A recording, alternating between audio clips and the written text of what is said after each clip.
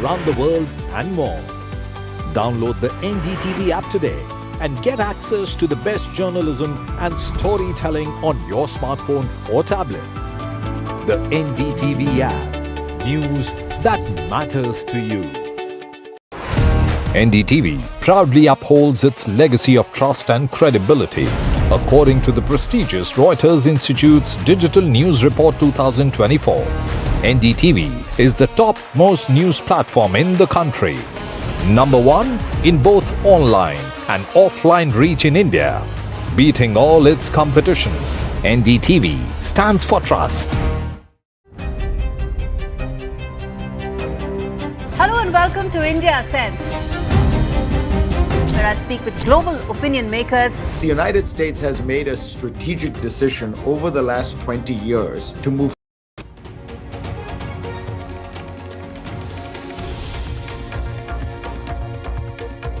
Good morning, everybody. You're watching NDTV. Today is an important day. It's counting day. All eyes on the outcome of Maharashtra and Jharkhand. Maharashtra, the most important state when it comes to the economy of the country, is at stake here. Will the state finally see political stability? But remember, in the last 5 assembly elections, the state has not had a single party reach the magic number of 145.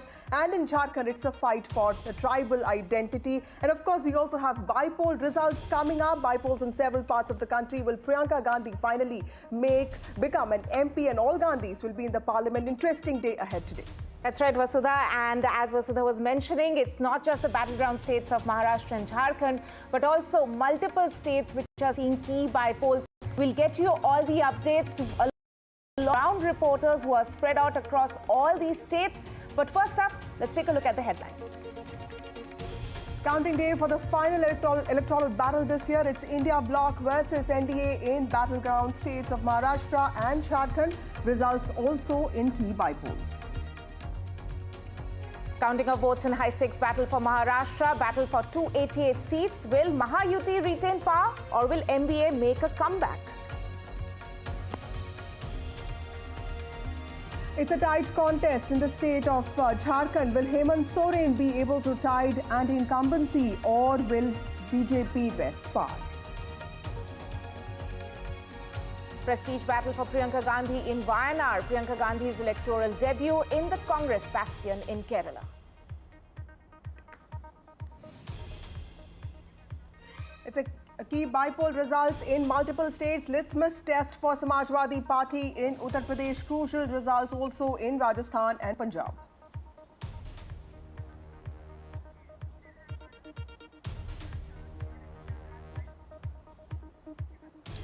Well, the counting day is finally here, and today, in a few hours from now, we will get to know who the people of Jharkhand and Maharashtra voted for. Additionally, there are also 42 bypolls that were held across the country. Let's, of course, talk about Maharashtra first. A 288-member assembly that witnessed a spirited campaign from both sides. It was the Mahavikas Aghadi on one side, which had the momentum during the Lok Sabha elections of 2024, and the Mahayuti, the ruling coalition, on the other side. Not just slogans such as Ek hai to safe hai, but even Bitcoin and cash for votes controversies came into this particularly important state, because this is where the financial capital of the country is, critical for its economy. Also a state that has seen several political defections and realignment, which make this poll centered around that one big question: will there finally be political stability in the state of Maharashtra?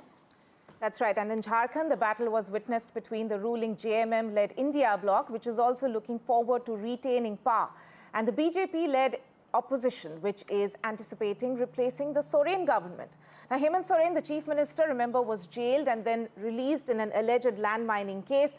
And a lot about the campaign was about BJP's aggressive pitch, blaming the infiltrators from Bangladesh for reduction in tribal numbers, and Soren pushing his flagship welfare program. Important numbers coming there, and the voting percentage in Maharashtra, remember, was recorded at 65%, the highest since the mid-90s, whereas in Jharkhand, it recorded a turnout of nearly 68% in the second and the final phase of elections there. Vasudha? Well, let's go across to a team of reporters who are joining us from various parts of the country. We have Sam Daniel joining us from Chennai, but he's been tracking the Wayanad Bypoll very crucially. Anuj Raite, my colleague, is in the constituency of Mahim, which in some ways essentially reflects the Marathi constituency in the city of Mumbai. He is in Mahim, which is where Raj Thakra's son Amit Thakre is contesting from, and of course, which is where Sena Bhavan is. We also have Prabhakar, who has been tracking the Jharkhand polls very closely, and also the bypolls that were held in Bihar. To you, Anuj, first, tell us what is the mood like in Mahim, because this is the epicenter of the Sena. This is where the Sena was founded. But of course, Mumbai is all about Sena versus Sena. What is the mood like? And also tell us what really happened yesterday. Multiple meetings. Eknath Shinde met all his leaders. Today he's going to be in Varsha. I hear that Devendra Fadnavis could be in his bungalow Sagar. Where are the leaders going to be today? What is cooking in their minds? The observers of Congress are already, working towards ensuring that the post-poll action is in their favor. We are told that there are hotels that have been booked. There are helicopters that are on the standby. What are the preparations like? I am here in Mahim, and talking about that first, this indeed is going to reflect the mood of not just Mumbai city, but in a way the mood of Maharashtra state as well. We see that Mahim has traditionally been a stronghold of Shiv Sena, right? But after the split, this is the first time that both the Senas will be locking horns against each other for the first time. But more flavor and more spice has been added to this entire, what would have otherwise been a bipolar fight with the addition of Amit Thakre. Now, with Amit Thakre coming into the fray, it doesn't just make this a normal triangular fight, but it also introduces a Thakre brand to the fight. And Mahim is not just all about Shiv Sena, but if you look at it very closely, Mahim constituency, which has one of the most densely populated Marathi places here in Mumbai, is also a lot about the Marathi Manus. And this party, which has been representing the voice, or has been claiming to represent the voice for the longest period of time, has been Shiv Sena, until it got its tough competition in the year 2006 from another member of the Thakre family, and that is Raj Thakre. He will be contesting his son, from this constituency, and that has made things more interesting. Last time around, when MNS's candidate Sandeep Deshpande lost from here, he got close to 42,000 votes, and that is considered to be the traditional vote share of the MNS party. Will there be an increase with the support given by the Bharatiya Janata Party to MNS? Will there be an increase because of the Thakre brand here for MNS? Is something that we'll have to wait and watch out for. Now, Mumbai as a whole is going to be very interesting, because we saw during the Lok Sabha elections that Uddhav Thakre faction of Shiv Sena had a slight edge, but then Lok Sabha elections are very different from state assembly elections. There were several criticisms of the Marathi vote share leaving the UBT Shiv Sena and going towards Shinde Sena, throughout the period of the last 2 years, and that will be tested today.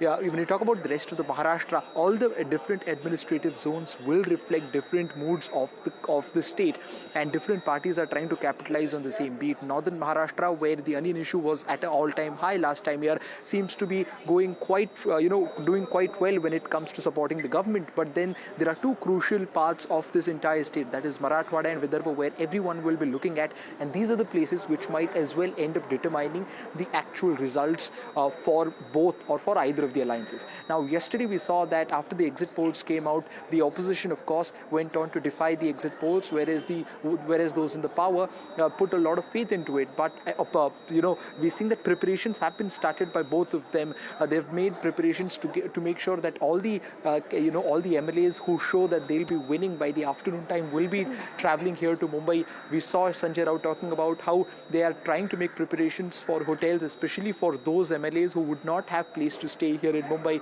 We also had several news pieces coming out which stated that several Mahayuti leaders are in direct contact with independent MLAs and are trying to make sure that they hit the 145 mark with the help of them, if in case they fall short of it as a Mahayuti, as a Mahayuti alliance. So a lot of activities expected to happen in the next few hours, but on 8 o'clock, the counting will start first. The postal ballot votes will be counted, and then we'll go to EVM, and by 10:30 we can expect the picture to become slightly clear, and all of these activities to take an upward turn as soon as it turns 12 noon.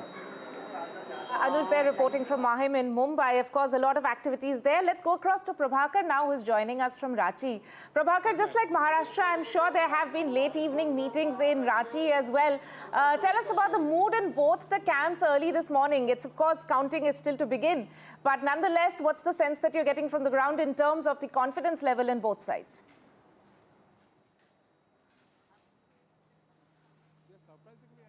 And as it always happens, both the camps are very upbeat, and they are hoping that today will be their day. So they have already ordered. Both the camps, interestingly, have ordered laddus and crackers. So we'll certainly be, one of them will be disappointed, we know for sure. So this is where the counting happens. This is where the action is happening. This is the counting center at Ranchi, and as we speak, the process of the counting has started, and it will just begin at 8 a.m. is the time when the counting begins here. This is where the action will happen. As far as the political leaders are concerned, we saw yesterday, and many of them had a word with us.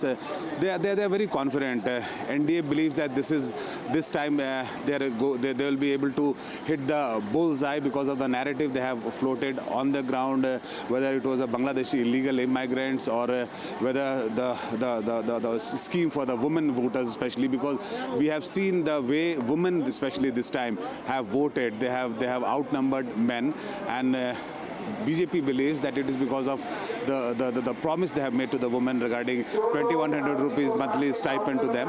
That is why they are coming out. Whereas the JMM believes that it is because of the money under the Maiya Saman Yojana which is being given to them.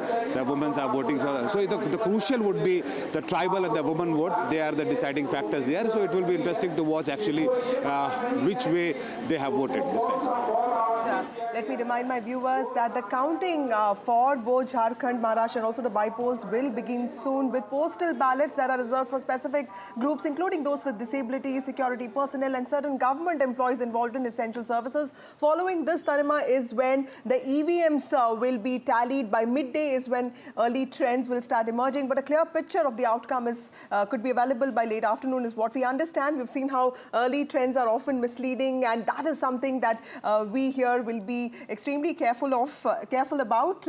Also, Ratnadeep joins us from Assam. Ratnadeep, 5 critical bypolls that took place in the state of Assam.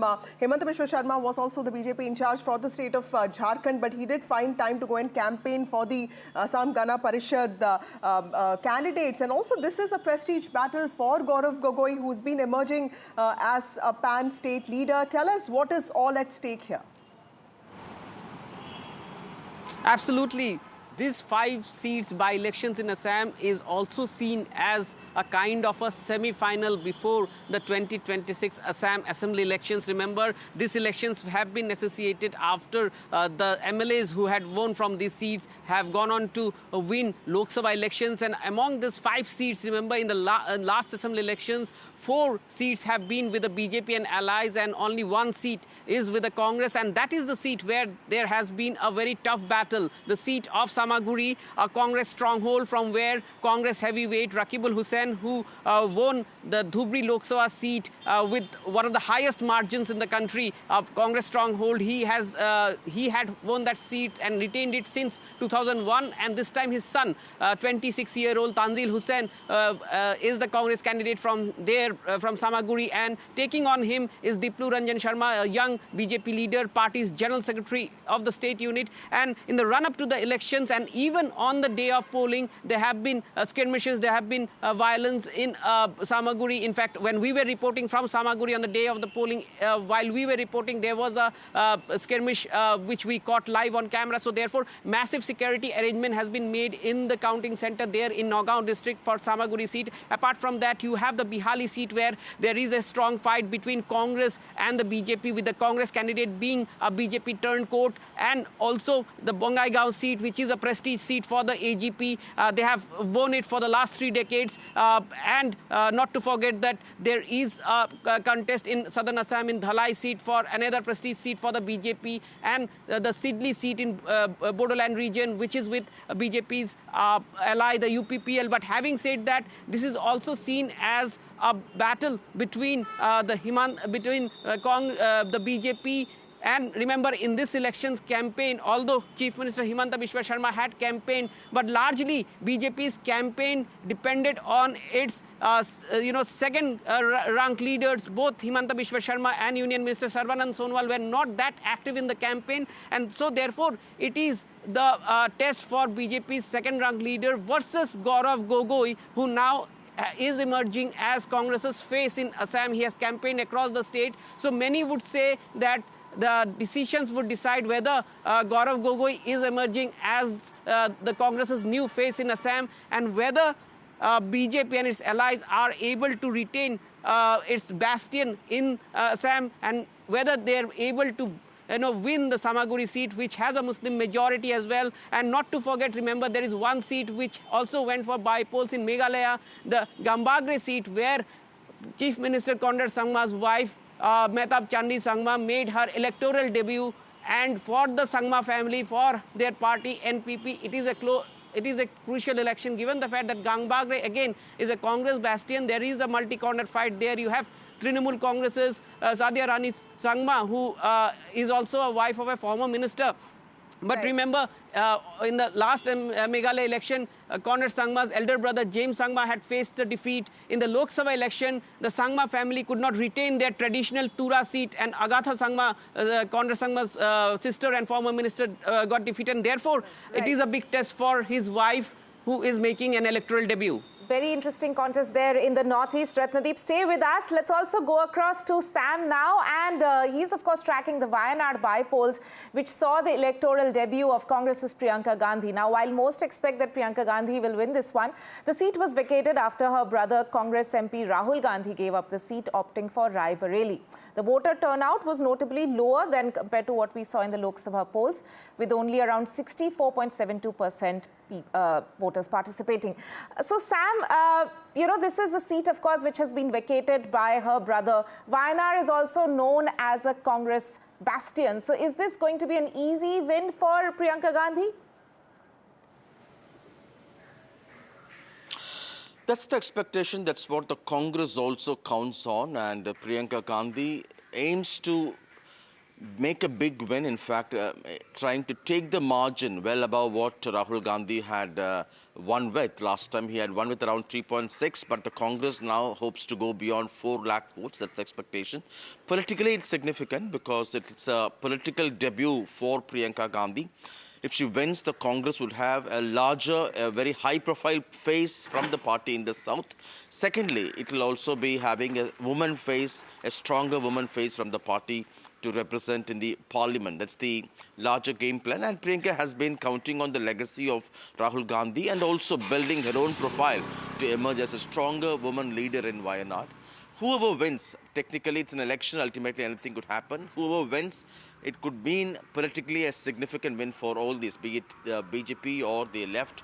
It could be a big win for them. But having won the seat 2 times earlier, traditionally being a bastion for the Congress is supremely confident that Priyanka Gandhi will be able to really win with a huge margin and sending a clear, strong political message, both for South as well as on the floor of the House of the Parliament. Tanima.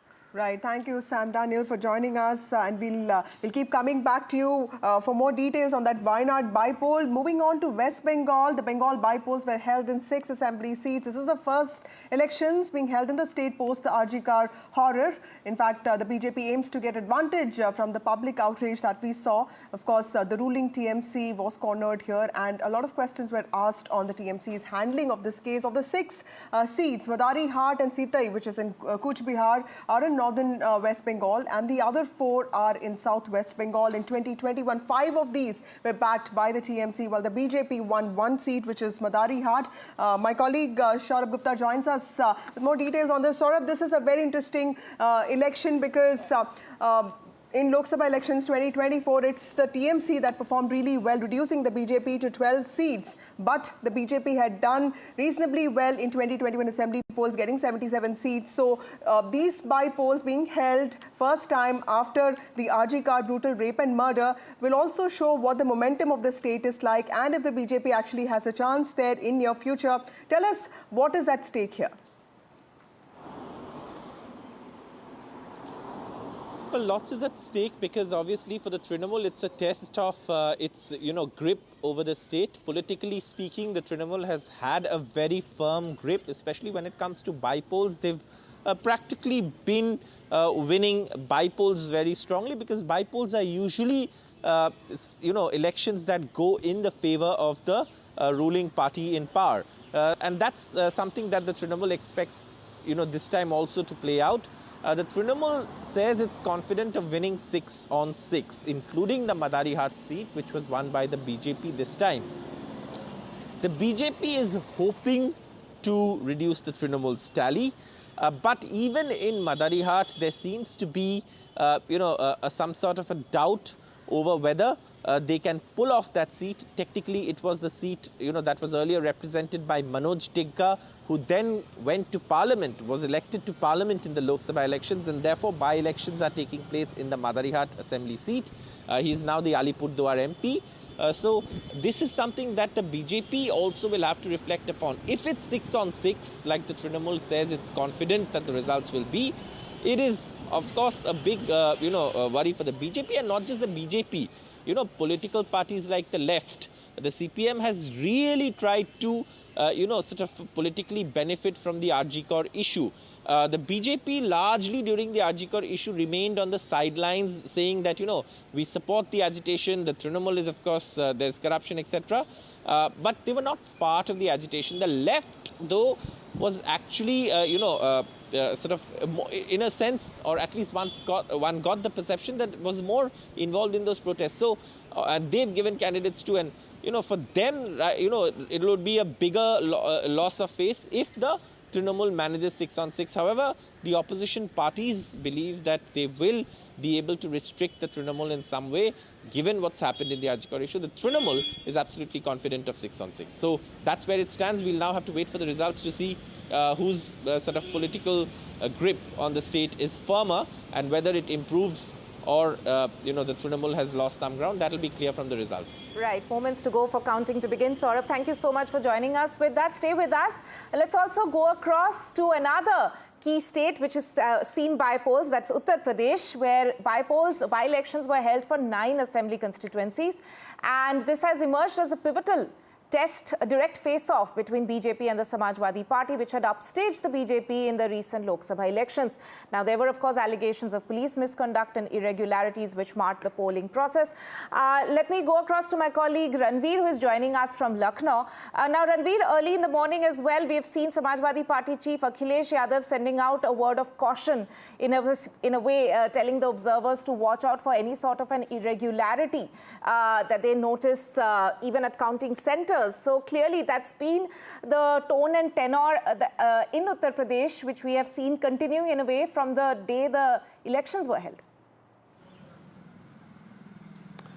Vasudha, we are waiting for the result, but just before the results, we can say that this result is not going to change anything in Uttar Pradesh. Yogi Adityanath is Chief Minister and he will continue as a Chief Minister, and Akhilesh Yadav is a leader of Samajwadi Party and he will remain so, because this seats is not going to change anything. But despite all these, this by-election is very important for both Samajwadi Party and BJP, because this is a fight of prestige. After the Lok Sabha elections, Samajwadi Party is expecting that if they'll win more than 4 or 5 seats, then this will be a message to people of UP that they are believing in Samajwadi Party, and this election is considered as a semi-final of 2027. And this election is a matter of prestige for Chief Minister Yogi Adityanath too, because he initially started this campaign apart from BJP organization, and after that Yogi Adityanath, he met with the top leadership of state organization, and he campaigned in each and every seat. So that's why this is a clear fight between Akhilesh Yadav and Yogi Adityanath, and the result will be a message of 2027 UP assembly elections. So this is a matter of prestige, and today is an important day because this by-election is considered as a semi-final of 2027. Right. Thank you, Ranveer, for joining us with that very critical state. Of course, Tanima, the by-elections in UP are being seen as a semi-final before the 2027 polls. We also have Harsha joining us from Rajasthan. Rajasthan also had 7 seats where the bypolls were held. We will get her reactions on that, and she's standing in that very important constituency of Nagaur. We'll talk about all of that in a bit, but now it's time for a short break.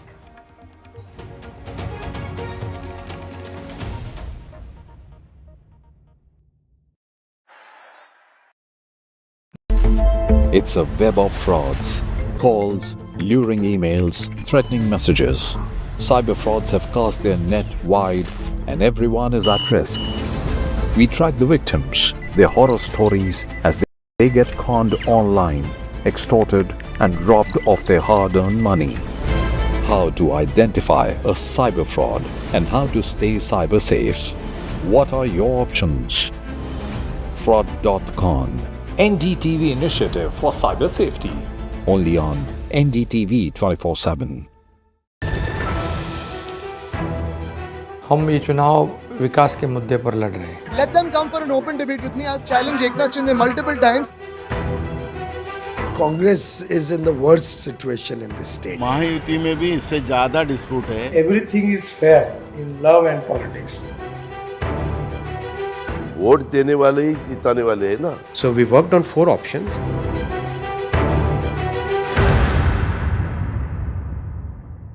I've been reporting on all issues, big and small, from Andhra Pradesh, Telangana, rest of South India, bringing you all the action, all that you need to know, all that you want to know. The energy of Maximum City is infectious. I bring in that energy in our news coverage from financial capital Mumbai. India's IT capital is always bustling. It's literally a city that never sleeps. And I keep you ahead on all the Bengaluru buzz. Covering from the southernmost part of India over the last 23 years, I bring in-depth and 360-degree coverage from the Dravidian heartland. The land of Mishti is also known for its bitter politics. I have seen much water flow under the Howrah Bridge, covering Bengal in all its vivid colors.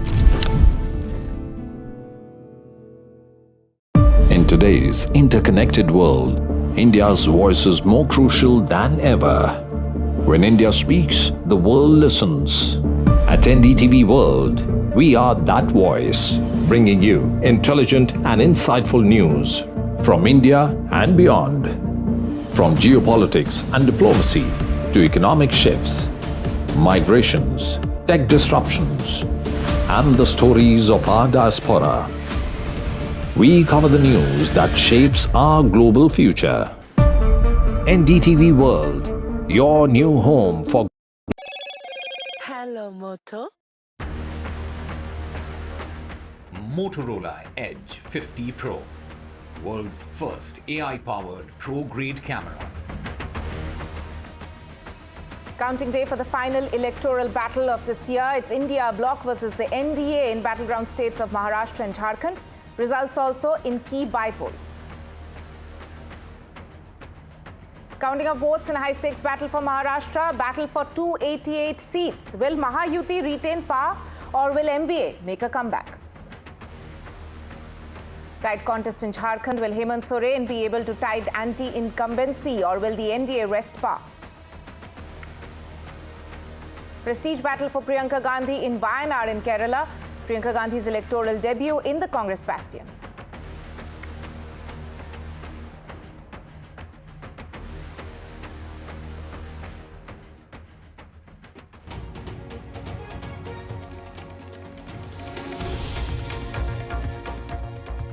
Welcome back. The voting, the counting of votes in both Maharashtra and Jharkhand will begin in a few minutes from now. We're also tracking very closely the bypolls that were held across the country. But remember, it's Maharashtra, which is where a lot of attention is because it's where the financial capital is. And this is a state that has seen a lot of political uncertainty, restlessness. It's a restive state. Last 5 elections, there hasn't been a single party that has been able to get that magic number of 145. So the final question is, will Maharashtra finally give a decisive mandate mandate or not, and what are the political implications for the national parties and also for the regional parties. Shiv Sena and NCP is something that all of us are keenly waiting to understand. But let me go across to my colleague Harsha, who joins us from Rajasthan. The results of the 7 seats where bypolls were held in the state will be, of course, a referendum on the one-year performance of Bhajan Lal BJP government in the state and also the BJP president there. Remember that the BJP also faced a setback in the state of Rajasthan in Lok Sabha elections of 2024. The Chief Minister himself has been monitoring these campaigns. Harsha, tell us about these important bypolls that are taking place, because Kirori Lal Meena's, a very maverick politician who keeps writing letters. In fact, he resigned because he did not keep up the promise of ensuring that Dausa goes to BJP. His political prestige is at stake, and of course, someone like Hanuman Beniwal, who's also seen as a big leader in the Jat community, and of course, Bhajan Lal Sharma. So tell us what is at stake here for both parties and what is the importance of these 7 seats that will see outcomes today? Well, absolutely. Like you said, Vasudha, the fact that Bhajan Lal's prestige is at stake, he's completed 1 year in government. So how are people here reacting to the Bhajan Lal government? Remember, it's an entirely new slew of leadership here in Rajasthan. So somewhere, these bypolls will also reflect the mood of people vis-a-vis the government. Very important 2 people that you named, Kirori Lal Meena and Hanuman Beniwal. Well, Kirori insisted that his brother get that ticket. He's also been alongside with him all along in that campaign. So somewhere, Kirori Lal's personal prestige at stake, and perhaps if this election is won by his brother, then Kirori will stop sulking and come back to cabinet. I mean, he does take meetings from his house, but he doesn't really officially seem to be part of the government. So there is a situation of, it's a no man's land. We really don't know whether he's a minister or not a minister, to get an interview with him or not get an interview with him on matters of governance. But having said that, remember, the Jat heartland is where the BJP faced a lot of losses in the Lok Sabha elections. In fact, there were seats that they lost here. So, Khimsar, Jhunjhunu, these were seats that the BJP lost. The RLP, the Congress won these seats. Now, I'm here in Khimsar, actually in Nagaur, where the counting is taking place. And Hanuman Beniwal, Jat strongman, he put his wife down to fight this election. So, but of course, in some senses, it's him versus Jyoti Mirdha. Jyoti has not been very lucky as far as the hustings are concerned. She lost the Vidhan Sabha election. She lost the MP elections as well. But Revat Ram was her candidate. He switched over from the RLP to the BJP. And so in some senses, it's a proxy war. But most importantly, Vasudha, it's a war. It's a fight for that crucial Jat vote. Remember, the Jat vote is very decisive in Rajasthan, and they can make or break an election. So if in Jat heartland, Jhunjhunu and Nagaur, we see a shift towards the BJP, then I think somewhere the BJP leadership can heave a sigh of relief. And of course, the Chief Minister will be beaming from year to year if he gets a few seats from Rajasthan. Like I said, it will not change the majority that the party has in the assembly, but it will definitely be an endorsement of Mr. Bhajan Lal Sharma's leadership. Right, Harsha, there we'll of course be tracking all the updates coming in from Rajasthan with you. But let's also shift focus to another key state where bypolls were in fact held recently, which is Punjab, where there were by-elections held in 4 assembly seats: Gidarbaha, Dera Baba Nanak, Chabbewal and Barnala. Now, these elections were necessitated by the previous MLAs being elected to the Lok Sabha. It was a triangular contest mainly between the ruling Aam Aadmi Party, Congress and the BJP. The results will be crucial for the Bhagwant Mann government, whose performance was a little lackluster in the Lok Sabha elections. Let me go across to my colleague Gurpreet, who is joining us from Gidarbaha, I believe. Gurpreet, what's the mood like where you're standing? Well, we are standing in front of Gidarbaha, and this is the counting center. The visual which we are showing at this point of time, we can see huge force has been deployed here because high-stake battle in Gidarbaha. One side we have seen the Congress chief's wife, Amrita Viding, she is contesting from this. From other side, we have seen the former finance minister, he is contesting, Manpreet Badal, he is contesting from the BJP, and from Aam Aadmi Party, that the ruling government, we have seen Akali turncoat, Dimpy Dillon, he's contesting from here. There is a 3-corner contest which is happening. So from 8 onwards, the trends will be clear that who will be able to win Giderba. So one of the supporters and one of the counting agent is with us. We will talk to him. So what is the mood of the people now? Today is the final day of the verdict. देखिए, हम यहाँ पर खड़े हैं बाहर. मैं मनप्रीत सिंह बादल साहब की तरफ से अंदर बूथ पर पोलिंग एजेंट हूँ. हम पूरी कोशिश, हमने पूरा जो जी जान से मेहनत की और कोशिश की है कि बीजेपी और मनप्रीत बादल साहब के वोट ज़्यादा से ज़्यादा हो. अगर बीजेपी की बात करें तो लोकसभा में कोई सीट नहीं आई, वोट शेयर जरूर हुआ, लेकिन क्या लगता है कि यहाँ पे कोई समीकरण बन सकते हैं क्योंकि मनप्रीत बादल यहाँ से कंटेस्ट कर रहे हैं और ये जो एरिया है बादल बेस्टियन भी है, बादल का स्ट्रॉन्ग होल्ड है. तो क्या लगता है कि अकाली दल, क्योंकि अकाली दल इस बार नहीं लड़ रहा, वो वोट बैंक सारा मनप्रीत बादल को जाएगा? नहीं, मैं ये तो नहीं कह सकता कि पूरा अकाली दल वोट मनप्रीत बादल साहब को जाएगा. देखिए, हम भी पुराने अकाली दल से हैं.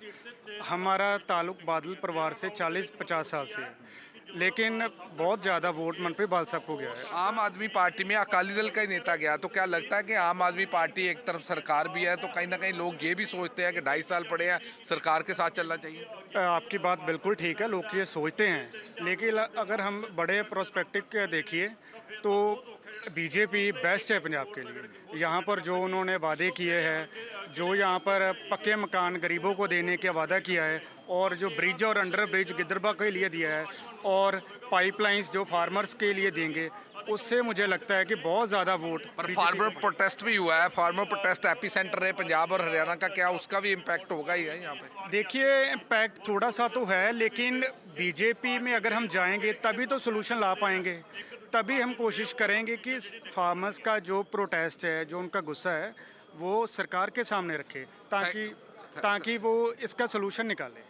Thank you for talking to NDTV. So we can see these visuals from the counting center, and counting is going to begin within a few minutes. But I'll request my VJ to show all these visuals from the ground. What is happening at this point of time? We can see huge force had been deployed because there in Giderba, this is one of the hot seats where we have seen high stake battle is going between all the candidates, whether it's a Congress candidate, BJP candidate, or Aam Aadmi Party candidate. But even for Akali Dal, this is a very, very crucial constituency because we have seen it was a stronghold of Badals, but this time Akali Dal is not contesting from here, but where the vote share will go, that will also decide the future of Shiromani Akali Dal from this constituency. So let's see whether the BJP will be able to get maximum votes or the Congress will be able to get the majority from here, or the Aam Aadmi Party. Because if we can talk about Aam Aadmi Party, it's the mid-term litmus test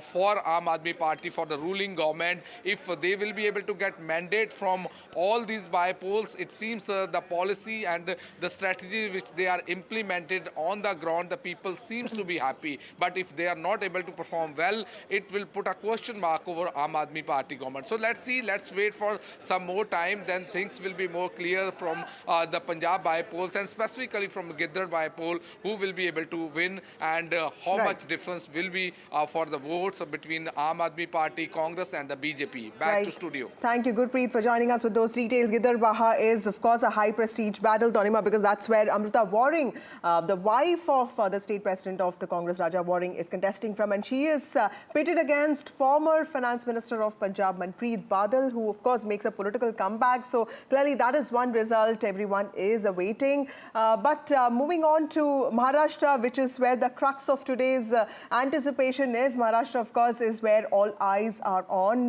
Let me go across to my colleague Abira, who joins us from Dahisar.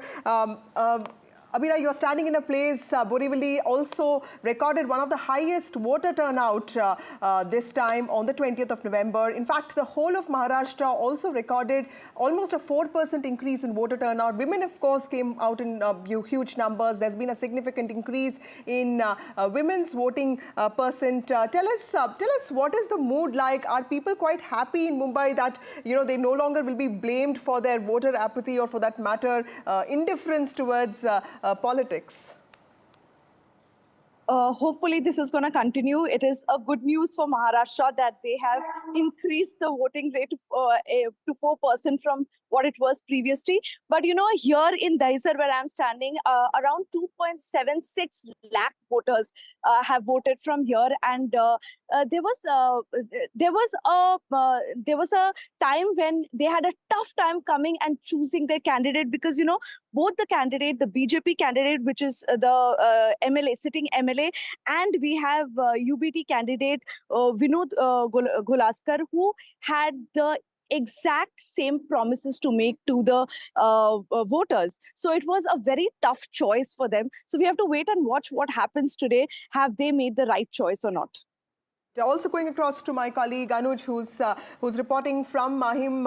Anuj, Mahim is where Dadar is, and this is where a lot of there's a lot of talk about sympathy, legacy, and of course it's a battle for power. This is where the Sena Bhavan is. Tell us, what do these election results actually mean for Eknath Shinde and also Uddhav Thackeray? Because if you look at the ideological divergence that people have been talking about with respect to Uddhav Thackeray, there's also an equally vocal section that says that it was Eknath Shinde who was the betrayer here. But of course, there are also people who believe that Uddhav Thackeray actually, betrayed the Hindutva ideology. So clearly that, duplicity or that discrepancy is something that plays out quite often. How are the people of Mumbai, the Marathi voter of Mumbai, looking at something like this?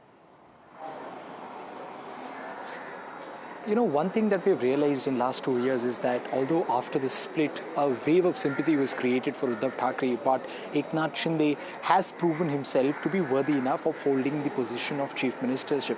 We saw that it was a surprise when he was being made as the chief minister, overtaking Devendra Fadnavis, who was in line and was most expected to be holding that position.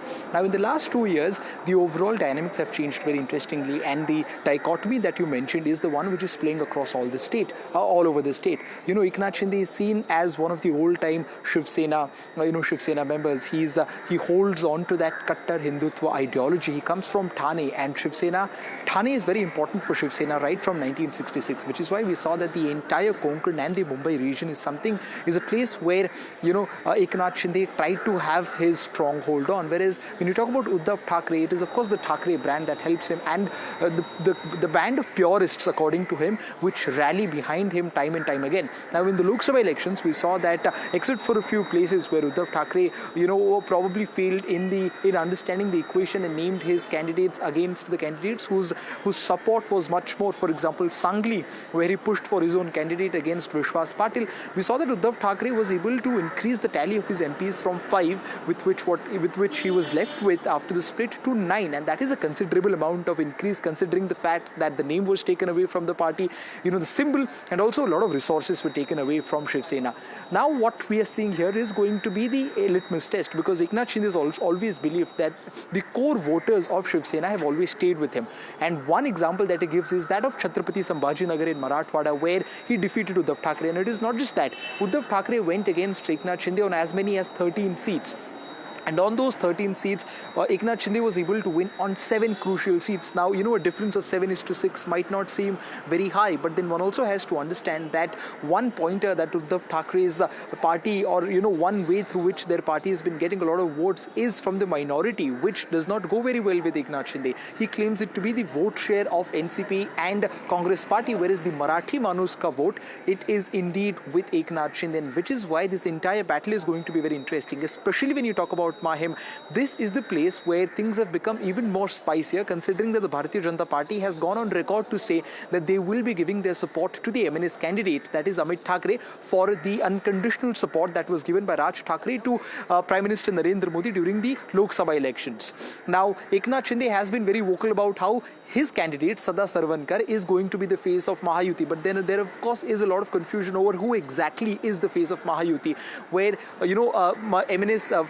MNS lead Raj Thackeray has very clearly stated that he will be supporting Devendra Fadnavis to become the chief minister and not necessarily Eknath Shinde. So it is a khichdi of sorts at the moment, but all eyes on Mumbai. On which side does the city take? Is it UBT or is it Shinde Sena? Right, it's largely a Sena versus Sena battle playing out in Mumbai specifically, and my colleague Radhika is also joining us, but we'll go to her in a bit.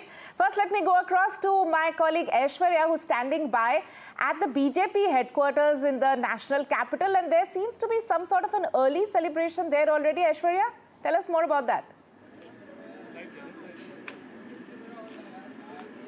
Well, unlike the Haryana election results where we saw at the Congress headquarters early in the morning jalebis being prepared and later the entire scenario changed, after which Bharatiya Janata Party ordered 100 kgs of jalebis and distributed, and jalebis was one of the flashpoint in those elections. This morning what we are witnessing at the Bharatiya Janata headquarters, party headquarters, is jalebis being prepared over here this morning. Unlike what we usually see at the BJP headquarters, halwa is being prepared early in the morning, but this time it is of course jalebis being prepared. BJP seems very confident this time, of course, as far as the Jharkhand polls are concerned, but Maharashtra is something the BJP leaders specifically had stated after the exit polls predictions that they will wait and watch as to what will finally come out as a final picture. But here, of course, at the early morning for the breakfast, and there's a usual routine, of course, at the BJP headquarters, but jalebis is something that we are witnessing for the very first time being prepared over here,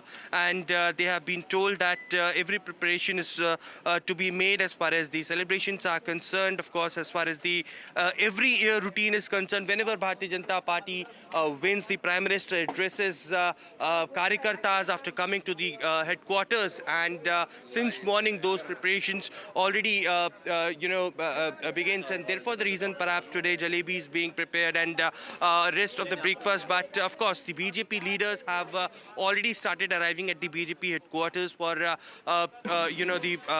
early updates, as they still had stated that they will wait till 11 or 11:30 to get the final picture and to call for the elections. But unlike the Haryana election, some different scenes at the BJP headquarters over here. So thank you, Aishwarya, for joining us with those visuals, because it's always heartening to see food on our screens. And jalebi, especially Tanima, has become a political tool for the BJP. And those jalebis seem to be fast vanishing, Aishwarya. I hope you got some of that as well before it actually, it seems to be fast depleting there. But we will be coming back to all our reporters who are there on ground and, of course, focusing on the battleground states specifically. But after this very short break, stay with us.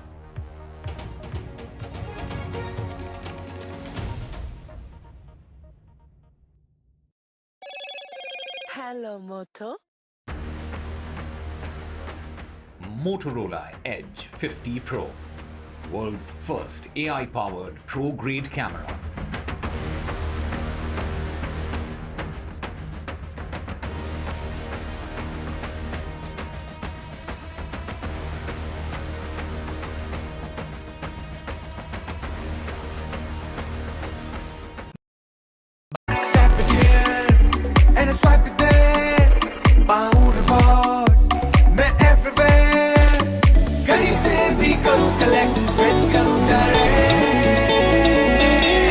Download any single ID partner app, link your card and earn reward with top brand. Get it free with single ID.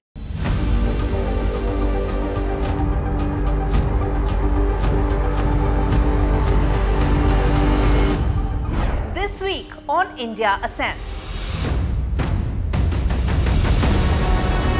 Why is Africa crucial to India's strategic and geopolitical calculus? Will COP29 address climate catastrophes, or will the deadlock in negotiations hurt global climate goals? What does thaw in India-China ties mean for business and regional security? And big global voice on India Ascends this week, Ian Bremmer on Donald Trump 2.0. All this and more only on India Ascends with me, Gauri Dwivedi, at these timings on the NDTV network.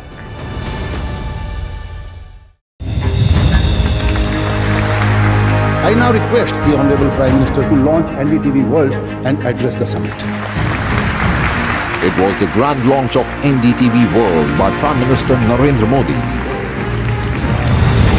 NDTV World, as he laid out his vision for the India century at the NDTV World Summit. ऐसी सदी जिसमें भारत के प्रयासों से दुनिया में स्थिरता आए. In the presence of those who are shaping our future. मेरी तरफ से आपको ढेर सारी शुभकामनाएं हैं. NDTV World, your new home for global news is here. Stay informed and entertained with the new and updated NDTV News app. You can watch all our channels live, listen to podcasts, read breaking and exclusive news from around the world and more. Download the NDTV app today and get access to the best journalism and storytelling on your smartphone or tablet. The NDTV app. News that matters to you. NDTV proudly upholds its legacy of trust and credibility. According to the prestigious Reuters Institute's Digital News Report 2024, NDTV is the topmost news platform.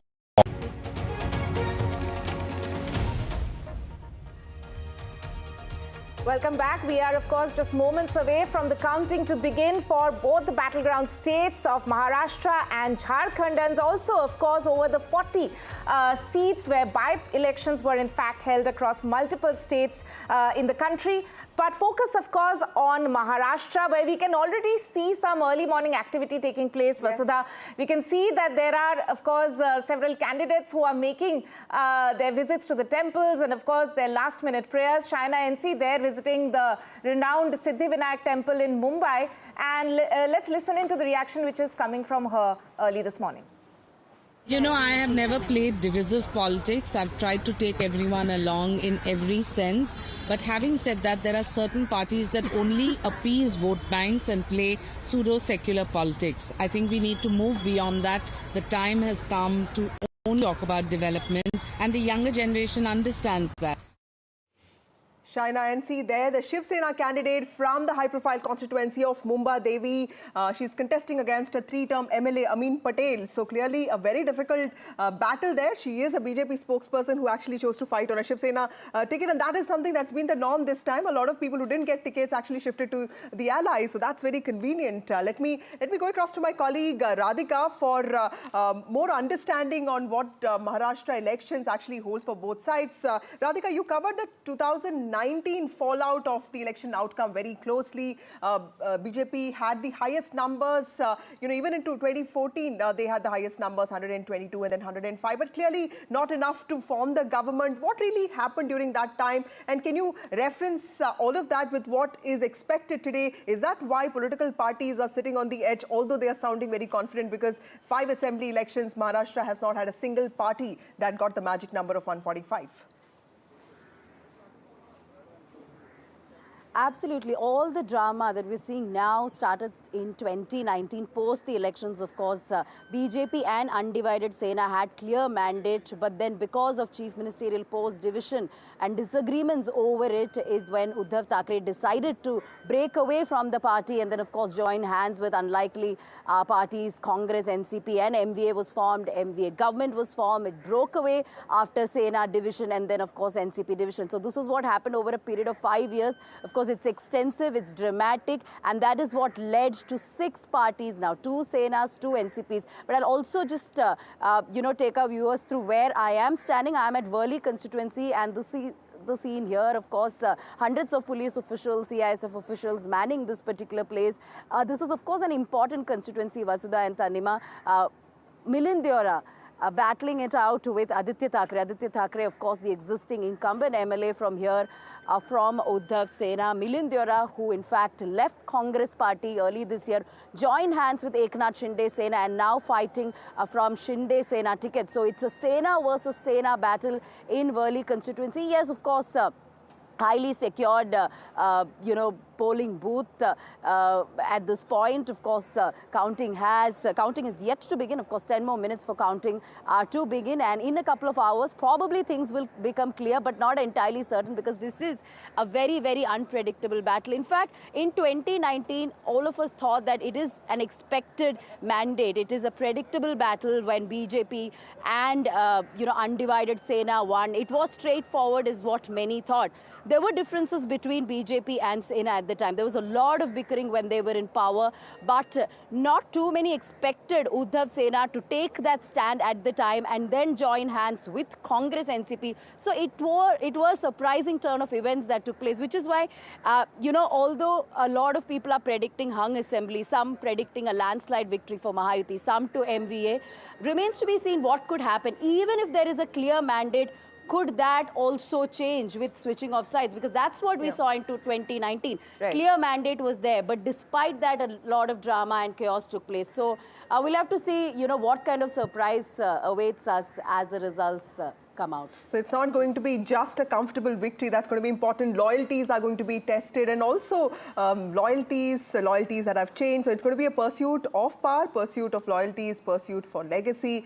So many things there, but also a battle for survival for all political parties there. Of course, different implications for the national parties, BJP and Congress. If the BJP manages a good show in the region of Vidarbha, especially against Congress party, it will actually prove a point that the 2024 Lok Sabha elections were just an aberration in the state of Maharashtra. And if it doesn't, if the Congress manages to do well, it will go on to say that what happened in Haryana was just a one-off, and it is the 2024 mood is still on in the country. So several things at stake here for both parties. Right, and we are just moments away from the counting to begin, Vasudha, and we'll of course come back on the other side of this very short break with our reporters as well as our panel of experts to decode this very, very important counting day in those battleground states as well as the by-elections. Stay with us.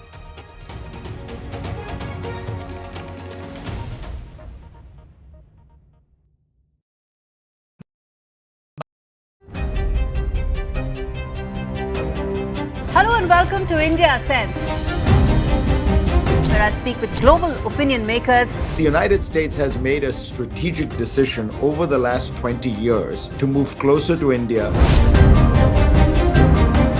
So a $7 trillion economy seems a perfectly conceivable number. If you want to be a national party, it's that you sort of accept the way the world is rather than want to endlessly hark back to how it was.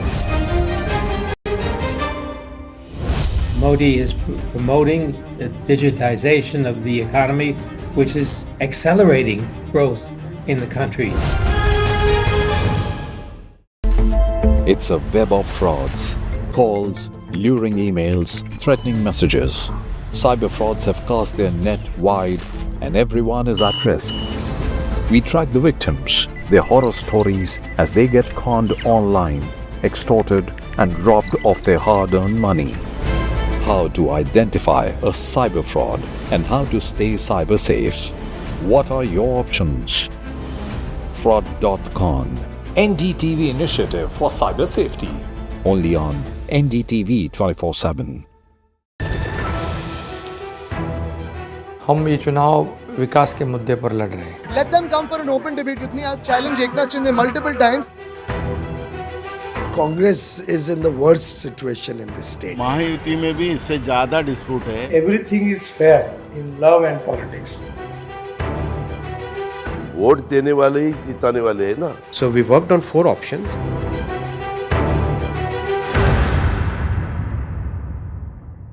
I've been reporting on all issues, big and small, from Andhra Pradesh, Telangana, rest of South India, bringing you all the action, all that you need to know, all that you want to know. The energy of Maximum City is infectious. I bring in that energy in our news coverage from financial capital Mumbai. India's IT capital is always buzz. It's literally a city that never sleeps. And I keep you ahead on all the Bengaluru buzz. Covering from the southernmost part of India over the last 23 years, I bring in-depth and 360-degree coverage from the Dravidian heartland. The land of Mishti is also known for its bitter politics. I have seen much water flow under the Howrah Bridge, covering Bengal in all its vivid colors. In today's interconnected world, India's voice is more crucial than ever. When India speaks, the world listens. At NDTV World, we are that voice, bringing you intelligent and insightful news from India and beyond. From geopolitics and diplomacy to economic shifts, migrations, tech disruptions, and the stories of our diaspora. We cover the news that shapes our global future. NDTV World, your new home for global news, is here.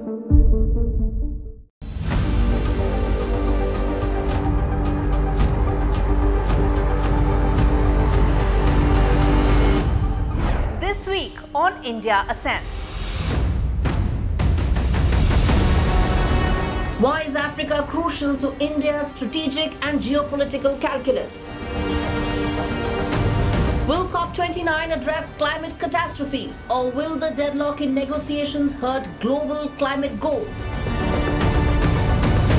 What does thaw in India-China ties mean for business and regional security? And big global voice on India Sense this week, Ian Bremmer on Donald Trump 2.0. All this and more only on India Sense.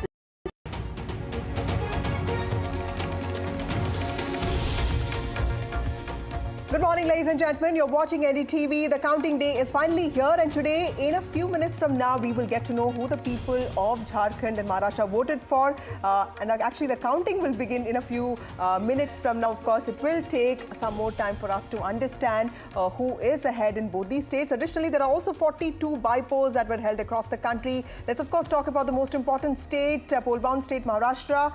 The 288-member assembly witnessed a spirited campaign on both sides. It's Mahavikas Agadi on one side, which saw the momentum in the 2024 Lok Sabha elections. But of course, there's also the Mahayuti, which is the ruling coalition, which is riding on its flagship welfare program. Not just slogans such as "Ek hai to safe hai," but even Bitcoin and cash for votes controversies came into this campaign. And this election is particularly important because this is the financial capital of the country, critical for its economy. Also a state that has seen multiple wars for symbols and name, 3 chief ministers in 5 states and in 5 years, and 4 deputy chief ministers. And all of this make these polls center around that one big question: will Maharashtra finally see political stability in the state, and will people of the state actually give a decisive mandate or not?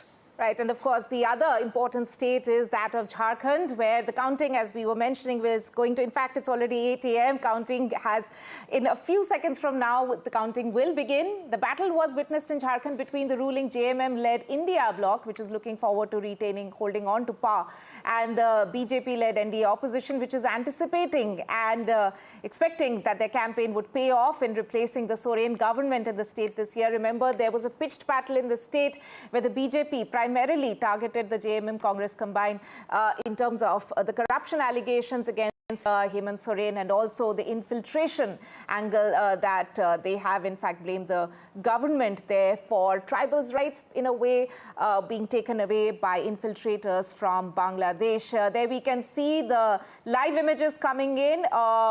This is from the images from Jharkhand, which we are seeing, where activity has in a way begun at the counting centers there.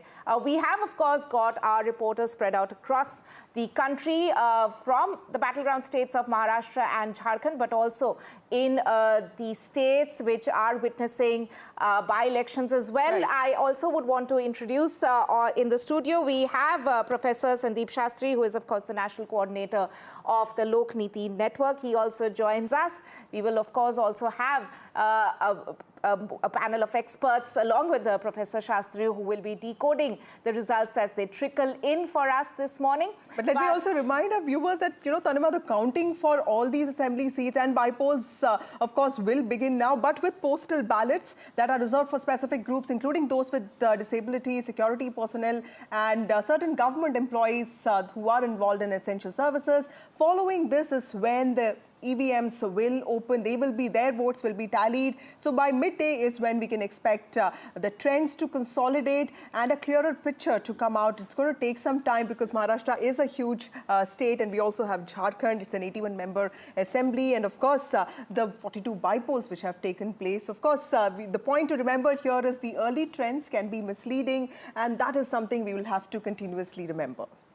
That's right. Let's go across to our reporters now first, who are joining us from the ground there. First to Maharashtra, where I believe I have my colleagues Radhika and Abira who are joining us. Radhika from Worli and Abira from Dahisar. Radhika, coming to you first.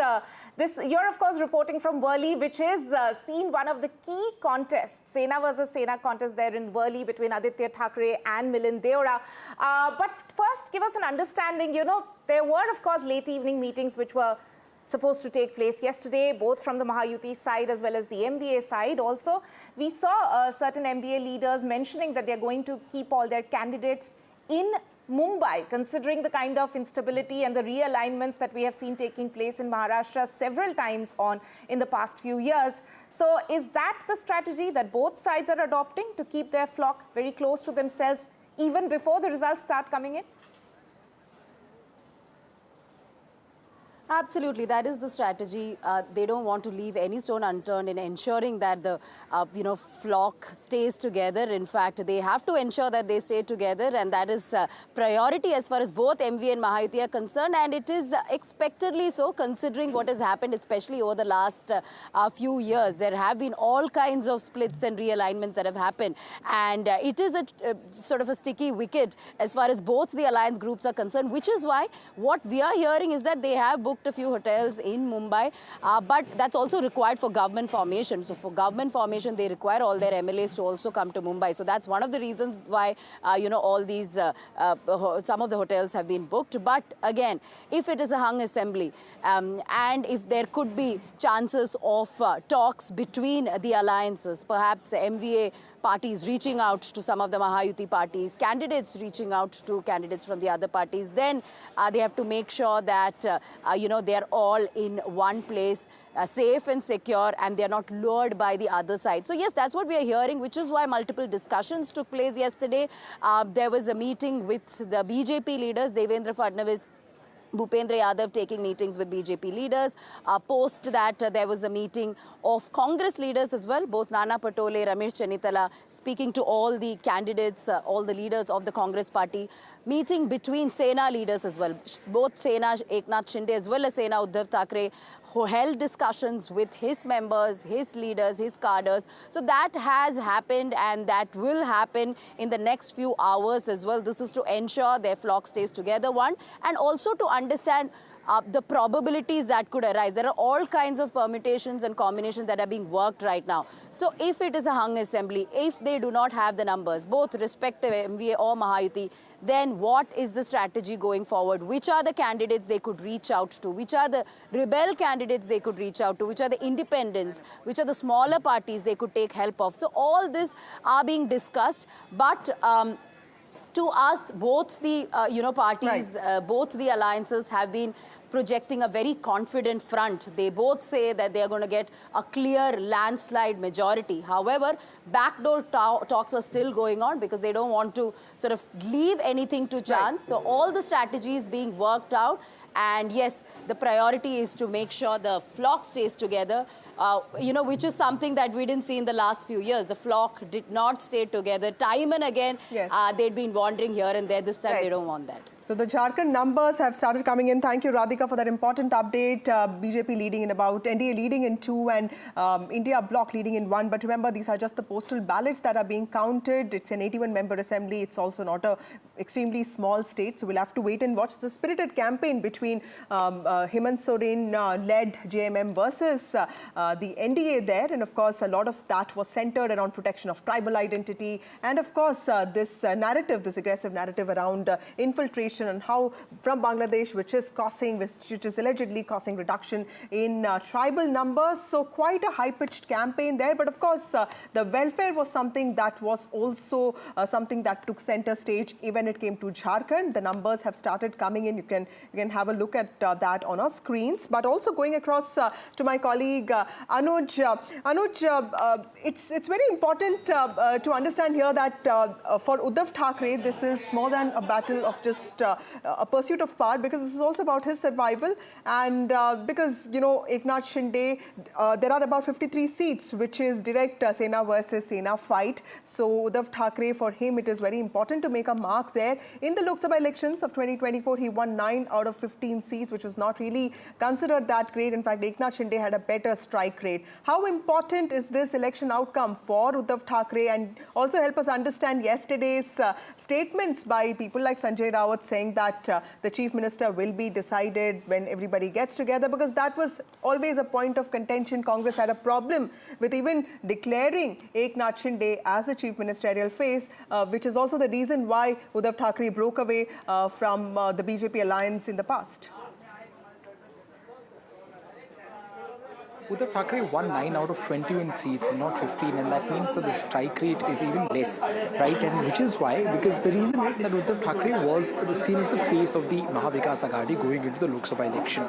And when we saw the results come out, it was the Congress party which got the majority of the seats from the MV, and it was the Sharad Pawar faction of the NCP which had the best strike rate. And therein we saw that some way the weakest wing in the entirety of Mahavikas Aghadi was Uddhav Thackeray, if not seat-wise, but when you look at the strike rate, and that has put the party in a sort of a tumultuous situation, because leading up to the state assembly election, the Shiv Sena UBT faction wanted it the same way as it was in Lok Sabha election. They wanted Uddhav Thackeray to be the face of the campaign, and they also wanted him to be declared as the face of the chief ministership before the election. But given the results of the Lok Sabha, the Congress especially did not want to do that, considering that their stakes had now increased in the state after their after their very good performance in the Lok Sabha election, where they won close to 13 plus one being the independent candidate who offered his support to the Congress party out of the 17 seats that they contested. And we saw this, these fights reflect into the kind of perception that people got of MVA, and one example of that would be the seat sharing debates. The seat sharing debates, especially in places like Vidarbha, went on till the very last moment. And the problem that many of the parties, and especially the Congress party and earlier BJP seem to have with Uddhav Thackeray faction of Shiv Sena, is the fact that it becomes, it's very less flexible when it comes to making compromises in places where they do not have a stronghold. Vidarbha, for that matter, has been a Congress stronghold for the longest period of time. But we saw that the Uddhav Thackeray faction of Shiv Sena tried their level best to get as many as Congress's seats as possible. But that was a problem, given that they don't even have a candidate or a strong, foundation in the places where they wanted to contest. And these are being looked at as factors which might, result in the Shiv Sena's poor performance as far as the exit poll predictions are concerned. But the Shiv Sena UBT faction is very confident of proving that wrong. They believe that the Mumbai and the Konkan voters, Konkan, mind you, went with the Shinde Sena and the BJP with Narayan Rane's stronghold, who is a very strong leader there in the coastal region. And Mumbai, we also saw, as we spoke earlier, was very easily split, where the Marathi voters seemed to have gone with the Shinde faction, whereas it was the minority votes that the Uddhav Thackeray faction got.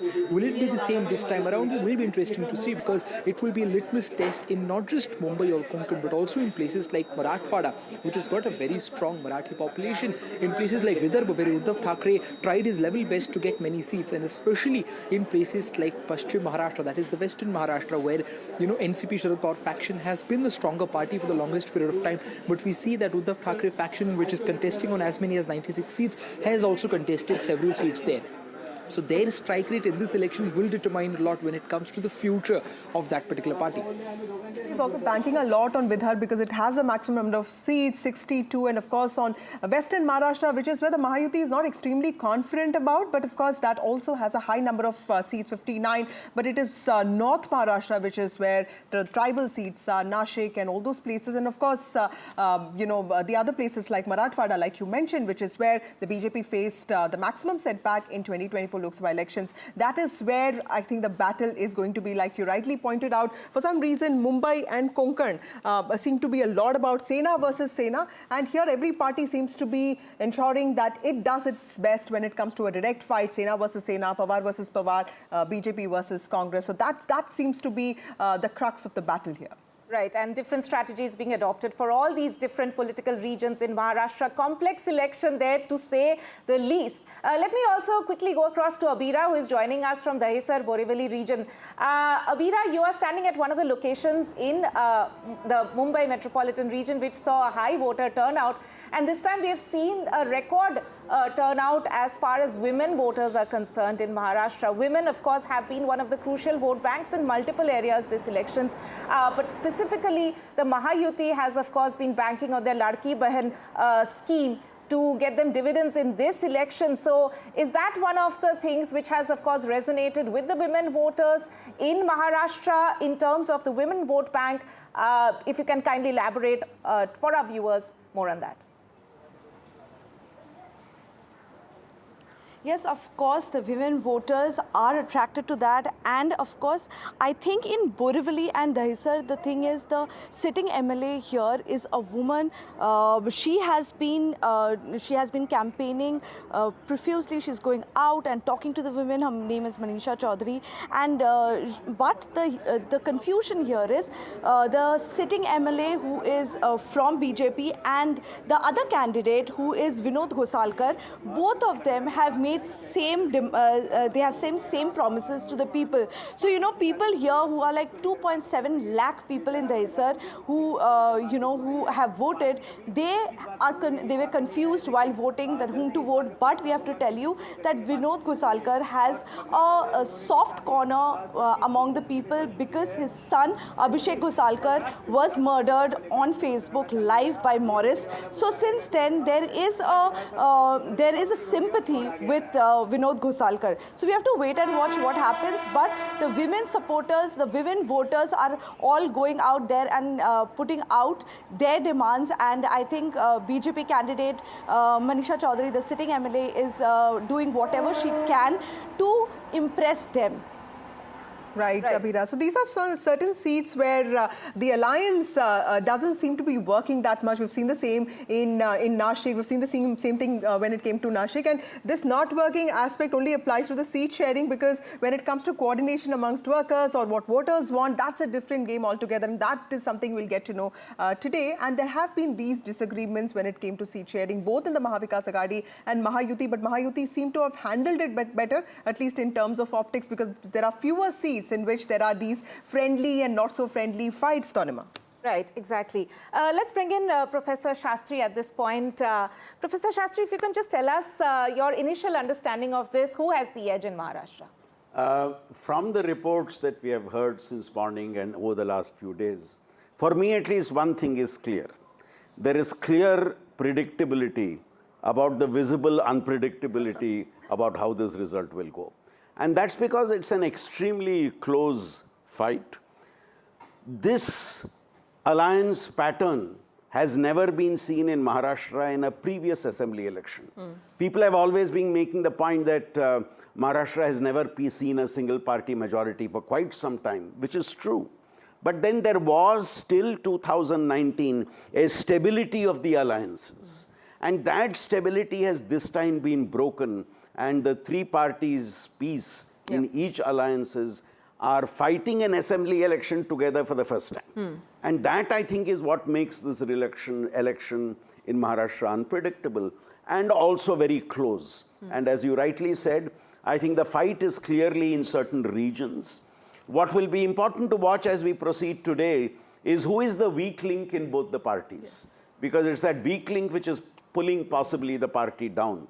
And lastly, I would say, recent trends in elections has shown somebody loses the election because of which somebody wins the election. Right. And are you going to see that in Maharashtra and Jharkhand also today? Right. That's very interesting. Let me go across to Prabhakar, because Jharkhand poll outcomes will also be out today. But before that, let me go to Sam Daniel, because Wayanad is where Priyanka Gandhi could be making her electoral debut from. If she becomes an MP, all Gandhis will be in the parliament, which in itself is quite something to watch out for. Sam, tell us, what does this mean for the Gandhi Parivar, and also for that matter, what does this mean for Priyanka Gandhi? Because she started her electoral journey by being the General Secretary in charge of UP, and she was not able to make that kind of mark when it came to political successes. She came up with a slogan, "Ladki hu, lad sakti hu," but Congress did not really perform that well in the assembly elections of UP. And after that, she of course had other roles to play in the party, and this time she could be becoming an MP. It's a safe seat. Tell us, you went to Wayanad, tell us what was the mood like, and what are the larger implications for the Congress party and for the Gandhi family once Priyanka Gandhi becomes an MP? Vasudha and Tanima, Priyanka Gandhi fighting from a seat where Rahul Gandhi was twice elected, that has given them that kind of a comfort level. But the challenge for Priyanka Gandhi is to make sure she making a debut this time. She wants to really make it big, come with a bang kind of a thing. So her team hopes for a win much bigger than what Rahul had secured second time. He had won with a margin of 3.5 lakh. They hope to go beyond 4 lakh. But The voting percentage was slightly lesser this time, but will that still work for the advantage? That's something we'll have to wait and watch. It's a triangular contest with the CPI fielding Satyan Mukheri and BJP fielding Navya Haridas. The political significance would be for the Congress to have the Gandhi family member represent this Congress seat from the south, and also to have a stronger woman face to fight to be part of the Congress team on the floor of the House. That's the bigger, larger message the Congress is trying to send. Since Rahul Gandhi has shifted to Raebareli, there will be a Gandhi family member still representing from the southern part of India, and to have a high-profile, stronger, well-known face, and nothing like Priyanka Gandhi making a debut and also filling up that kind of a space on the floor of the House. That's what the Congress hopes. In terms of the issues, well, the Congress had taken up the issue of what they call the central government, the BJP-led central government, in a sense abandoning the landslide ravaged Wayanad. But the other two parties, be it the BJP or the left, they had targeted Priyanka Gandhi, calling her as an outsider, saying that she could actually abandon Wayanad just the way, as they call it. Rahul Gandhi didn't have much time for Wayanad in the past. So that was the political angle these parties had taken on. But the Congress, looking at the track record in terms of Rahul's victory twice there, they're supremely confident that Priyanka Gandhi will be able to comfortably win, possibly win with a larger margin as well. Right. Thank you, Sam Daniel, for joining us. Wayanad battle, an important battle for the Congress party. In fact, there was a lot of criticism that the Congress party actually, ignored large parts of the Maharashtra and Jharkhand campaign because many leaders had to go to Wayanad to support this campaign. But that apart, the numbers, the leads have started coming in. You can see them on our screens. But these are, remember, just postal ballots. Early leads often, are not really indicative of victory. But of course, these are the leads that are coming in. 27 leads for NDA in Maharashtra, and of course 6 for the Maha Vikas Aghadi. In Jharkhand, the BJP is leading in 1 seat, and BJP is leading in 3 seats, and of course the JMM is also leading in one seat, in 3 seats, and NDA in 7 is what the leads we have right now. Let me also go across to Mahesh Verma, who joins us. He is from the BJP. Mr. Verma, thank you so much for joining us on this broadcast. Sir, I know that exit polls have often gone wrong, but out of the 10 exit polls that have come out, there are about 6 which have given you a comfortable victory. There are about, there's one that is saying that it could be a hung assembly, and the rest, 3 of them have given the edge to Maha Vikas Aghadi. How confident are you of making a comfortable victory in the state of Maharashtra, given that the state is known to, throw up surprises? देखिए, मैं ये सबसे पहले बताना चाहूँगा आपको कि जिस प्रकार से महाराष्ट्र में लोकसभा चुनाव के रिजल्ट हमारे एगेंस्ट में थे, जिस प्रकार से वहाँ पर एक माहौल था, जिस प्रकार से हम चुनाव में जाने से पहले हमारे को लेके एक झूठ का बाजार गर्म किया गया, वो कम से कम हम लोगों ने पहले से उसका अच्छे से जो पॉलिटिकल इंतजाम, पॉलिटिकल मैनेजमेंट हमें जो करना था, उसको हमने सामने रख के, और महाराष्ट्र में जो हमारे पास मुद्दे थे, जो हमारे वर्कर्स थे, जो हमारे हर एक क्षेत्र में हर एक रीजन के हिसाब से जो हमें पॉलिटिकल मैनेजमेंट करने थे, उसको हमने बखूबी किया। राइट। वहाँ जिस प्रकार से हमें पब्लिक सपोर्ट मिला, जिस प्रकार से रोड शो में लोगों के उत्साह देखने को मिले, जिस प्रकार से प्रधानमंत्री जी के जो भी जनसभाएं हुई, उसमें देखिए जिस तरह का जन सैलाब था, वो कहीं जाहिर करता था कि भारतीय जनता पार्टी के साथ जो है वहाँ कहीं न कहीं पब्लिक खड़ी है। राइट। अब सवाल यह है कि आज के नतीजे जो है कहीं न कहीं उसको स्थापित करेंगे, और जो चुनाव का रिजल्ट हमें लोकसभा के जब चुनाव हुए और जो नतीजे उसमें हमें मिले, उससे इतर नतीजे जो है आज हमें मिलेंगे। ये हमें पूर्ण विश्वास है. Thank you, और Mr. जनता Verma. जो All है, the best for you. We also have Adil Singh Boparai from the Congress Party joining us.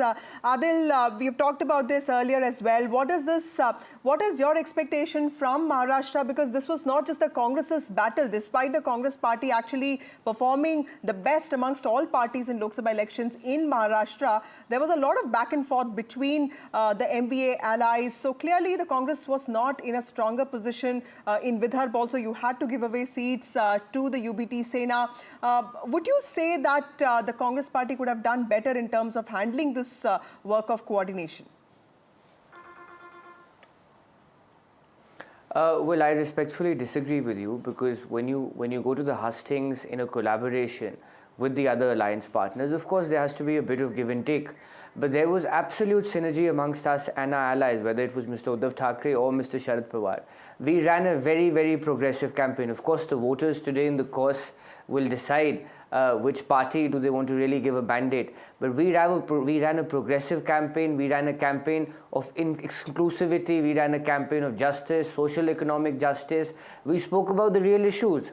If there was any formation which really spoke about issues like inflation, unemployment, agrarian crisis, deteriorating law and order, it was the Congress Party and our allies. On the contrary, and in contrast, what you saw, the BJP was indulging in rabble-rousing, dog-whistling politics, divisiveness. So today the voter has to decide, we've done our bit, we've taken our agenda to the people. Today the voter has to decide whether he wants to choose justice over injustice, inclusivity over hate. And more specifically, 4 of our key pillar promises, whether it was the Mahalakshmi scheme, about 3,000 rupees to the women in Maharashtra, whether it was the loan waiver, whether it was an unemployment stipend. So all these are very, very progressive ideas. I think we are very hopeful. There was a lot of resonance on the ground to our ideas, to our promises. And finally, I think the voters of Maharashtra and Jharkhand, for that matter, have realized that the BJP has used every trick in the book to demolish democracy. How the current government was broken, how we and Mr. Uddhav Thackre's party, how our government was broken, our MLAs were poached, and an illegitimate government was formed in Maharashtra. Right. Adil there, thank you so much. We've, of course, also got our reporters, Prabhakar there, reporting from Ranchi in Jharkhand. Prabhakar, the early numbers, as Vasudha had been pointing out, these are, of course, postal ballots which are being counted. But at the moment, what we can see is that there are 13 seats in which the NDA is leading 14 as we speak, and the India bloc leading in 6 seats. These are, of course, very, very early days. Yeah. Nothing much should be read out of this at the moment. But you were, of course, telling us that primarily it lies with the tribal vote bank and the women voters in Jharkhand who are going to be decisive, the deciders as to who will be coming to power in the state. Yeah, exactly. And as far as the numbers are concerned, we should actually hold our horses. We should wait for one more hour to go. We should let this postal ballot be counted first, and then the real figures would start trickling in. So as of now, we should not be reading these numbers actually and reading nothing. These numbers actually mean nothing to viewers, or for that matter, as far as the poll results are concerned. Now, talking about the women voters and the tribal voters, of course, they were the epicenter. First, the tribals were there, then the women, and then the youth. And that's the reason why both the factions, whether it's the India bloc, whether it was NDA, they were trying to lure and target these 3 sections of voters. Tribals were the topmost priority. That is the reason why you saw the narrative of the Bangladeshi immigrants being floated by BJP on the ground, and where they went on to add that the JMM was trying to settle these Bangladeshi immigrants on the ground, which was eventually eating into the resources meant for tribals. So that was, in a way, actually to lure the tribal voters. Then the women voters, we have seen the Maiya Samman Yojana by JMM, 1,000 rupees per month being already paid to them. 4 months of payment has already hit their accounts. And now the JMM has promised that if this vote is back to power, it would be increased to 2,500 rupees per month. In addition to that, the BJP has promised Go Didi Yojana, where it would give 2,100 rupees per month stipend to women below the poverty line. So these were the segments actually who would be the deciding force, and it will be a very interesting battle whether BJP is able to dent into the tribal vote bank, which is traditionally the JMM's vote bank, and JMM as a political party has thrived on the tribal support here in Jharkhand. Right, thank you, Prabhakar, for joining us with those details. The leads are up on your screen. 45 leads for the NDA in the state of Maharashtra, and for the Mahayuti in the state of Maharashtra, and MVA leading in about 9. And in Jharkhand, it's the NDA that's leading in 17 seats and 6 leads for the India bloc. So remember, these are all postal ballots. We'll have to wait for some time to understand some consolidation of leads happening there. Let me also go across to my colleague Aishwarya, who joins us from the BJP headquarters. Aishwarya, this is an important battle for the BJP because there are two important issues here. The parliament session begins from Monday, and the BJP will not want to give any chance, any opportunity to the opposition to have any edge over this when it comes to issues. It wants the House to run properly.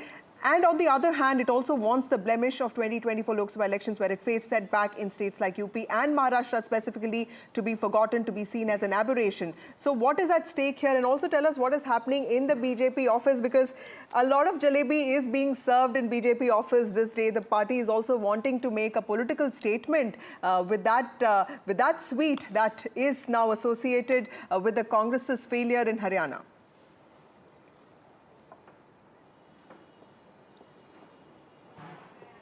Well, certainly the Bharatiya Janata Party leaders have stated that they will not go with the exit poll predictions. Of course, they will wait for the results, because last time as well, the BJP leaders have called out for the exit polls predictions. As far as the Maharashtra polls are concerned, they had been stating that they will wait till 11 or 12 to get a final picture, and only after that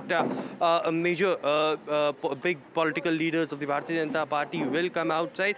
On the other side, in Jharkhand, BJP seems very confident, but at the BJP headquarters, of course, you call it early celebrations, or you call it preparations for celebrations, something that we are looking at, because still, over here, what we are witnessing is preparation for the breakfast. Of course, jalebis being prepared early morning. We saw how every elections halwas being prepared at the BJP headquarters, but this time it is, of course, jalebis being prepared here with puri, sabzi and other key dishes. But on the other side, what we saw during the Haryana polls, of course, it was Congress headquarters who had early in the morning had prepared jalebis and started distributing, because they were very confident of the Haryana elections. But at around 10 or 11, when the picture changed a bit, it was Bharatiya Janata Party, who distributed almost 100 kgs of jalebis, and this time it is, of course, the BJP who is early morning, preparing these jalebis. The leaders have given, of course, the Karyakartas about how much the jalebi should be distributed. Of course, it was a flashpoint between the BJP and the Congress. Jalebis is something that was much talked about, but let's see who will taste these jalebis after the election results, whether it is the Congress or the Bharatiya Janata Party. Details, sweets being prepared, snacks being prepared. Of course, this is an important day for not just the BJP, but also the Congress party and all the regional parties that are involved here, because many implications, many consequences there. The parliament session is starting from Monday, so both parties would want to have a stronger position for themselves. And of course, apart from that, the BJP would want to show that the 2024 Lok Sabha elections was the setback that it faced was not really the mood of the country, and it's Haryana that's something that is something reflective of the mood of the country. But of course, the MVA and the JMM there also wanting to make their point. Let me go across to my colleague Anurag, who joins us from Madhya Pradesh. Anurag, very important Budhni elections happening there, and in the last few months, we've also seen Shivraj Singh's stature improving nationally. He is the Agricultural Minister, Rural Development Minister, and in Delhi, he actually has a lot of control over these two large departments. departments which have the maximum number of bureaucrats. Tell us, how important is this bypoll for the stature of someone like Shivraj Singh Chauhan, who of course, that came into question because Mohan Yadav was made the chief minister, understandably, without him being in know of the situation. Yes, but unfortunately, I was listening to my colleagues, but no puri or jalebi or laddus in Madhya Pradesh. But as you pointed out, it's a very important election for Shivraj Singh Chauhan. I mean, he's not contesting, but it's his bastion. And last time he won the seat by a margin of more than 1,04,000. So in Budni, I mean, all the experts are saying is just all about the margin, because Ramakant Bhargav is a very close associate of Shivraj Singh Chauhan. He's contesting from Budni, and the Congress has fielded Rajkumar Patel, a former minister in the Digvijay Singh cabinet. So he won the seat in 1993, but after 2006, it was all about Shivraj Singh Chauhan.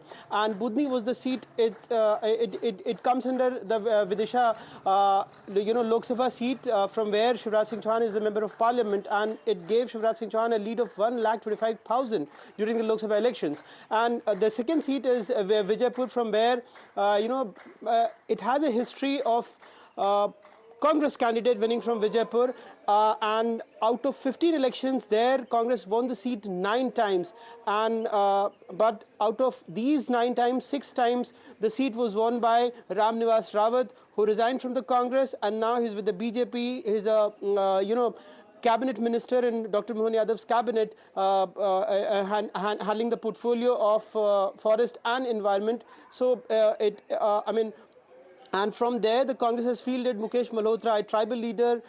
During the last elections, he contested as an independent candidate and secured around 41,000 votes. So it's a tough fight for Mr. Ram Nivas Rawat there in Vijaypur. But in Budni, everyone is saying that, the only difference will be the number of votes in favor of Mr. Ramakant Bhargav.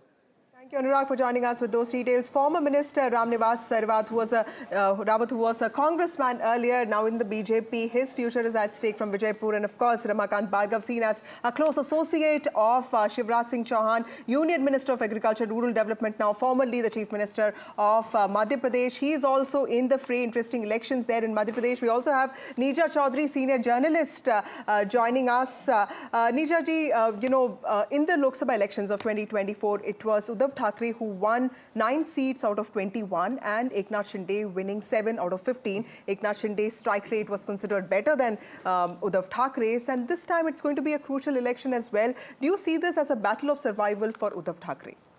I wouldn't say battle of survival. You can never write off anybody in Indian politics. Somebody like Narasimha Rao had packed up his bags, was going home. He was retiring from politics, and suddenly he becomes the Prime Minister of India. So given our Indian politics, you cannot say that. But certainly it's a very important contest. Does he represent the Sena electorally, or does Eknath Shinde represent the Sena? In Lok Sabha, his strike rate was the lowest among the MVA partners. Congress had 13, Sharad Pawar 8 out of 10, very high strike rate, and Uddhav Thackeray's strike rate was the lowest. So now again we need to see whether it is going to be equally poised or Shinde will get better. And if this is the kind of lead, I mean, this is only through the through the postal ballots, but if this kind of a lead is retained, then that shows Shinde will be also doing well. It's not only the BJP. Absolutely. Other partners will also be doing well. Yes. So yes, it's very critical for Uddhav Thackeray, because so far his stand has been, okay, the MLAs have left me, but the ground level Senics are still with me, and they matter. They are the people who are the face of the Sena with the ordinary people. I know in colonies people say, we will vote for the Sena. Why? Because हमारा सारा काम कराते हैं. Yes. कुछ भी चाहिए तो हमारा काम होता है. We can go to them. So, but is he losing out at that level also? Is the reason that he's moved away from what the core group says, the ideology of Hindutva, and relying on Muslim support, which is one of the criticism. But of course, then every party transforms as time goes on. But it's a very critical election, no doubt. Professor Shastri, would you also say that in the last few months, this Ladki Bahin Yojana came up, electricity for farmers came up, and Mr. Shinde was also in some ways able to project his image as someone who's accessible, who's a common man, vis-a-vis someone like Uddhav Thackeray, who's elite and who is seen as inaccessible. Do you think Mr. Shinde has been successful in doing that? See, it's often misleading to read an assembly poll on the basis of a Lok Sabha poll, even though they are so close. Because the issues in a Vidhan Sabha poll are very, very different. Yes. And the numbers also change quite dramatically. You are right in saying that since the Lok Sabha election, the government in Maharashtra has been making a concerted attempt to try and focus on people's welfare schemes. And the Ladki Bahin Yojana, I think, has done quite a miracle for the party in that sense, because our study in October showed that nearly 80% people said, we have heard of it, and nearly 70% people said somebody from our family has benefited from it. So yes, that is a critical factor. And the second point you made, that Shinde being projected as a prominent Maratha leader within that alliance, and being made the chief minister and remaining as chief minister, I think was a critical factor in the whole social coalition that they were trying to construct of bringing the Maratha vote in. So today will tell us whether actually both these strategies have worked effectively or not. And I think the Mahayuti is hinging its success on these two very, very critical elements. Right. Coming to you, Nija ma'am, as far as Jharkhand is concerned, of course, a lot of exit polls have given Mahayuti the edge. But do you see a scenario where the smaller parties will have a role to play in Jharkhand, because there is a tight contest there, according to certain exit polls, between the JM Congress combined and the BJP on the other side? Yeah, if it is a very close contest, which some believe it will be, because from the beginning it's been billed as a takkar between two sides. But of late, there are both kinds of stories, that a feedback that has been coming. One, that the BJP had moved ahead because of a variety of reasons, anti-incumbency against Soren, corruption, and also recent days stories have been coming, there is an anti-outsider sentiment. Now, anti-outsider sentiment is of a kind that not the locals, and I don't mean the tribal versus non-tribal, but people from outside have taken leadership in Jharkhand, and there has been a reaction. I don't know how strong this sentiment is, how relevant it's going to be, but certainly there have been voices expressing this. Right. If I could just add a point to that. Traditionally, the JMM and its supporters have been doing well in the tribal region, whereas the BJP has been doing well in the non-tribal region.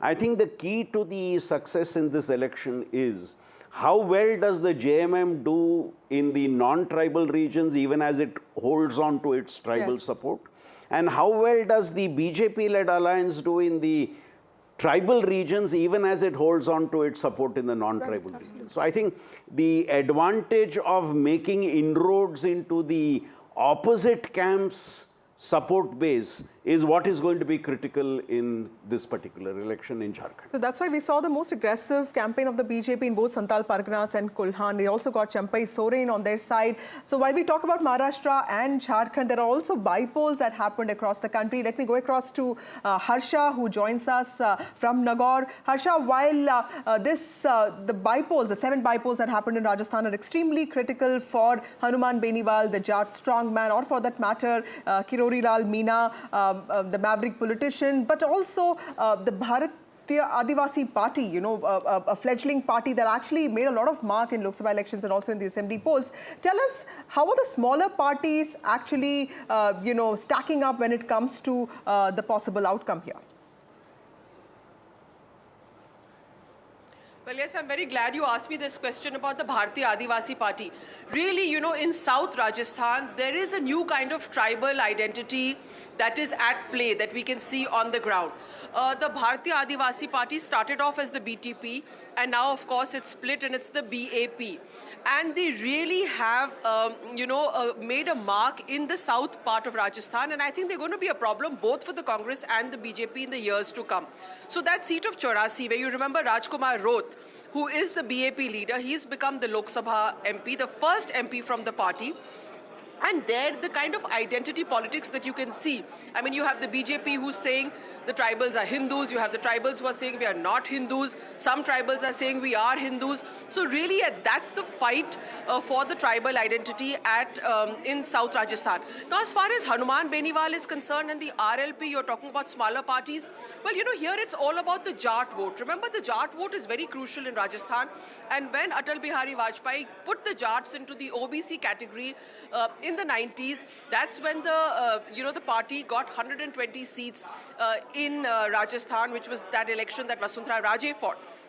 So, of course, we saw that the Jat vote in the Lok Sabha elections kind of shifted away from the BJP because of the farm law agitation, or even because of the agitation over the Agniveer issue. Now, we are seeing that these seats, which are really crucial, Jhunjhunu, Keemsar, which is where I am, Nagaur, these seats are very, very important, because if the BJP regains these seats, it means that there's again been a kind of a shift in this kind of caste arithmetic. Also, the most obvious is, of course, that, it's a litmus test for the Bhajan Lal government. It comes exactly 1 year after Bhajan Lal took over as Chief Minister of Rajasthan. Nobody knew who he really was. He was the person, backbencher in the BJP, suddenly catapulted to a leadership role. Vasundhara Raje has not been very active, of course, ever since that happened. So somewhere it's going to be a litmus test, not only for Bhajan Lal, the Chief Minister, and 1 year of his governance, but also it will be a litmus test for the entire BJP leadership, because most of them are new faces. So how has that gamble paid off of creating a new rung of leadership in Rajasthan? That's the most obvious fallout of these by-elections. Very crucial, I have to say, for state politics. There'll definitely be political indicators. And of course, that slapgate that we saw, Naresh Meena, who left the Congress, stood as an independent in Devli Oniara talk, made headlines there. That seat is also going to have results coming out this morning.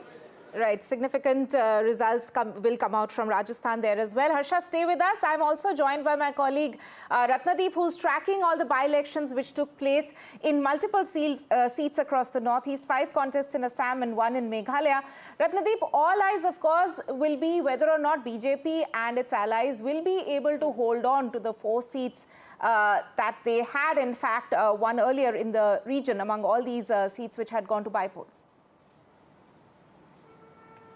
That's right. In fact, as we speak, the counting for the postal ballots continue in the counting centers for this 5 Bypoll seats, which actually got necessitated after their sitting MLAs contested the Lok Sabha elections and won. And among these 5 seats, 4 are with the BJP and allies, 1 with the Congress. And the contest is there for that 1 seat, which is with the Congress, Samaguri, a Muslim majority seat, which is a Congress stronghold. Remember, since 2001, Congress heavyweight from Assam, former Minister Rakibul Hussain, who this time contested the Lok Sabha elections and from Dhubri and won with one of the highest margins in the country, had represented Samaguri, and this time he has fielded his son, 26-year-old Tanzil Hussain. But Samaguri had been in news because there have been major pre-poll violence causing death of a person. They have been firing on the convoy of a BJP MLA. The Congress candidate has been attacked. In fact, we were reporting from Samaguri on the day of the polling, and while we were reporting live, there were skirmishes happening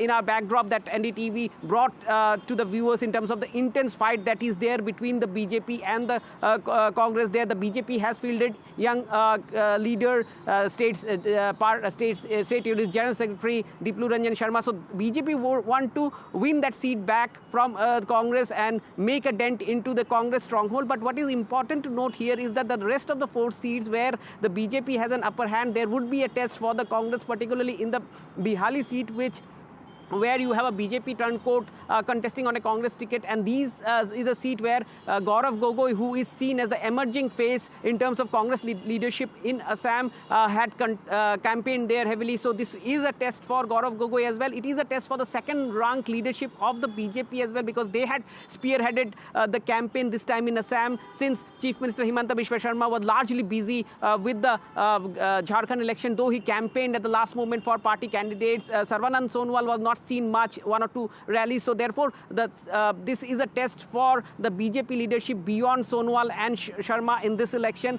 versus Congress's emerging face, Gaurav Gogoi. Not to forget the one seat which has gone for Bypolls in Meghalaya, Gambagre, again a Congress stronghold, where this time the ruling party, the NPP, which leads the the ruling coalition in Meghalaya, their chief minister Conrad Sangma has fielded his wife Mehta Chandi Sangma as the candidate, her electoral debut. So therefore she is facing a tough fight, given the fact that there are 3 more candidates, including the TMC candidate, who is a wife of a former minister from during Congress time. So therefore that seat is a prestige battle, given the fact that the Sangma family, remember, have lost their own backyard, the Tura Lok Sabha seats, after years, when Agatha Sangma in the last Lok Sabha election lost that seat. So therefore it is a test for the Sangmas as well, and Gambagre seat. Right. Thank you, Ratnadeep, for joining us with those details. 5 crucial assembly polls in the state of Assam, a test for Himanta Biswa Sharma and also for Gaurav Gogoi, who's emerging as a Congress leader for the state of Assam. Going back to my colleague Anuj, who is reporting for us from Mumbai. Anuj, Maharashtra is where all eyes are on, and the early leads have started coming in, and they are in some way showing a lead for the NDA, although these are just postal ballots being counted. This is a huge state. We'll have to really wait for some time to understand how this consolidation of victory takes place, and even then we will not be really sure if that's actually the government that's going to be formed. Tell us, how are political parties getting their preparations in order, because I'm told that there are helicopters on the standby, there are hotel rooms that were booked yesterday. So clearly this is also a projection of confidence, but there's a battle of perception when it comes to Sena versus Sena. How is that battle coming along?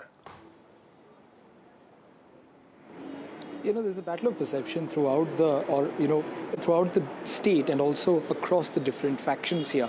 One thing is for sure is that both the alliances are ready for some sort of unnatural partnerships to take place post the result, because we've seen that there has been some sort of a conflict within both the alliances over several matters. When you talk about Mahayuti, firstly, it's about the chief ministership's face. I mean, of course, in MVA, they made it very clear that, Congress and Rashtravadi did not want to go with the face, but Shiv Sena UBT faction was very much willing to do it. But at the same time, even in Mahayuti, we see that there is not a consensus, because Devendra Fadnavis has been giving hints about coming back to power, but he's also said on multiple times that he's completely out of the race. Then we had Vinod Taude in the center of all the controversies just a day before the polls.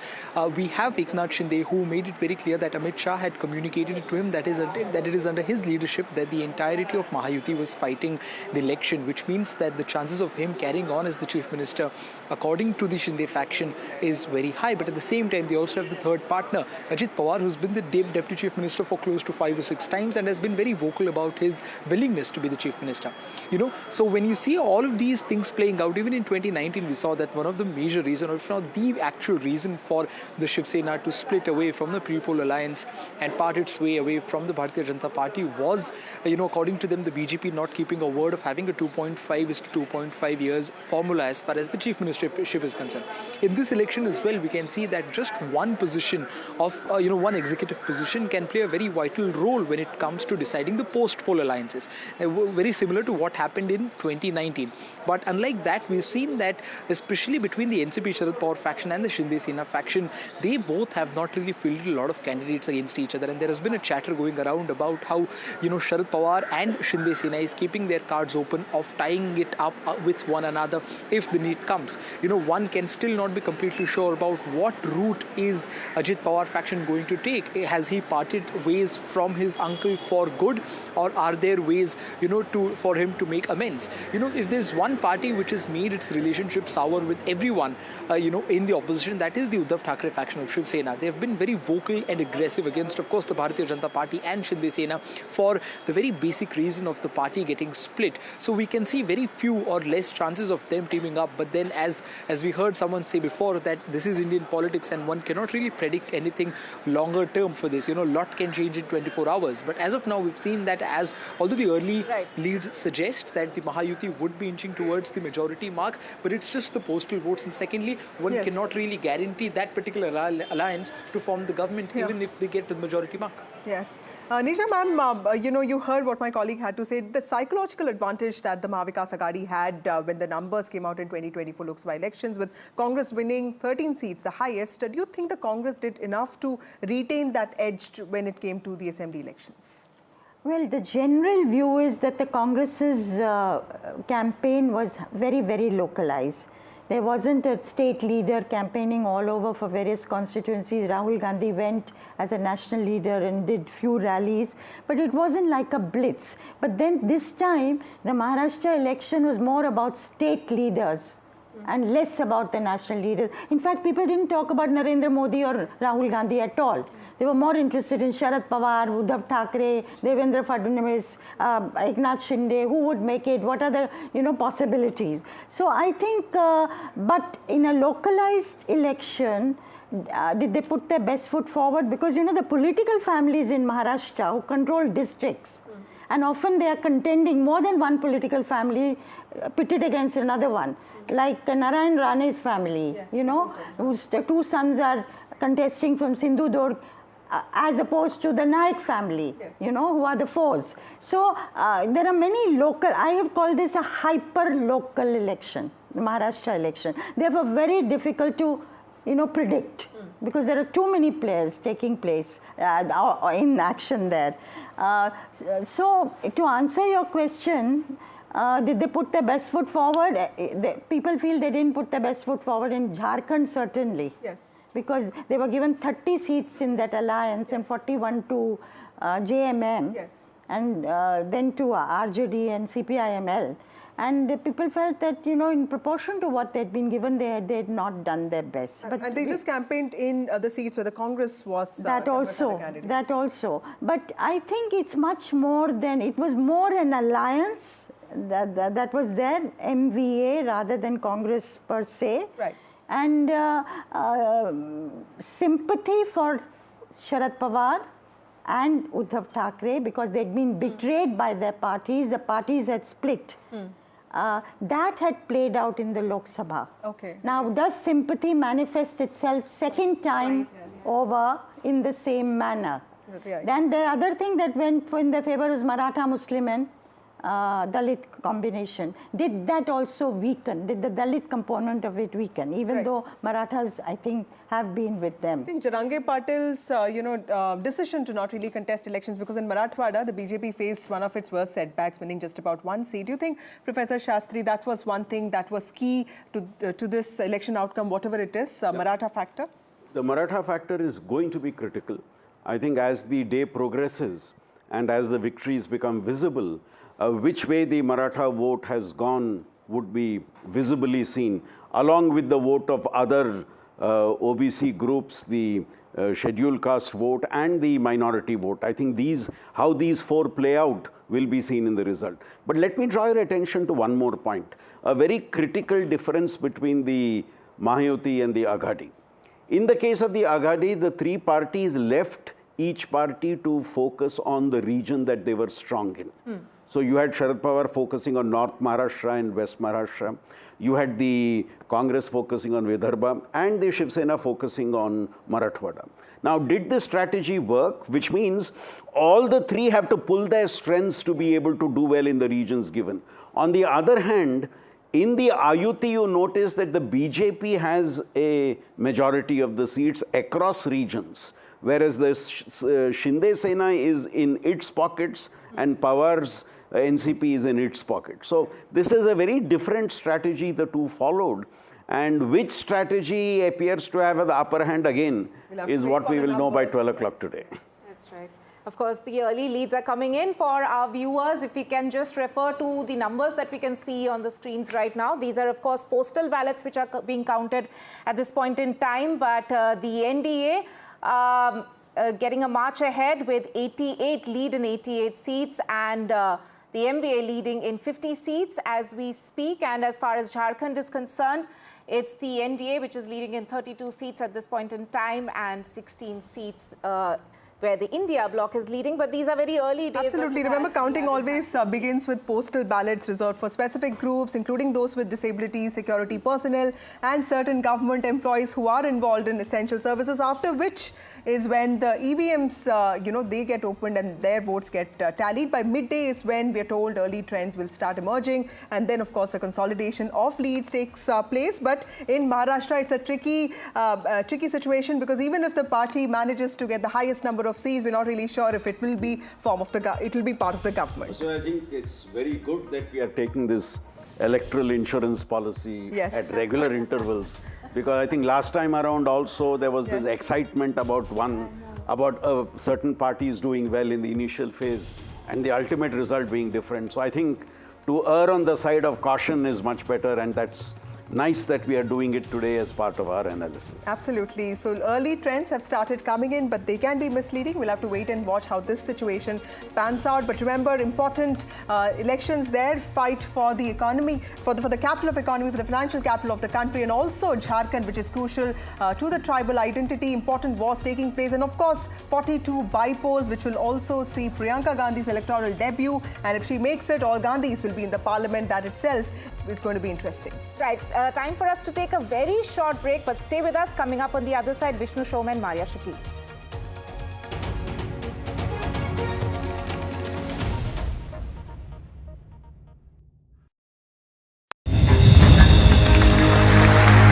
I now request the Honorable Prime Minister to launch NDTV World and address the summit.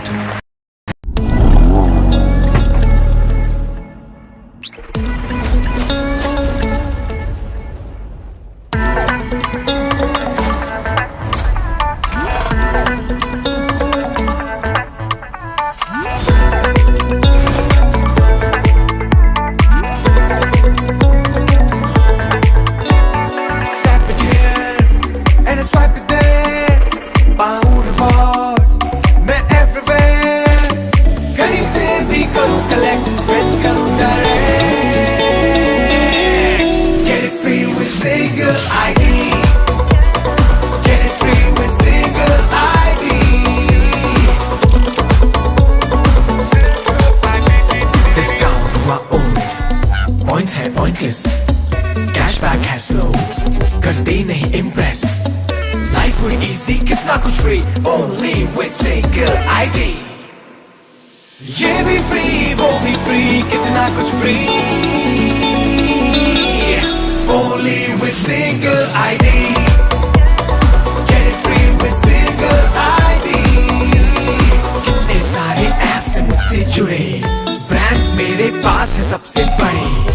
Get it, get it, get it, get it, get it, get it, get it. Only with single ID. Get it free with single ID. Download any single ID partner app, link your card and earn rewards with top brand. Get it free with single ID.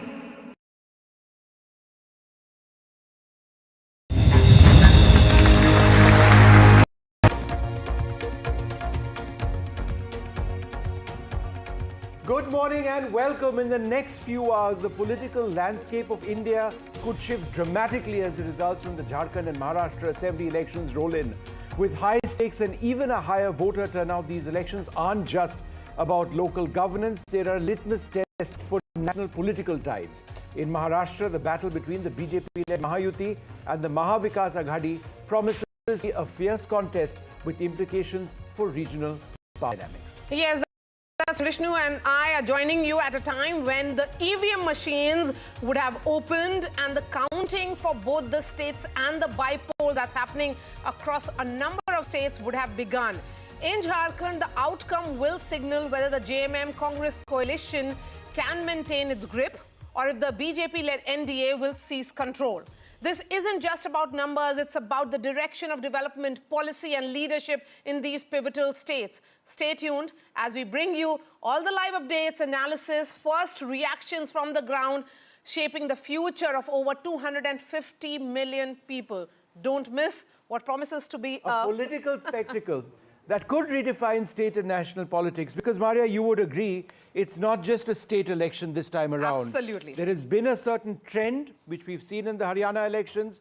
Is that going to be something which could be a factor over here? We're going to really see what happens over here, because there are many elections coming up, but we're going to see where this leads us. So we're going to, what you see on your screens right now, with many, many words of caution. Yes. And should we add a few more words? Yes. Is very, very early leads. And these cannot be relied on. These are leads and not results. These are postal ballots which are coming in. These are early trends which are coming in. If you are asking when will results be known, I would suppose by about 12 o'clock we'll get 11:30 we'll get direction clear. A clear direction, and then in the next few hours, these will translate into results. Yes, absolutely. So at the moment, as we start this broadcast at 9 a.m., NDA, which is the Maha Yuti, at 96, Maha Vikas Aghadi at 64, and others become important in case if there is a hung assembly, but not at the moment. It appears very different picture, but yes, it's very, very early. It's 9 a.m.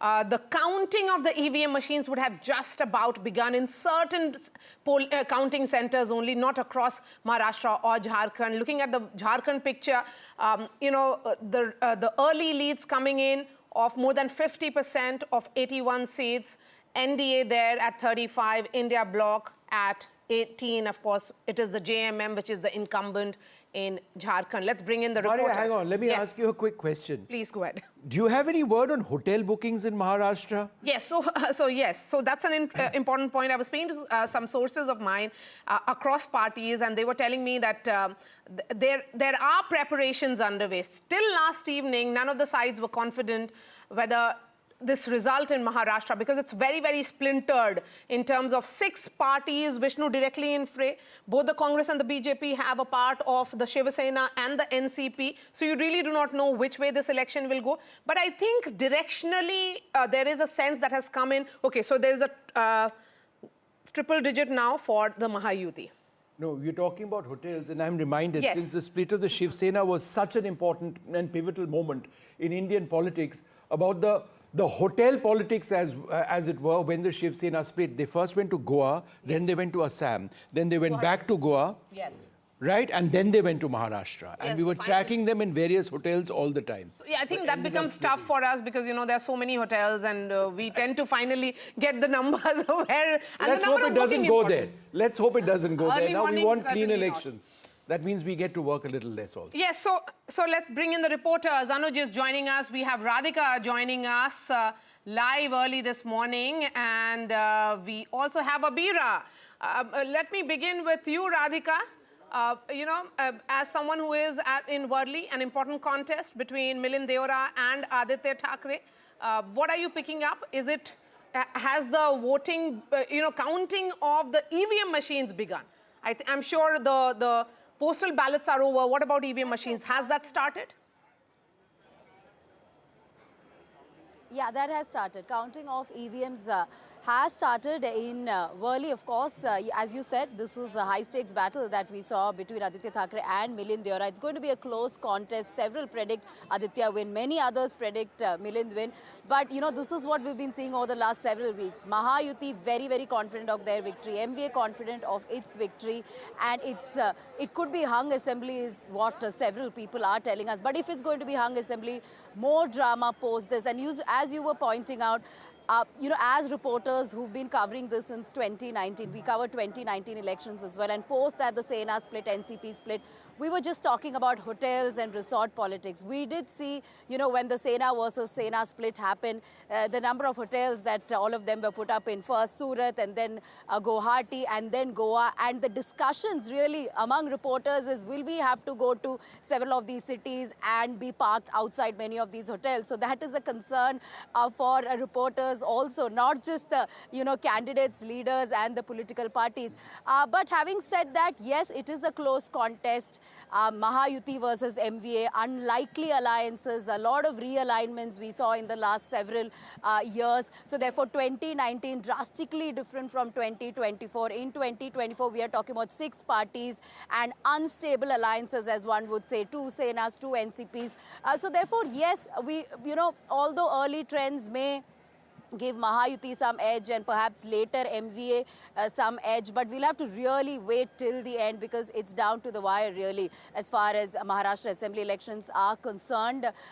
Yesterday multiple meetings took place, Sena meetings, BJP meetings, Congress meetings to ensure that their flock stays together, one, and secondly, if it is a hung assembly, who are the independents, who are the rebel candidates, and which are the smaller parties they could perhaps depend on. So yes, it's all down to the wire as far as Maharashtra is concerned. We'll have to wait for a few more hours to understand if it is going to be a clear mandate either for Mahayuti or MVA, or if it's going to be hung assembly, which means it's going to be chaos and confusion for weeks ahead. Mahayuti at 110, Mahavikas Aghadi at 68, of course, as we have said, that the counting of EVM has just begun. Anuj continues to be with us. Anuj, where exactly is Eknath Shinde today? Because, it's an important battle for him in particular. Is he at Varsha or is he in Thane? Eknath Shinde is in Thane here, right at the beginning of the day. Of course, he is expected to move towards the city as the trends become a little clear. And not just him, we can also expect many other political leaders, especially from from the close-by areas and from the far-off places as well, to travel to the city, from both the factions. Because although the early trends suggest that the Mahayuti are having an edge at this particular moment, but we can expect things to get very close, as we approach the 12 noon period, and that is when one can see both the alliances will be inching towards that magical number of 145. But as been reiterated before, even if a party or even if an alliance crosses the mark of 145, that doesn't really guarantee the formation of the government by them, because it will be too ambitious of us to believe that even by the end of the day, the picture will become very clear considering what has been going on across the state in the last 4 to 5 years. We've seen that, there have been several mini contests amongst the larger picture of the Maharashtra in terms of what the overall and situation that you see on the screen right now. Let's just give you the leads position right now. At this stage, the leads have the NDA considerably ahead. Remember, this will be postal ballot counting. At 103 leads for the NDA, the Mahavikas Aghadi at 64. At this stage, the Mahavikas Aghadi is actually 13 ahead in terms of a change from last time around. Of course, the political formations were different, but in terms of the composition, the NDA is down 7. But again, very early days. Let's go across to Abira, who joins us at from Dahisar. Abira, what's happening around you? What's the buzz that you're picking up, and what are some of the key contests where you're reporting from? Let's first talk about, I think this time Maharashtra is taken over by the women because the percentage of women that turned out to vote was extraordinary compared to, of course, 2019. We have seen how Maharashtra percentage of voters have increased, and we have to give it to the women because 6% increase in the women voter. So, I think here at Dahisar, we have Manisha Chaudhary, who is the sitting MLA right now, who is the BJP candidate. She has an upper hand because she has been campaigning here, talking to the women, of course. But at the same time, we have Vinod Gosalkar, who has a emotional quotient here because he has sympathy as his son was murdered a few months back. And he has been standing here, so he has sympathy votes here. But we have to say it is the women voters who are ruling Maharashtra. Maybe they will decide who will win this election. Well, we're also joined by Clyde Craster of the NCP, Rajesh Ghotian of the Congress, and Amya Kapoor of the BJP. Thank you all very much for being with us. And of course, we've got a wonderful set of panelists coming in throughout this morning. Let me go across to you, Clyde, first. Bottom line, at the end of today, or in fact in the next few hours, voters in Maharashtra, people in Maharashtra will get a sense of the real NCP, right? It is a battle of identity for your party.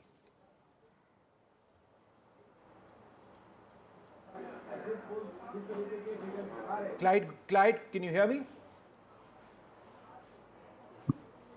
Can you hear me? Can you hear me? Yes, can you hear me? Did you get my question? Yes, please go ahead. Yeah, I got your question. Can you hear me now? Yes, please. Okay. Can you hear me? All right, we'll come back to Clyde in a moment. Let's just go quickly across to Rajesh Ghotian of the Congress Party. Rajesh, I know these are very early right now, but it does appear that in terms of the lead situation, the NDA considerably ahead of the MVA. Any quick thoughts that you may have? See, when I started seeing the counting, I knew it was not possible at all. And if you see, I have been looking at the left side, that is on the screen, at a lot of Marathi channels, one of them being yours, NDTV Marathi. Now, I am having a lead count of, I don't want to just market any other channel on your channel, but I am having the latest on all the 288. It was 137, 135. So what you are showing will finally go there. And as of now, I don't want to be wrong also, it is showing 140 to Maharashtra and 132 to MVA. And this is not even the first round. So I'm very sure I was on your channel 2 days back. Yes. Hello? Can you hear Sajjan, come me? in on this. When we are looking at I these was numbers, on it's your channel 120 2 days is back. what we are looking at for Mahayuti at the moment, and Mahavikas Aghadi at 80. Mahayuti down by 12. I'm giving you the latest. And Mahavikas Aghadi up by 20. Very early hours, 9-11 isn't really the time we can come to some conclusion, but how are you looking at it? No, I mean, that's also the down and up is because last time in 2019, the combinations were different. You have just two parties in what you call today Mahayuti, combined Shiv Sena and BJP. So therefore, both the constituents were contesting more seats. So this time, even if it's going down, the lead indicates one thing. If you see the ground scenario, the fact that except Marathwada region, everywhere there was a positive traction for Ladki Bahin Yojana scheme. To Eknath Shinde's image has also taken some sort of upward pull factor. Given that, also if you see in Vidarbha region wherein Congress was supposed to contribute considerably, therein we found that Congress had literally let it go, let it slip out and fall into the hands of the local candidates wherein the Mahayuti has the edge. So overall, I think if more women voters, as the report is there, have voted in this, so therefore the Ladki Bahin Yojana impact is going to give positive traction to the Mahayuti. Okay, Aditi? Well, we have to see what role or what the performance of Sharad Pawar is, because this is absolutely a make and break election for him and his party. We have to. I don't know what the reports are from Baramati. I don't know what the reports are from other areas where. I will just mention that because NCP SP at the moment, their leads are, they are contesting on 64 seats. Lead is in 33. There's a change of plus 21 for NCP SP at the moment. So which is. They're contesting in 86 seats, right? 86, yeah. Yes, 86 yes. seats. So far we know 51. about 64. 51 so far. 64 we know about so far, yes. So even assuming that it is. The F5 update button, eh? Yes. Even if we assume that it is around, they're leading in 1 out of every 2 seats that they contested, that's pretty damn good as strike rates go. But we have to see what, I'm really interested in knowing what happens in Baramati. Yes. In fact, there's a further update, Maria. They're contesting in 86, the NCP SP. So far, there are leads in 71. There are leads now in 37. They're leading now in 37. There's a gain of 24 seats. And that's very significant. Yes, that's pretty good. Let's bring in Clyde and get a reaction on this. Of course, as far as the Lok Sabha is concerned, Clyde, we saw the results, and Sharad Pawar did give what was seen as a debilitating blow to his nephew when Ajit Pawar's NCP managed only 1 MP while Sharad Pawar dominated the NCP completely. I don't think so. Even in this election, Sharad Pawar, the NCP battle is going to be settled so easily. Mr. Pawar remains that dominant figure in Maharashtra politics. Good morning, Maria and Vishnu. I hope you can hear me now. Loud and clear. Am I audible enough? Am I audible now? Clyde, you've been audible all throughout. Can you answer the question? Okay, thank you. Thank you so much. So I heard you. You know, I'm getting my updates, you know, from Baramati. Yes. So at the moment, Mr. Ajit Pawar is leading, but overall picture is that, you know, the NCP, my NCP, which is Mr. Sharad Chandra Pawar, we're leading in 45 seats at the moment. That's the update I'm getting from my central office, that we're leading 45 seats. So it's going to be neck to neck. But, you know, like Maria just said, you know, is it going to be settled, which is the real NCP? I have no doubt. I have no doubt we are the real NCP. The election commission may have given the verdict, you know, things have panned out, but we all know who formed NCP. We all know who is the president of the NCP. These things happen, but at the end of the day, people of Maharashtra will decide today what they decided in the Lok Sabha election. We won 8 out of the 10 seats that we contested it. So I think it's going to be a decision that the people have taken. It's going to seal it this time around. But having said that, the updates that I'm getting also, we are neck to neck. The Mahayuti and Mahavikas Aghadi are running neck to neck. It's a battle of identity for your party. At the end of the day, in the next few hours, people would likely say, okay, I now know who the real NCP is. And therefore, as tall a leader as Sharad Pawar may be, this is at one level an existential election for your party. Well, I wouldn't call it an existential election because we know we exist. It's the other faction that broke away. They try to, you know, exist and, you know, call themselves the real NCP. But the truth cannot be, you know, hidden. The fact is, we all know where the party stands. Sharad Pawar Saab formed the NCP and we Okay, a word on Shiv Sena and all other political parties, because we have more details coming in now. The Shiv Sena, which is Eknath Shinde's Sena, the leads have come in on 59 seats out of 81 that they have contested leads now. They are leading in 33 of those 59. There is a change or gain of 2. Congress, though, is down minus 13. They are contesting on 101. Remember, in Mahavikas Aghadi, they're contesting on maximum number of seats. Out of 101 seats that the Congress is contesting, the leads clear now in 83. They are leading only in 26. And in 2019, remember, they had won 39. So I think it's not very early trend, but not very clear picture for the Congress at the moment. So as we look at 917, Mahavikas Aghadi at 85, Mahayuti at 136. So that's how the numbers are stacked. Again, let's bring in Anuja Kapoor now of the BJP. Early trends, I know BJP has always been cautiously optimistic, but how are you viewing it? Jai Shri Ram and good morning. We are very hopeful because this is the government of NDA, and NDA is a cadre-based party where under the leadership of Modi ji, a Modi ji who has been bestowed with the highest honor around the world with 17 awards. This is what we see, where India is called as a Viksit Bharat. You will be seeing in 2045, 40 in next decade. So what we are looking into is why we would be winning this. Because what Modi ji's schemes have been turned up in Maharashtra, what Modi ji's schemes have been turned up in Jharkhand, that is on the ground level. The woman, Dalit, the caste system, what Congress was talking about, where we were talking about Sabka Saath, Sabka Vikas, where we also talked about because what I'd like to do, and I'll come back to you, is take a look at important strike rates which are taking place in face-offs between various political formations. So if you take a look at the BJP versus the Congress, that's the really big one. The BJP presently in leads, these are leads, not results, we'll say it 100 times, has a strike rate of 70%. The Congress in a direct face-off in Maharashtra across the state is hitting at only 23%. So this is a huge problem, Maria. Yes, a word on those 75 seats. Out of those 75 seats, there is on which there is a direct face-off between the BJP and the Congress. 40 are in Vidarbha, which essentially means that the BJP is doing well in Vidarbha region.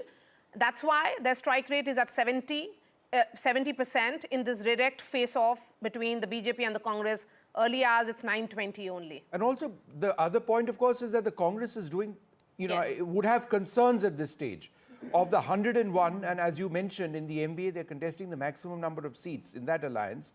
They're leading in only 25. That's down 14 from last time. Let's take a look at the next face-off, as it were, on the screen.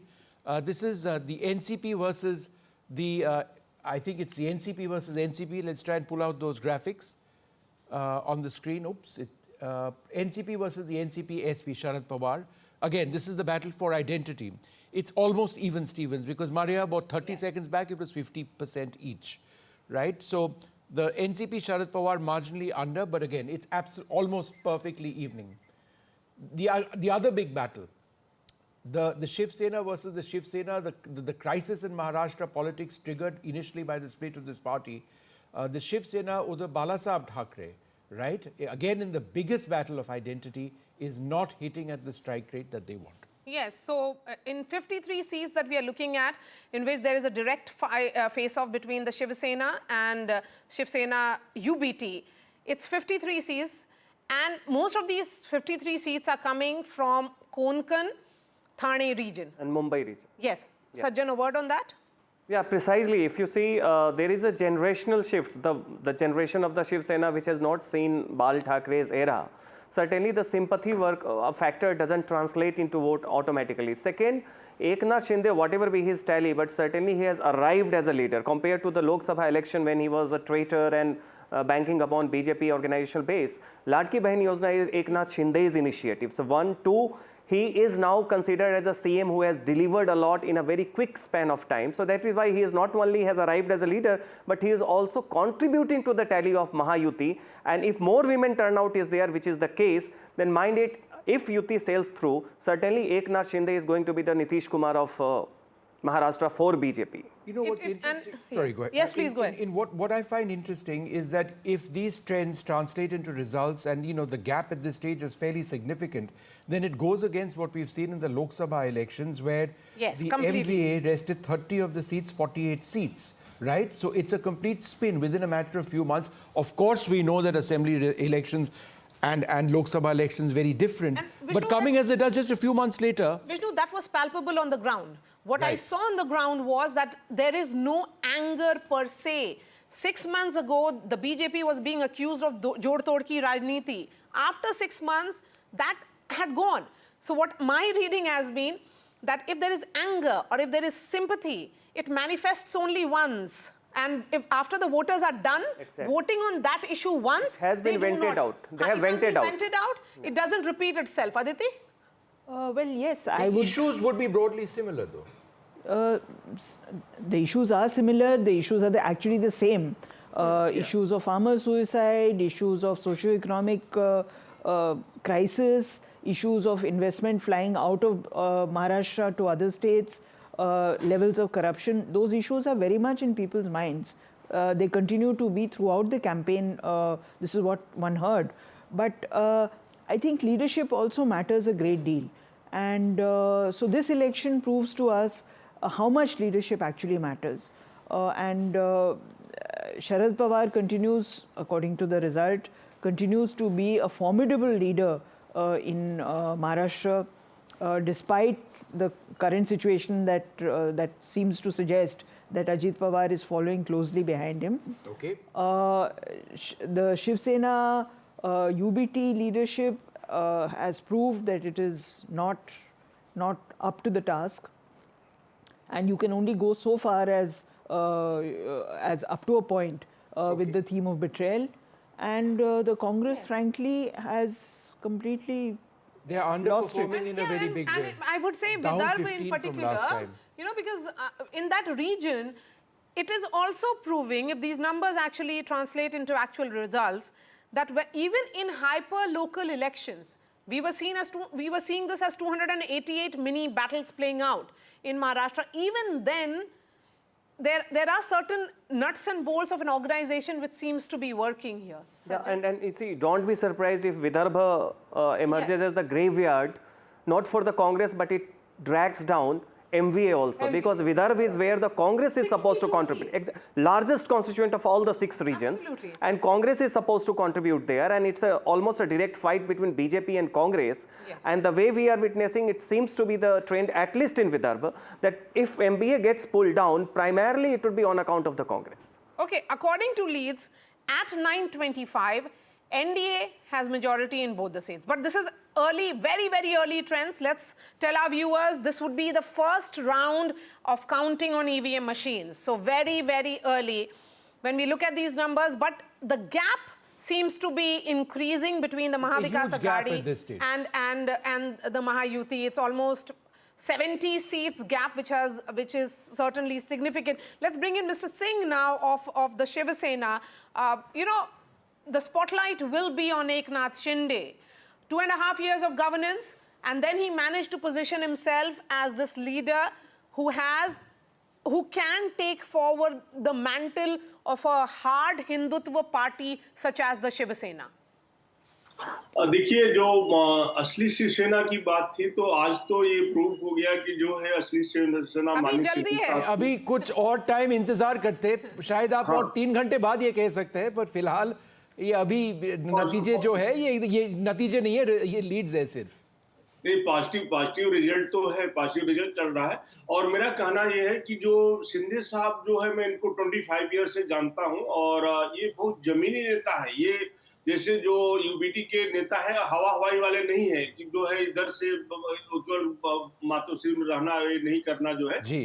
इनको मैं study किया है, सुबह 8 बजे घर से निकलते, 12-1 बजे 2 बजे रात को घर पे आते, और इन्होंने जो लाडली बहना योजना किया जो है, उसकी वजह से काफी फायदा मुझे दिख रहा है। और मैं जिस समय वोटिंग था, उस समय भी वोटिंग पोल पे गया था।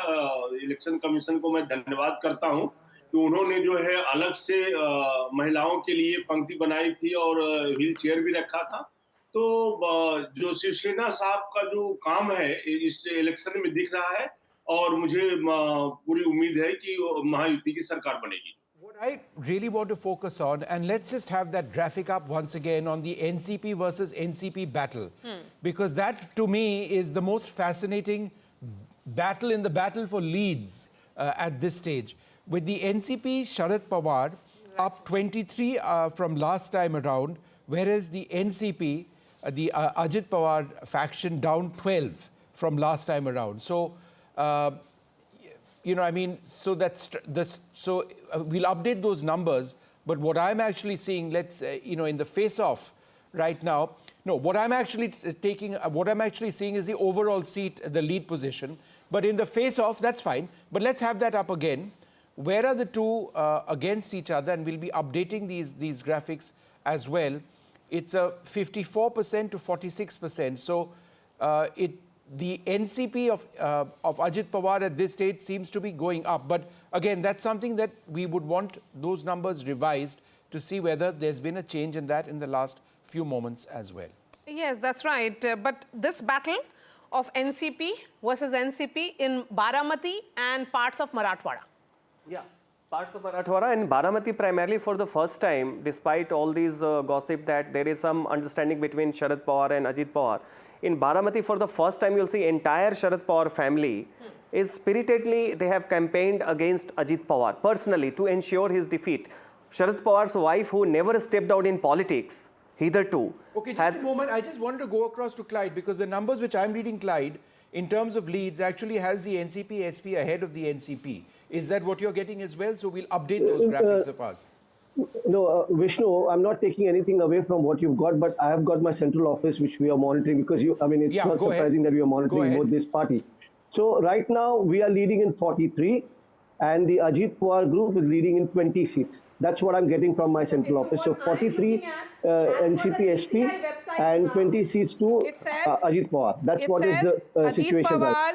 Ajit Pawar and Ajit Pawar candidates are leading in 15 constituencies at the moment in this direct face-off which is happening between the two parties. So Ajit Pawar, who did really badly and poorly in the Lok Sabha polls, is trying to regain, or is he riding on what was seen as sympathy, sentiment done away with? Now it is about strengthening Mahayuti, the government of the day, because if these numbers hold and the gap between the two sides is only increasing, it's a pro-incumbency vote which is playing out across Maharashtra. And a word again on this, Aditi Fadnes. Maharashtra since 1987 has not voted a single party. It has always been an alliance government in Maharashtra. This is again, as we saw in 2019, it was a pre-poll alliance that the voters may be looking at favorably. If these numbers hold, we are saying it repeatedly, this would be first round only on the EVM machines. But if these numbers are correct for Mahayuti, then Mr. Devendra Fadnavis will be always the bridesmaid, never the bride?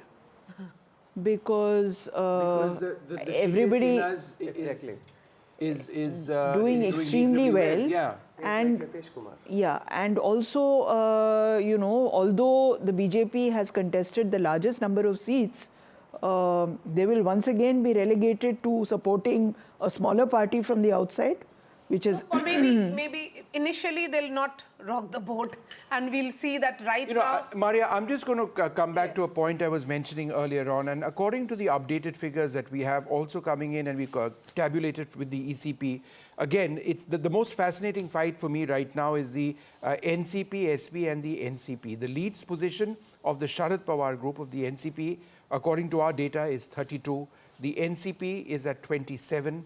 Remember, the NCP Sharad Pawar is contesting in 86, the NCP contesting in 59. The NCP Sharad Pawar, in terms of all their contests, this is not just NCP versus NCP, but in all their contests, is actually up 19. Now, if you take a look at that compared to where the Congress is, at this stage, the Congress in the leads position is down 15.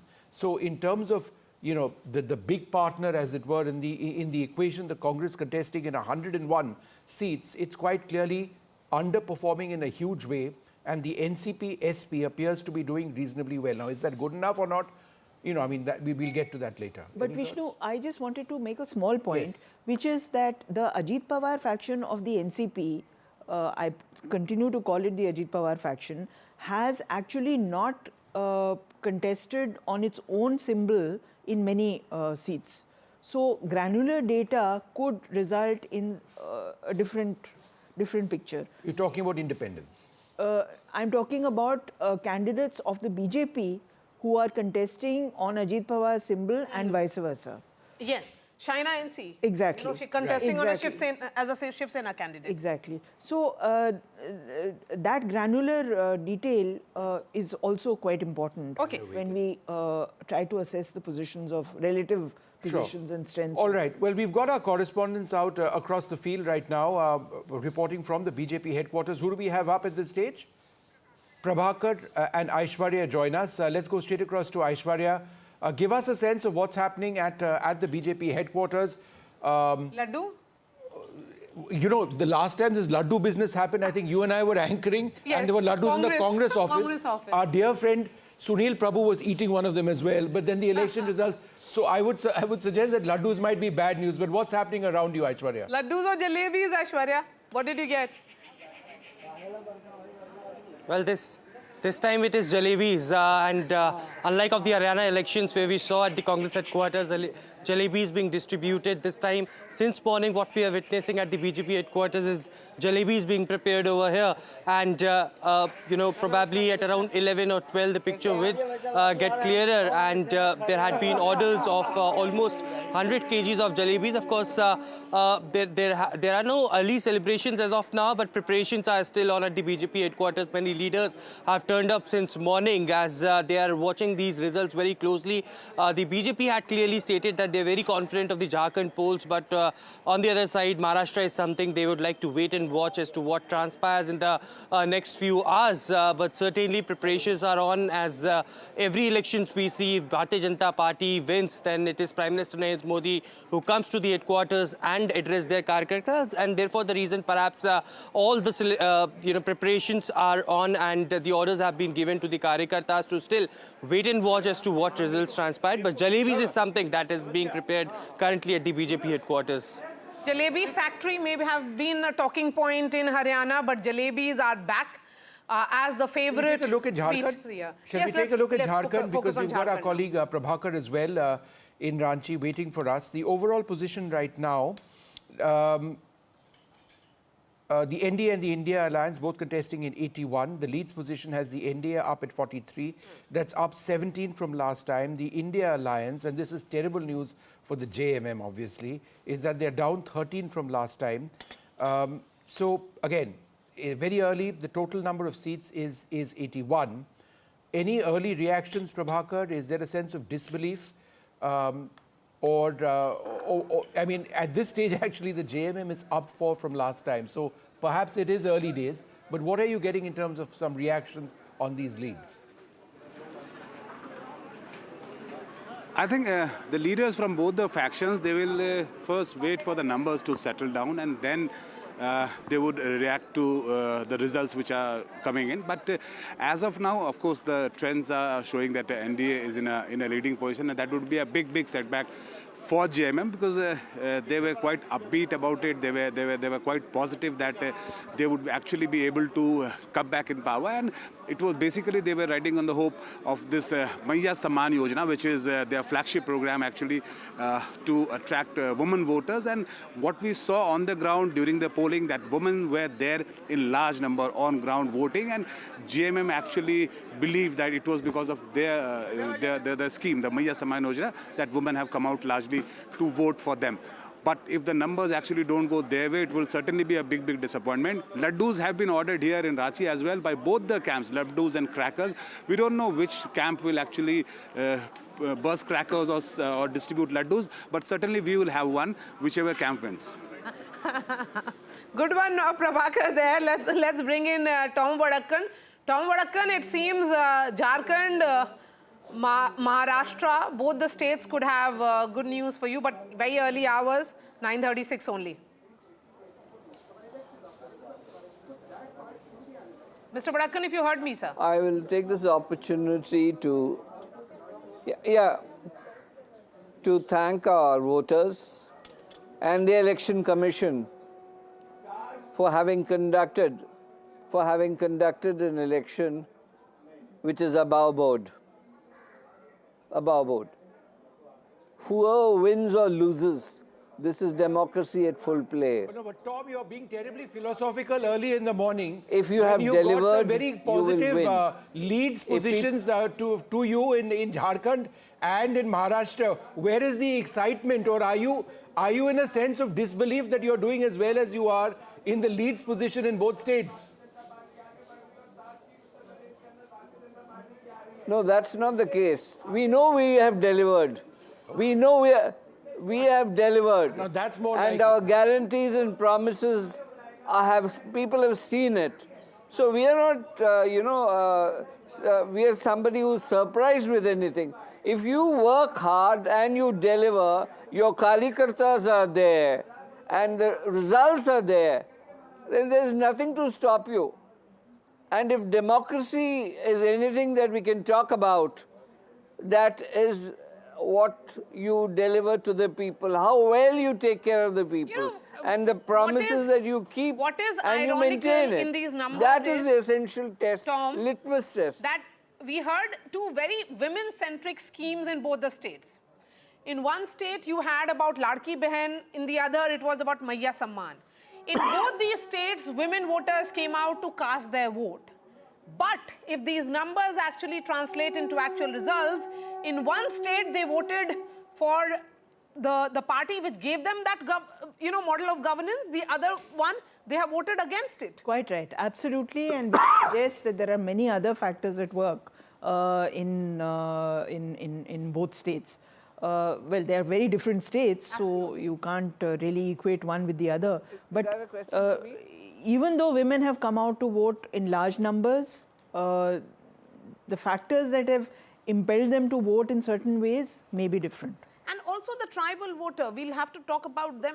That will become a crucial vote bank now. You know, all that outreach with regards to, Birsa Munda Jayanti and visually impactful images. It's not just that. It's also what BJP told us is in the Kolhan region, where the BJP, which sends 14 seats to the assembly, in the last election, the BJP got 0.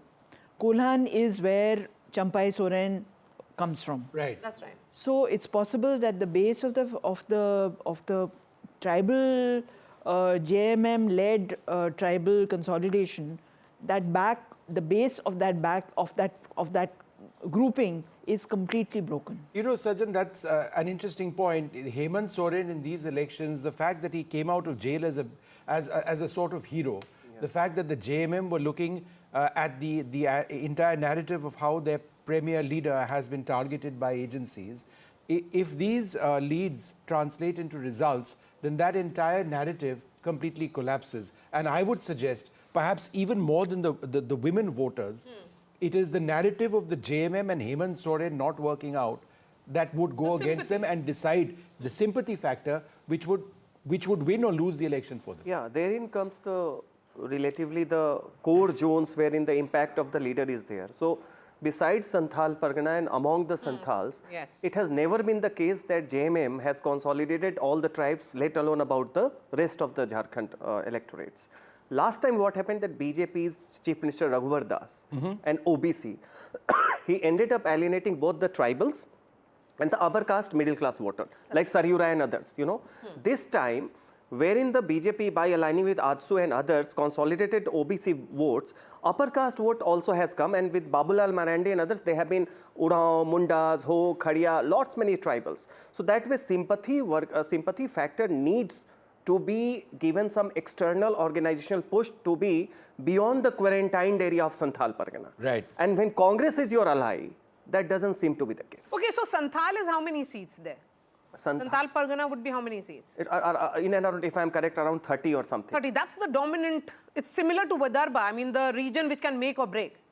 But you have to remember that tribals are only 27% of Jharkhand's population. Right. Now, the other castes, OBCs. particularly the Kurmis, and specifically among the Kurmis, the role of Jairam Mahato, who has emerged as a very major potential chief minister candidate among the Kurmis. That is also very, very important. The Congress down last time in Jharkhand from last time. They're contesting a significant 30 seats. They were always being carried along by the JMM, but with this, you know, it's just not worked out. Okay, so a word on Jharkhand now, and if we can do a party-wise breakup, the BJP is contesting on 68. We have leads in 65 so far. The BJP, of these 65 seats, the BJP is leading in 35. They have made a gain of 11. JMM contesting on 43 seats. We have a picture clear of 41. There is a change of -3. The Congress is down -9. It seems to be certainly bringing down this entire alliance. AJSU, the alliance partner of the BJP there, it is contesting on 10 seats. They are leading in 6. They are making gains of 4. So a word on AJSU. Yeah, AJSU contributes to especially the Kurmi Mehatos. The Kurmi Mehato, yes. Hazaribagh and bordering the Purulia, all the regions wherein you have Kurmi Mehatos, and who last time also got alienated. So this time, that is why the women-centric scheme is one factor that should have contributed to the JMM Congress alliance. But when you do not do your homework right about the social base, for example, in Maharashtra, you see, except Marathwada region, wherein the Jarange Patil factor seems to be contributing to, going against the BJP.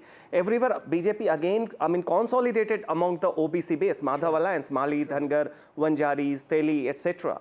And that's why you see many of the OBCs are saying that we voted against the BJP because hum dar gaye the because of the constitution narrative.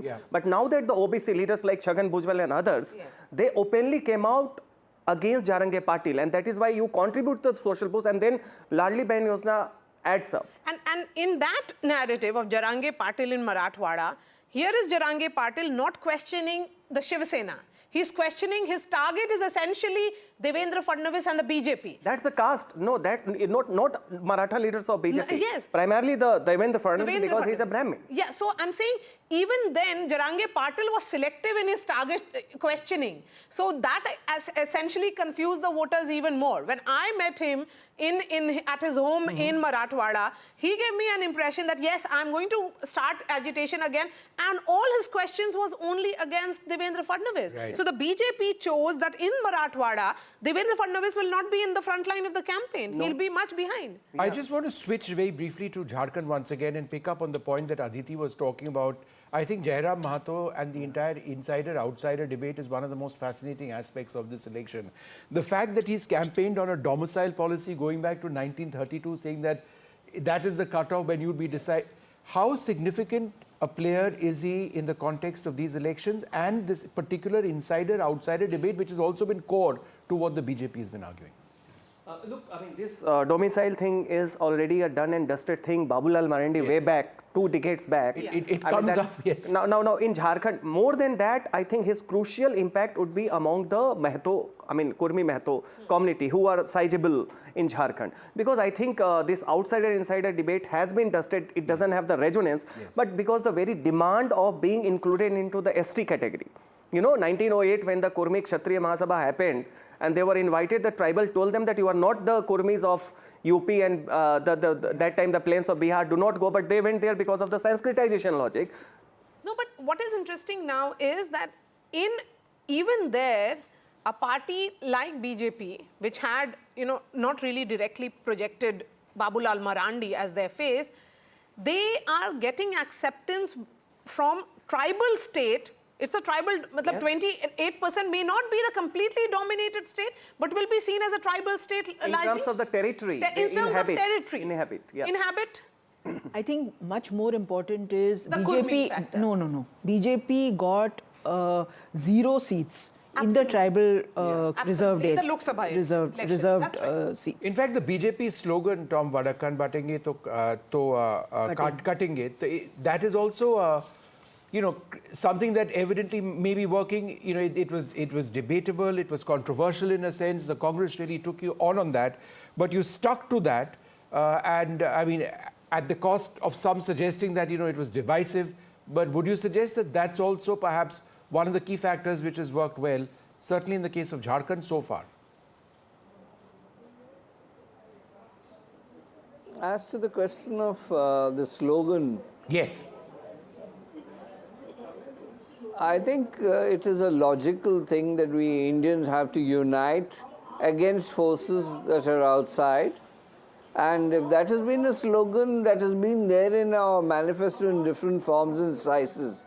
Now, I think one thing that is being avoided on your channel, that demographic change in the tribal area is an effect that the tribals have realized that they are being replaced, and especially when the announcement came in from a Congress leader that facilities would be provided to these outsiders. When I mean outsiders, I mean those who have come into the state and have settled there.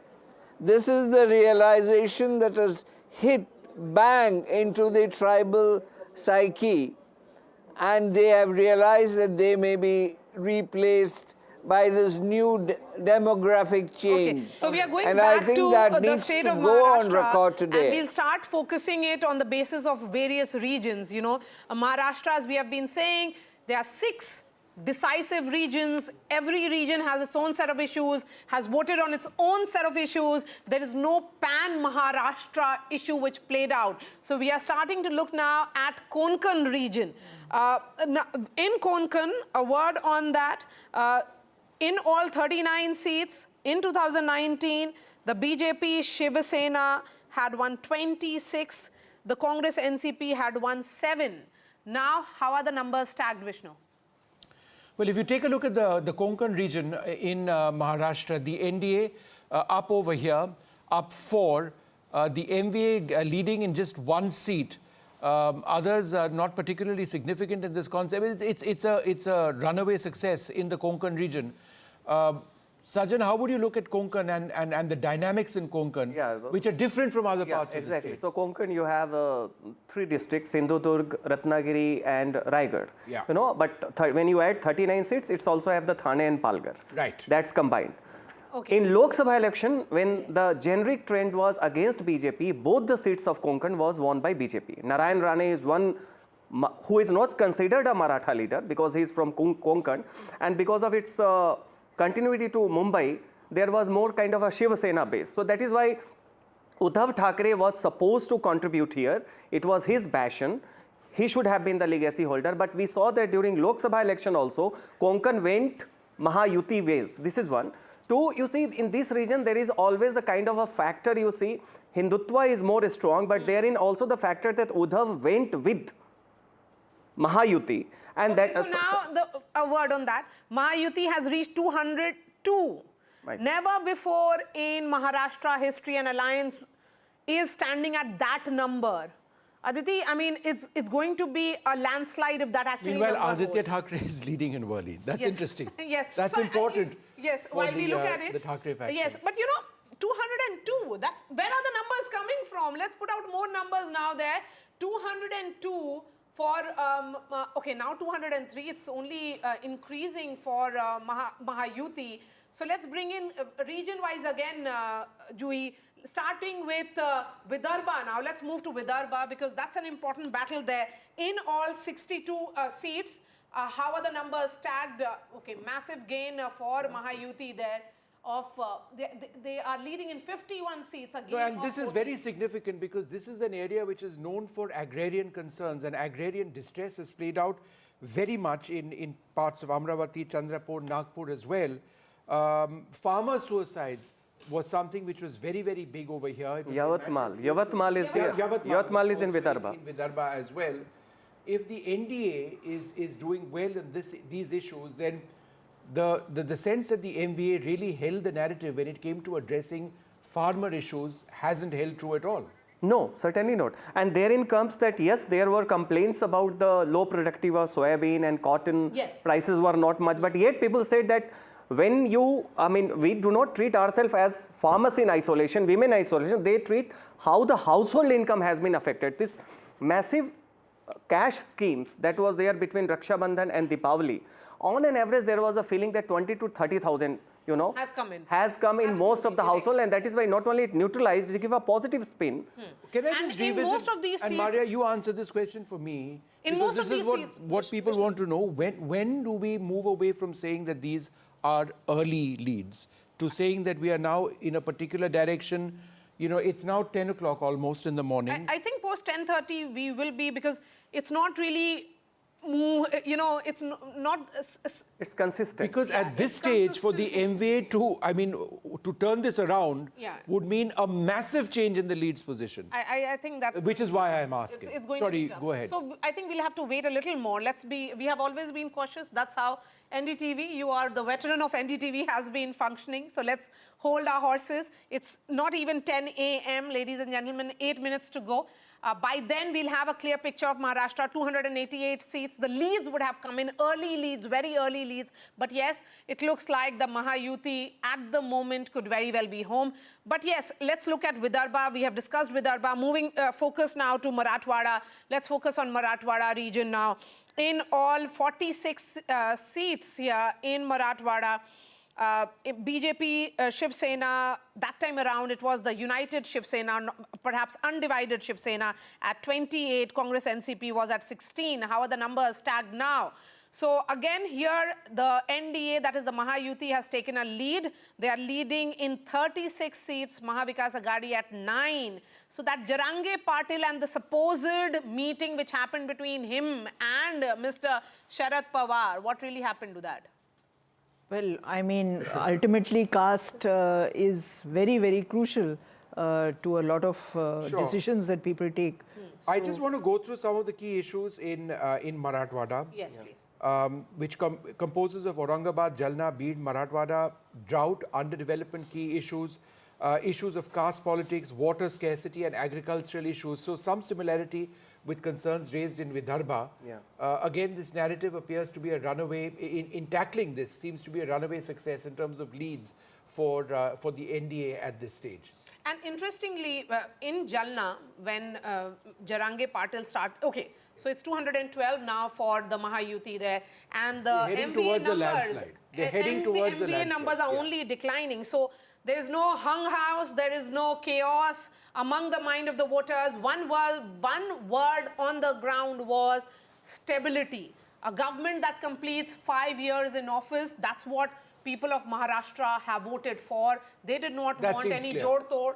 They did not want. They've had enough of that. They have had enough of that. So even if Jarange Patil was angry towards Devendra Fadnavis, a Maratha chief minister in Eknath Shinde, managed to neutralize his anger in a great extent. In fact, what had happened was that soon after, when the protest started, the chief minister had travelled all the way to Jalna to meet Jarange Patil, to send him that message that he is sincere about reservation.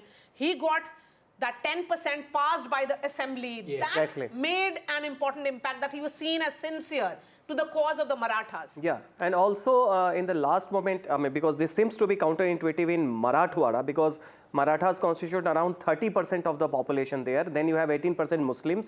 Then you also have the Mahar Buddhist voters who are not much under the impact of Vanchit Bahujan Aghadi. So this triple M, Marathas, Muslims and Mahar Dalits, was supposed to be demographically help the Mahavikas Aghadi, which is not happening, which means that in the last moment also there were conversations that Sharad Pawar had been chief minister multiple times. What did he do?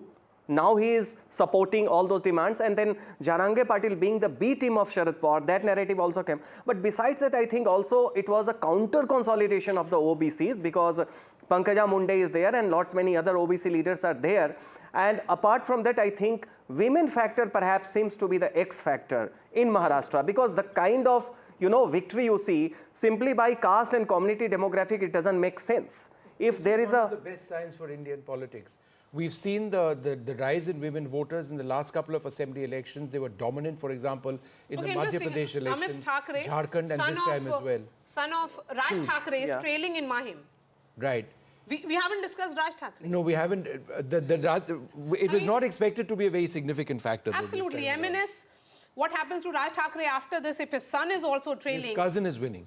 Yes, so does it mean end of road? We don't write off anyone, but Amit Thackeray, this was his electoral debut, son of Raj Thackeray, MNS Supremo. He is trailing from Mahim. But let's bring in Ratndeep. Aditya was taking on Milind Deora, right? Yeah. I'm being told to take Ratndeep now. All right, you have to go to Ratndeep. Oh, there we are. See, so Aditya is leading against Milind Deora of the Shinde Sena. Right. This is the second time Aditya was contesting from Worli. So Sena versus Sena over here, and Aditya Thackeray, this is one of the few areas where they seem to be doing reasonably well. I'd be interested to see where some of the other battles, the key battles, the Pawar versus Pawar battles, which are taking place in Baramati. We'll come around to that in a moment. But let's also focus a little bit on by-elections. Yes, a word from Ratndeep, who's joining us from Guwahati. And Ratndeep, sorry to have kept you waiting right up off the top. But I can see that the air quality around you is much better than it is in Delhi. So, I mean, you were breathing clean air. But please go ahead.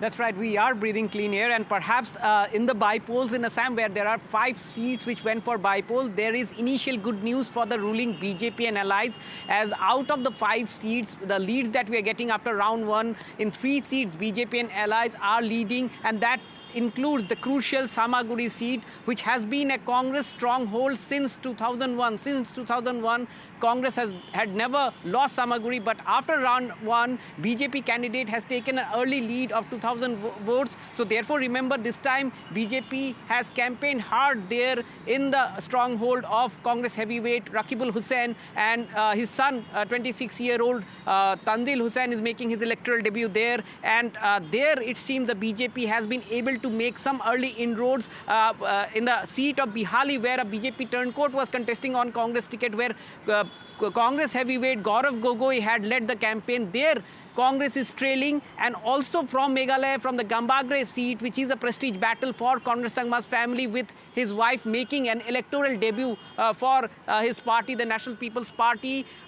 She is actually leading there in Gambagre. There is a multi-corner fight there. So these are the updates coming in. So therefore, good news, early good news for the BJP and allies, not only in Assam, but also from Meghalaya. But all eyes would be on the Samaguri seat, which has seen major pre-poll violence, even skirmishes on the day of the polling as well. And remember, this time, this was the first election of at any level in Assam since 2016 when BJP came to power in Assam for the first time, that Himanta Biswa Sharma, the chief minister, was not leading the campaign. He did campaign for the party candidates because he was busy with the Jharkhand elections. And also Sarvanand Sonowal, the union minister, former chief minister, also was not seen very active in the campaign. So BJP had this time tested the electoral management of its second-ranked leaders in Assam. So therefore, this has been a major test for the BJP itself and also for Gaurav Gogoi, who was emerging as Congress's face in Assam. At this moment, the initial leads are with the BJP, and that too in Congress' stronghold of Samaguri. Sikkim, both seats have been won uncontested. Some news flashed. Yes. Ratnadeep, could you tell us about the Sikkim contest? Both seats have been won I confess to not uncontested. knowing enough about it. Yes, that's correct. In fact, in Sikkim, there were 2 seats where bypolls had to take place. In fact, 1 seat was vacated by the chief minister because in the Sikkim election he contested from 2 seats and won both the seats. So he left 1 seat, and his wife had vacated another seat. And in both the seats, on the last day of withdrawal of nomination, the main key opposition party, Sikkim Democratic Front candidates, had withdrawn their nomination, and the other parties' candidates' nomination was disqualified. So therefore, the ruling Sikkim Krantikari Morcha candidates in both the seats have won unopposed, which includes Aditya Gole, the son of Chief Minister Prem Singh Tamang. And with those victories, remember now in Sikkim Assembly, which is a 32-member assembly, there is no opposition. All the MLAs belong to Sikkim Krantikari Morcha of Prem Singh Tamang, which is a key ally of the we will BJP. talk about Sikkim a little bit later. Let the assembly elections happen over there. These were just bypolls. Let's go straight across to my colleague Radhika. As we do that, just an overall look at what appears to be a runaway win for the NDA. But a word there, Vishnu. Still leads. That's my next sentence. But just look at the gap right now. Remember, the magic mark is 145.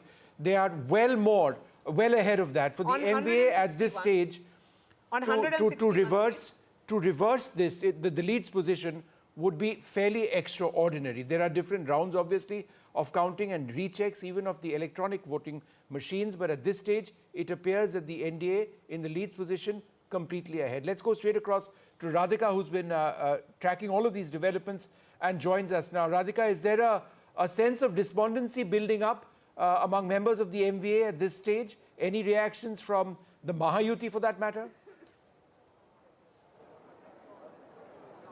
No reactions from MVA as yet, but when we did speak to leaders of Mahayuti, they are obviously putting up a confident front, which they did yesterday. But as of now, no reactions from the Congress or Shiv Sena UBT faction at this point. They're, of course, waiting and watching. They say that these are early trends. Let's just wait for a couple of hours more before we can call the elections. But I am at BJP headquarters in Mumbai, and these are the scenes here. Of course, several leaders are inside.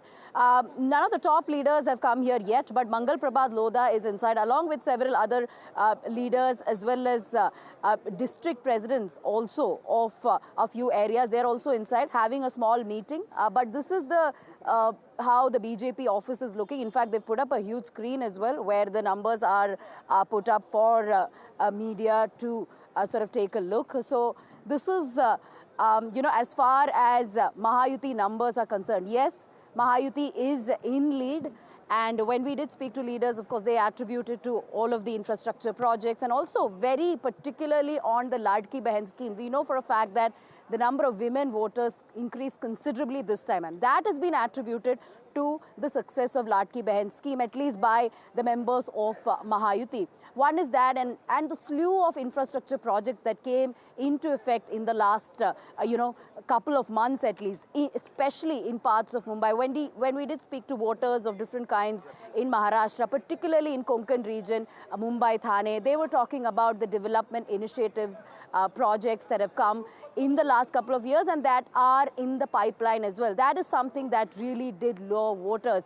And some of the projects did happen, or rather got launched or inaugurated just a few months ahead of elections, particularly the Coastal Road project or the metro. So all that has clearly worked in favor of Mahayuti certainly, and the schemes for women, as I said, Ladki Behan, schemes for youth, schemes for farmers, that have 100% worked for Mahayuti, is what the leaders are saying. Again, early trends. Sure. We cannot, call elections. Okay, Radhika, hold on a second. I want to go across to Sam Daniel for a moment. You know, we're talking about assembly elections in 2 states, but this is in a sense an all India sort of feel because of the important by-elections. One of the crucial ones is Priyanka Gandhi Vadra, Wayanad in Kerala, looking to make her debut within Parliament. My colleague Sam Daniel joins us for more on this. So potentially one Gandhi replacing another.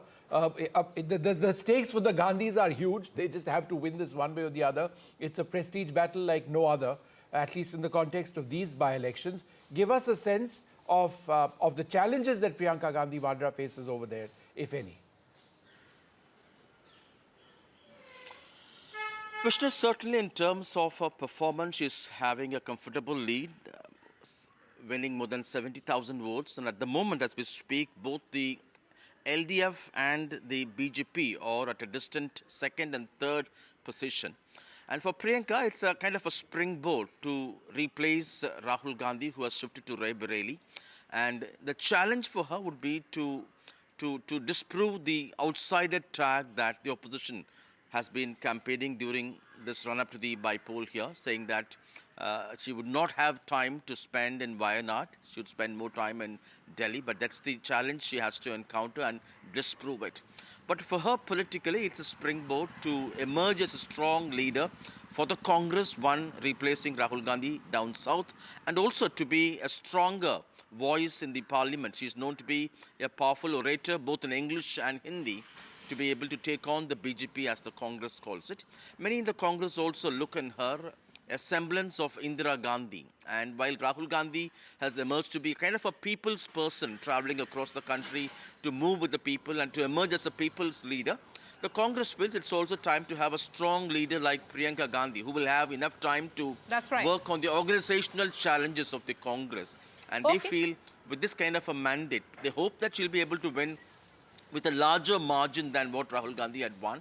With that, she'll be able to focus more on the organizational challenges to help the party get stronger to take on the BJP. Okay, so the story in Wayanad is going to be about the margin of victory of Priyanka Gandhi Vadra, shifting focus to Jharkhand quickly before we return to Maharashtra, because the first round in over 161 seats is still going on.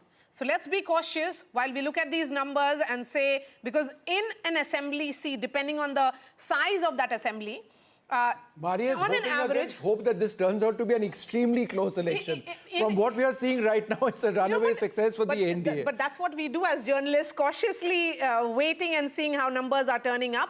But yes, so in all, there are 13 to 14 rounds. So we'll have to wait and see. There's only one round which is currently still on of EVM counting. Yes, Prabhakar, go ahead. How many rounds over in most seats in Jharkhand? Yeah, we have just completed one round out here, and the numbers you are seeing on your screen, it's a very early trend, so we should not actually read much with these numbers. But yeah, the early trend shows that NDA is having a clear lead, and they are leading on 45 odd seats, which is a good number. And the JMM camp was till yesterday very upbeat that, and even today when we had a word with them in the morning, they were quite confident that they will be able to sail through, and it's their schemes on the ground which will actually yield results for them. Especially they are banking upon the vote of women here in Jharkhand because of the scheme which they have launched for them, the Maiya Saman Yojana, and they believe that this scheme, because of this scheme, the women, they were there in large number at the polling stations. So we'll have to wait for the numbers to settle down, maybe a few more rounds, and then we'll actually have the figure actually which way the wind is blowing here in Jharkhand. Shastri, how long does it typically take for a round to be counted? Because there are 13 rounds, as Maria pointed out. It's an electronic process. So it's almost instantaneous, right? It's a process of rechecking. Yes. My own sense is that by around 11. We should get the final trend, because I think Maria's word of caution to us flows from two things. What happened in Chhattisgarh and what happened in Haryana. You see, in both these states, we saw initial trends of one party leading. In Chhattisgarh's case, in both the cases, the Congress, and then you ultimately had a different result. So I think it's only from that perspective that this insurance policy is being taken, that things could change. Things could remain the same also, of course. As Vishnu was saying, maybe these trends get further expanded. But I think it would be useful, especially in the case of Jharkhand, given the proximity of the contest, that we wait for some more time for any definitive point to be made. Okay. But initial trend, 10 a.m. right now, Aarti Jairath? You know, for me, the most shocking thing about these trends is how badly Sharad Pawar's party is doing and how Ajit Pawar seems to be claiming the legacy of NCP in Maharashtra. All reports and even the Lok Sabha results had suggested that Ajit Pawar was, you know, kind of finished, and after the Lok Sabha defeat, his party kind of broke up, there was an exodus to the NCP, and yet we find that Sharad Pawar seems to be doing badly and Ajit Pawar seems to be ahead. And to me, this is really, you know, I'm not surprised about the BJP versus Congress, because we saw in Haryana that when the Congress faces the BJP, it just completely collapses. The BJP but interestingly, Aarti, right now we are looking Maria, at those if I could just make a small point. Yes, sir. The Congress seems to be the factor pulling the alliance down, both in the case of Maharashtra and in the case of Jharkhand. Okay, can both of you hold on for half a second? We need to go across to our colleague Radhika, who's been, you know, where there's a lot of action happening around her. In simple terms, Radhika, what's happening where you are? Are there celebrations in the Mahayuti camp, or what exactly are you seeing right now?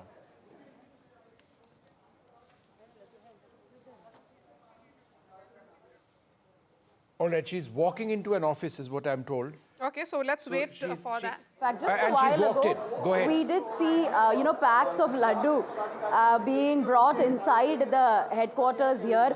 I will just try and show you that, because they just went inside with those packs of laddus. But yeah, those are the packages that are kept inside the BJP headquarters here. So clearly indicating that they are confident of a win. Of course, Mahayuti is in lead. The numbers are looking great for Mahayuti, especially for BJP, which is why BJP headquarters at this point is buzzing. Those are packs of laddus that are kept inside to be distributed perhaps in an hour or two. They are being cautious, clearly. It's not getting distributed at this point, but perhaps in an hour or two, we could see that happening. But yes, you know, as far as Maharashtra is concerned, we know that landscape changed, and therefore there was a lot of confusion and chaos when it came to results. You know, there was uncertainty. It was not really easy to predict, which is why pollsters gave different predictions. Of course, most of the pollsters did say Mahayuti would win, but there were pollsters who also gave prediction of hung assembly, and some also, you know, giving sort of advantage to MVA as well, which is why it was hard to predict. Also because of the number of parties in fray this time. In 2019, just 4 parties. It was BJP, undivided Sena, and of course Congress and undivided NCP. It was a straightforward election at the time until Uddhav Thackeray decided to break away, and then things changed from then on, and then of course all the splits, which is why this is the first assembly elections, of course, post these splits, and therefore things have changed drastically, which is why all kinds of permutations. Just hold on for half a second. I think Aarti wanted to make a really important point. Well, yes, and we'll come back to you. We'll come back to you. Stay put. Stay put, don't go anywhere. What you were mentioning is the battle for the heart and soul of the NCP, which Sharad Pawar, in what possibly his last election, absolutely, he's 84. He's turning 84 next. He's 84. This is his last election. He has been the doyen of Maharashtra politics for the last 4 decades, dominated either in front as chief minister or as a power behind the throne. And now we see a near wipeout of, so far at least, unless things change, we're looking at a wipeout of the Sharad Pawar NCP. Let's have clearly the NCP legacy versus is going NCP to graphic. Ajit Pawar. We're going to have the face-off, as it were, or the NCP versus NCP. Okay, so we have now graphic the on trend in all 288 seats in Maharashtra. It's 10-15. Mahayuti leading in 217. This is, of course, the first round which is going on. Mahavikas Aghadi at 58. They're only slipping. NDA seems to be going ahead. If this holds, then it's a wave election in favor of Mahayuti. Landslide, if this happens. But this is a wave election. Aarti was talking. Professor Shastri, you want to take this question? The NCP versus NCP, the strike rate of the NCP, Ajit Pawar, at 66 versus 24%. Of course, these are the face-offs, direct face-offs between the two, but the number of seats that they've contested overall are different. The NCP contesting in 59, and the Sharad Pawar camp, I'll give you the numbers. 86. No, if you look at this face-off and the trends as it stands today, very clearly we have a reversal of what happened in the Lok Sabha elections. Absolutely. And Sharad Pawar's NCP seems to be taking a backseat. Okay. Even other indications are that the lead is something like 35 for the Ajit Pawar NCP and 9 for the Sharad Pawar NCP. So clearly, what we had seen in the Lok Sabha election with regard to NCP is being reversed in the assembly election. Okay. And So- this is definitely a setback for Sharad Pawar. No, I think in all the Mahavikas Aghadi, people may have voted for revenge sympathy in the Lok Sabha, but they realize that perhaps that can happen only once. But one point which is emerging, the weak link in both the alliances seems to be the Congress Yeah, party. absolutely. The JMM is doing reasonably well in Jharkhand, Yes. but the alliance is being pulled down by simply the because the JMM contested only 41 of the 81 seats, Yes, and and the 30 remaining seats was- were with the Congress party. No, and of those 30 seats that the Congress contested in Jharkhand, the bulk of them were against the BJP. So once again, you know, what is being proved is what happened in Haryana, that when the Congress faces the BJP, it's In a one-on-one just fight. on a one-on-one Okay, let's fight, just go it's across to unable to hold its our ground. political guest. Raju Wagmare of the Shiv Sena Shinde joins us. We've got Dolly Sharma from the Dolly Congress. Sharma of the Congress party as well. Arvind Tiwari from NCP SP. Arvind Tiwari of the NCP SP. And Rohan Gupta from the BJP. Dolly Sharma, let me come across to you first. And sorry to keep you waiting, but you know, I mean, these are of course early leads. But you know, it's 10:16.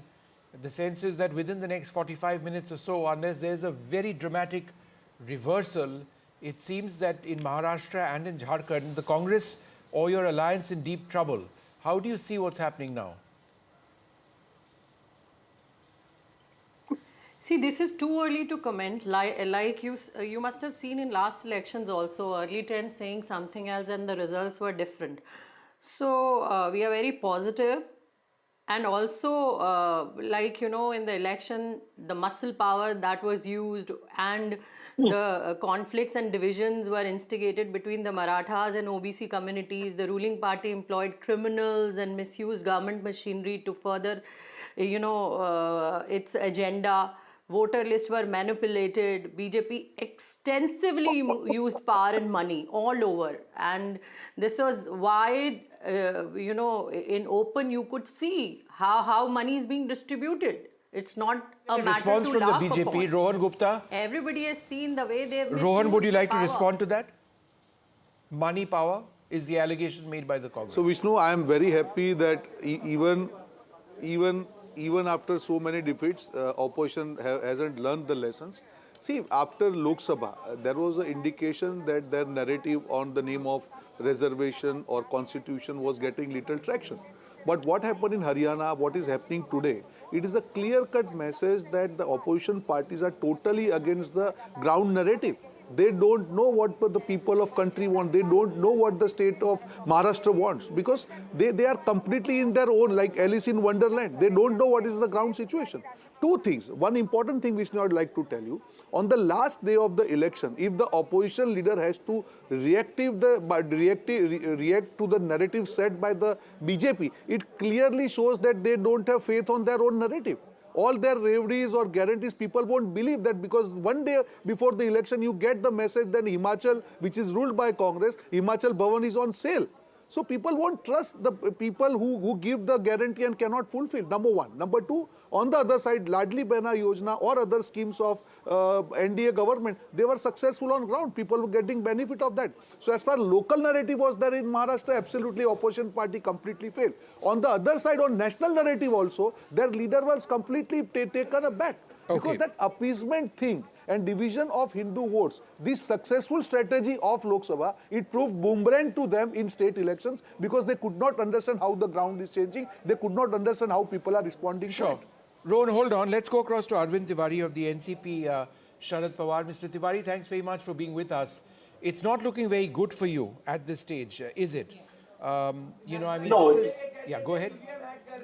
No, it is not the situation as of now. It's the early trends, and you will see the situation drastically changing in an hour or two. As soon as the count increases, as soon as the rounds increases, you will see that the situation in Maharashtra has drastically changed. And I believe very strongly that whatever is the trend at this moment, it is going to be exactly opposite. And what my friend was now saying at this point of time, the narratives that they had set in Lok Sabha, there was a different narrative because at that point of time, that was the issue before the country, because that was what was being told by the BJP, their own leaders, that the constitution is sought to be replaced. The reservation was at stake. That was the situation at that point of time. In Maharashtra, at this point of time, the problems were the women's security. That was the major problem. You had seen wherein the women security had become a biggest question. You saw the issue of Badlapur, where the government was very much busy in publicizing its The elections are over. For 6 now, days. I take For all the 6 points days, that you're they were mentioning, but maybe this could have been stated a couple of days back. I mean, just Correct, looking at this but Leeds see, position, unless there is a very dramatic reversal, because look, let's face it, it's 10:20. Professor Shastri with us said by 11 o'clock we should get an idea of the general leads that are happening. He doesn't get things wrong mostly. That being the case, you've got just about 30 minutes or so to 40 minutes or so to turn things around. Now, given that it's a landslide, it's headed towards a landslide if these leads translate into results, you know, you might just be staring at an existential crisis for your party and a complete loss for your alliance. Is that your worry at this stage, or are you still hoping against hope? No, right. It's not the question of against hope. We are not only hopeful, we are confident that we will be in a very much better position. Fair enough. You have to put up a strong front there. Fair Mr. enough, Wagner, please come in on this. How are you looking at the numbers stacked up right now? I think we are very happy to see the numbers which is coming through, and we was very confident about it that the Mahayuti will come into the power with thumping majority, because the main situation is this, that the opposition completely lost the track or lost the connections with the voters and the people of Maharashtra. When we came out with a Mukhyamantri Ladki Behan Yojana, it was such a powerful and such a big, you can say, the program to get a woman on standing on their own feet, giving them confidence. Rather than supporting that, the opposition came out and they was blaming women that who was taking participation in this program. And you will surprise, in women voters, if you look into the voting percentage, 6.5%. What is taking place now, Dr. Wagmare, would be looking at the leadership issue post the declaration of results.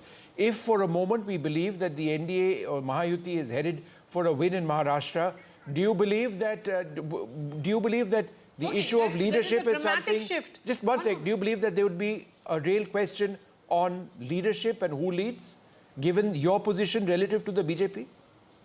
See, this election has been fought in a leadership of Mr. Eknath Shinde, who is our leader, and the popularity of his There's a complete reverse. Okay, hold on, There's sir. a complete There's reverse breaking which news. has Maria, go happened ahead. in Jharkhand now.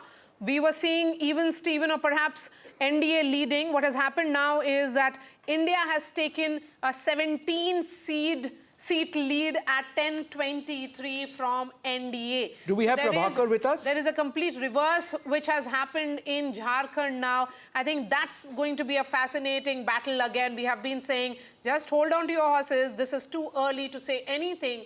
But what is becoming clear is that if these numbers actually, because it has turned in a matter of few seconds. They lead in 49. And the NDA leads in 30. Yes, so there is a gap. A huge gap building in favor of seats. India. Building in favor of Hemant Soren, I would say. The entire narrative of Soren having failed has now failed us. I mean, you know, so I think we really should not be, you know, sort of jumping to conclusions right now because it is very early. Absolutely. But I think Hemant Soren is really holding ground among the tribals. And that, I would say that, for the BJP, that would be a big disappointment because they tried very hard for the tribal vote, using the infiltration narrative and, all sorts of other things. But I think Soren, there was a sympathy factor, his Maya Yojana scheme, and the issue of tribal identity. So I think say that is the when it is about the women voter, when they came out, we were, discussing that still an hour ago.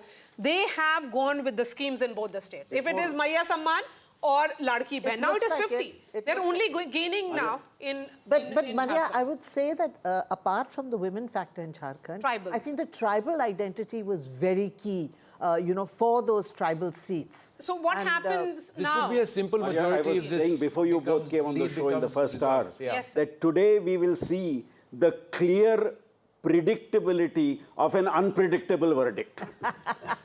Okay, Rohan Gupta, how are you looking at Jharkhand? Now it's a reversal, clear reversal for you. When we are looking at your numbers, I'm looking at the EC side that only first round has been counted out of 20 rounds just because Jharkhand counting has started late.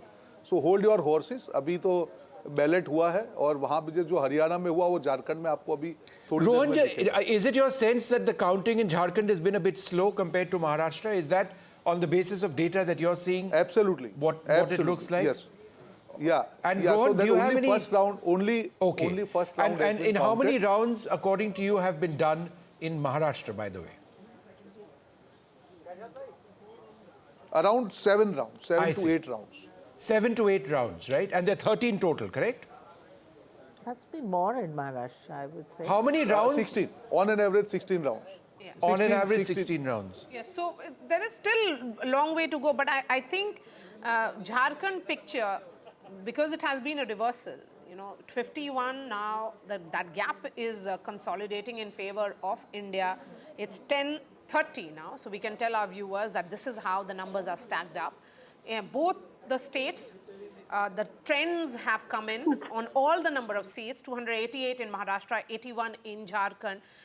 On these 288 seats, Mahayuti comfortably holding on. They are only increasing. They are above 200. So they are leading in 216 seats in Maharashtra. In Jharkhand, it is India bloc, which is standing now at 51. So it could be one good news for one bloc, India. The other one could be for the NDA. But I think... Almost like Haryana and Jammu and Kashmir, right? One all. Except that I would say that the Maharashtra elections are perhaps more crucial in terms of the national picture. Yes. Because it is the second largest state after UP in terms of representation in the Lok Sabha. Also the Mahayuti had done very badly in Maharashtra. Yeah.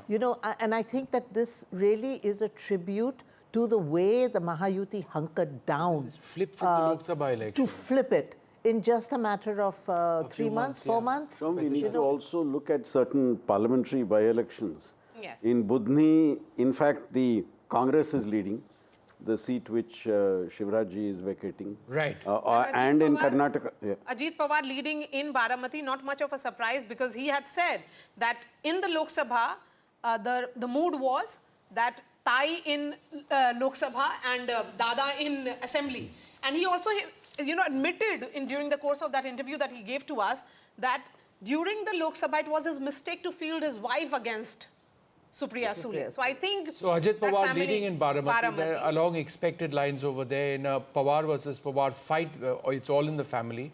That is expected. We'll take a look at some of the other big faces. Let's keep rolling those graphics so that we go through some of the other big faces in the Maharashtra elections. Nana Patole, Sakoli, he is leading. That's some good news for the Congress party. Chhagan Bhujbal leading in Yevla is in fact trailing. Devendra Fadnavis leading in South Mumbai, Nagpur Southwest, sorry. Prafulla Gudade, Nagpur Southwest is trailing the Congress party. Because in most of these seats in Vidarbha, Vishnu, it's a direct face-off between the BJP and the Congress. Go ahead. And Nawab Malik is trailing as well of the NCP. So a prominent face of the NCP in this area, trailing Aditya Thackeray, some good news, at least for the Uddhav Balasaheb Thackeray faction. He's up against Milind Deora of the Shiv Sena versus Shiv Sena battle is losing. But that's the contest. That's the contest. That is one of the most high-profile Aditya Thackeray versus Milind Deora. sort of contests in Mumbai, certainly. Professor Shastri, the one point that people watching this broadcast would want to know is, again, we've seen in the case of Jharkhand a quick turnaround. We're told by the BJP that only one round of polling is now taken place and things might change. How does the process of counting rounds in an electronic voting machine scenario, how does that actually work? They do it area by area, and the reason why you sometimes see a dramatic shift across rounds is that you get the EVMs opened in places where a particular party dominates, and that shows the shift in the trend.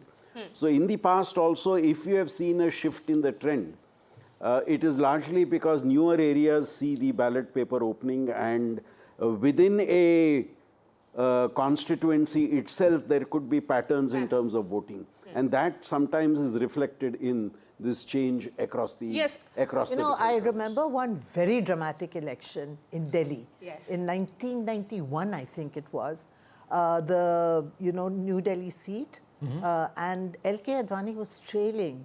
He was trailing till the last round when they opened the ballot boxes from Lajpat Nagar. And then he surged ahead by 2,500 votes.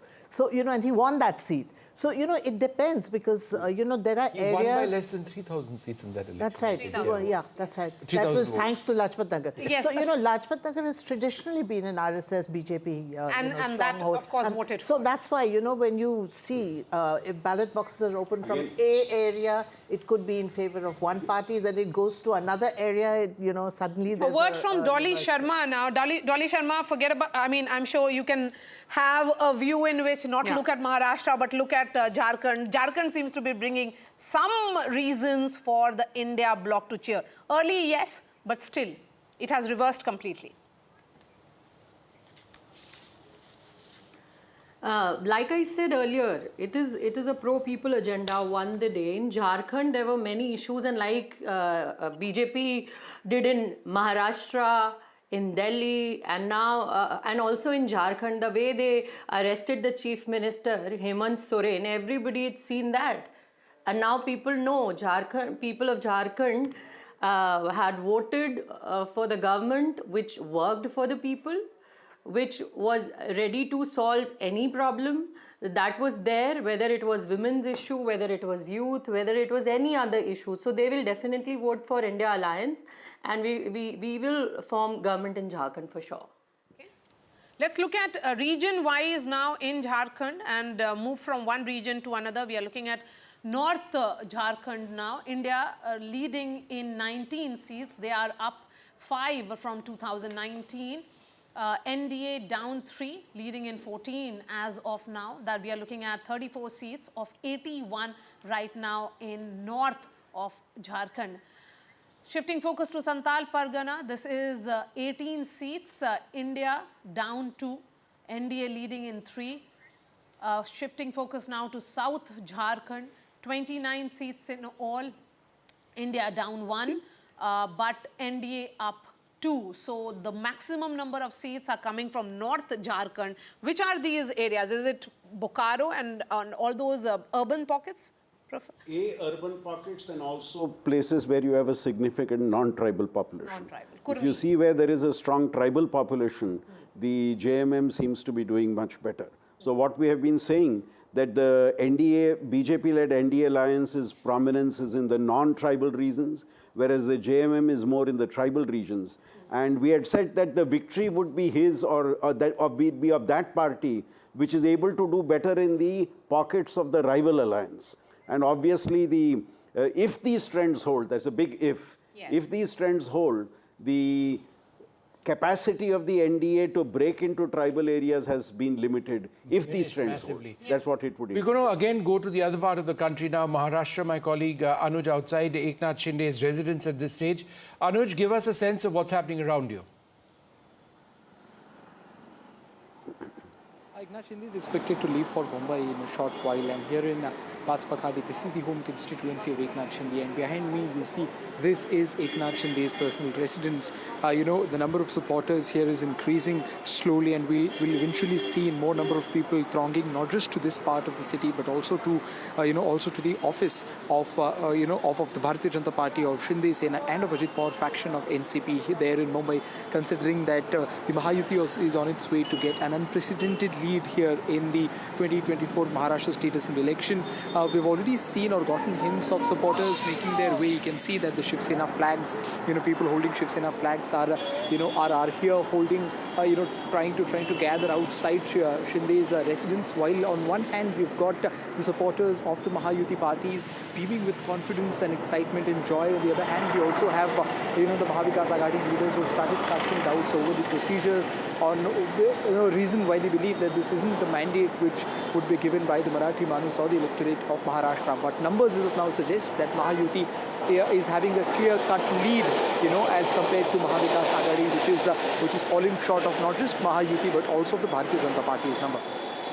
Eknath Shinde house in Thane. That's where Anuj was joining us. In Thane, a very fascinating battle, because in Panchpakari, Kokri, where the Chief Minister is contesting from, he's up against Kedar Dige. Kedar Dige is the nephew of Anand Dige, who was the mentor of the Chief Minister, that is Eknath Shinde, Kopri, Panchpakadi, the Chief Minister leading. Not much of a surprise there. Kedar Dige trailing, and that was expected. Kedar Dige saying that Chief Minister was missing in action. On ground, it felt that Thane and the people of Thane had this sense that there was a sudden influx of projects, infrastructure projects in particular in Thane, because it was now the Chief Minister's district, home district. But Eknath Shinde, the man of the ground, I met him at midnight for the interview, and he gave me that impression that, certainly he was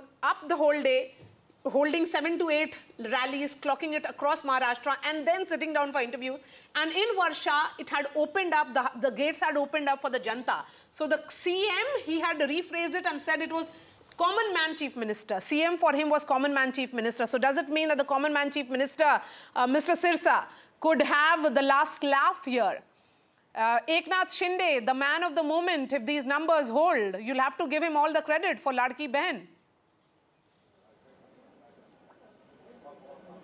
No, definitely it's a collective credit, and it is a credit to our Honorable Prime Minister Narendra Modi. The people in the entire country vote for him. Definitely when the Chief Minister is there, it is not that his share is not there. It is always there when the Chief Minister's face is there and our Chief Minister is there. But people want a double-engine Sarkar, and for that reason, the policies of the Honorable Prime Minister has given a good impact in the Maharashtra, and at the same time our alliance has worked day and night, and that is the reason that we are getting these good results. It's translated into results. Aren't you at a point here? Yeah, Vishu, I think you asked a very interesting question, because this is the whole point. They did the Mahayuti did not project a chief ministerial face during the elections, and clearly the BJP is doing really well. Its strike rate so far seems to be, so there'd be a BJP chief minister next time. So will it be a BJP chief minister, or will it be way ahead? They are, but I think, as Maria pointed out, that Shinde had become sort of very much the face of this alliance. In the mass and leader. A very acceptable. And unlike Maharashtra politics, Maharashtra politics is about flamboyance to a great degree as well. That's right. So can you just rule him out as a chief ministerial candidate post election? Look at the leads. I think that's a really interesting question. Which is much more than the combined Mahavikas Aghadi. Correct. If I could just make a point here, it's going to be if these numbers hold, it's going to be very difficult for the BJP to convince its cadres that we don't have the chief minister at this stage. Yet, you cannot rule out the fact that the Shinde's leadership in Maharashtra over the last recent times has helped the party consolidate its position. The Maratha vote is critical. So, I think it's if these trends hold, it's a very difficult decision which the alliance will need to take, its leadership will need to take with regard to who becomes the chief minister. And I think this Ladki Bahin scheme is very much identified with Shinde. Yes, very much as the face of Ladki Bahin. Absolutely. He inaugurated the scheme. The BJP did not seem to be too enthusiastic about it actually initially. So, I mean, can you really rule him out as a possible chief minister? But it's quite clear that... But yes, the BJP is doing far better. Its strike rate is far better, yes, no question. And interesting observation, really at 10:40, the BJP's alone number is twice that of Mahavikas Aghadi. So their strike rate, of course, is almost 70-80% in that alliance. They had contested on 149, leading in 125. In 2019, it was 105. There is a gain of 20 plus seats. So, but it's a fascinating thing what has happened there. Shiv Sena, again, they contested on 81 seats. That is Shiv Sena of Eknath Shinde, the chief minister there, leading in 55. In 2019, it was 41. So they have also made a gain of 14. And the weak link here is actually Ajit Pawar. He contested on 59. His party, that is the NCP, they are leading in 35, so they are -6. But it is the BJP which is actually holding on this alliance. The anchor, the word that you used, Professor Shastri, it's very clear that the BJP is holding on. And similarly, it is -23 for the Congress. So the anchor certainly seems to be pulling this up. And at the same time, it is Eknath Shinde who's helping that rise. Can I just say that, there have been, it's SOP versus SOP. We see this in election after election. And in as much as we talk about the Ladki Bahin Yojana, the Mahayuti had offered more through the Mahalakshmi scheme, 3,000 rupees versus 2,100 rupees. But this is a space which the BJP has completely taken. Because of implementation, for example, in Madhya Pradesh, where they rolled it out, it was absolutely fascinating. This is a narrative that they built up which works across the country. Vishnu, the key word you used is implementation. Yeah. These schemes have been promised by different parties over the last 15-20 years, and many of them have not been able to do well because of the promise. That's because of the past experience of the people with the implementation of programs. Here what we are noticing is a perception that a particular party which promises a scheme is actually implementing the scheme, therefore we go back to that party. So I think it's more a perception on implementation rather than a perception on promise. Okay, just hold on one sec. Let's go across to... Mumbai BJP Vice President is joining us. Hitesh, you can say, I told you so. It's not just about Mumbai alone, where you, of course, were part of the strategy, but it appears that across Maharashtra, it is good news for the entire alliance. What do you think worked in this alliance? Well, I think multiple factors. One, there was this alliance who really projected to win the election. They were on the front foot. The policies were there. The campaign was there. It was a comparison between a 2.5 years of speed breaker of MBA versus 2.5 years of campaign of Mahayuti. Now, when you look at the campaign of MBA, it was only negativity. And negativity, Maria, as you know, as you have been an experienced person who have looked at the campaign and all, negativity does not really sell. What sells in Maharashtra, and if you look at the track record of the Maharashtra since 87, the pattern of voting and all, and I remember at the time when the exit polls, just right after the election, as soon as the voting percentages was coming, when it was like 63, 64, people were trying to give all sorts of narrative, kaate ki takkar, this thing. I said the day Maharashtra is given a historic mandate, you are going to see a historic result and mandate on the counting day, and which is what is being seen on the ground. Mr. Jain, I'm just curious to know that, when it came to the Ladki Bahin Yojana scheme, we were talking just now about implementation. As I understand it, 5 installments of payments of 1,500 rupees have reached a whopping 2.3 crore women already in Maharashtra. So do you believe, just in terms of implementation and not just election promises so far, people are saying, look, I've already got this money, it's come in on time. Delivery is something which goes in your favor. There is one more point. So implementation, delivery, but Vishnu, when 1,500 rupees were announced, Ladki Bahin Yojana, what was MBA doing? MBA was opposing. MBA was telling the state treasury is empty. Where are you going to give the money? They went to the court to stop the scheme. And look at the irony. When their campaign came, they say not 1,500, we are going to give you 3,000 rupees. Now look at the crisis of credibility of the NVA leadership. They say state has no money. It is not the question of Mahayuti's intention. They were telling that the state has no money to give 1,500 rupees. And here is a party going ahead and trying to give making a promise of 3,000. Then there were some election panditries who were trying to compare, oh, this is the scheme that was given only on the eve of the election. I mean, it's not like Shivraj Singh Chauhan. They tried to compare with Madhya Pradesh. It ran for 5 years. So this is not going to be a factor. People were trying to bring like soya bean. People were trying to bring jarange. People were trying to bring localized seat by seat and all. But if you will look at the mandate and the manner in which the results will come at the end of the day, when the leads will get firmed up, it was a victory across Maharashtra, across the board. And I think what people in Maharashtra has really brought is the leadership of Prime Minister Modi. So Mr. Jain, leadership was my next question, and I think Aarti also wanted to get clarity on this. Now, assuming for a moment that these leads translate into results, you have a very effective chief minister right now. You know what the question is, but I'll ask it nonetheless. You have a very effective chief minister in your alliance in Eknath Shinde right now, but you have done very well if these leads translate into results. Would your cadre be satisfied with a non-BJP chief minister? Vishnu, I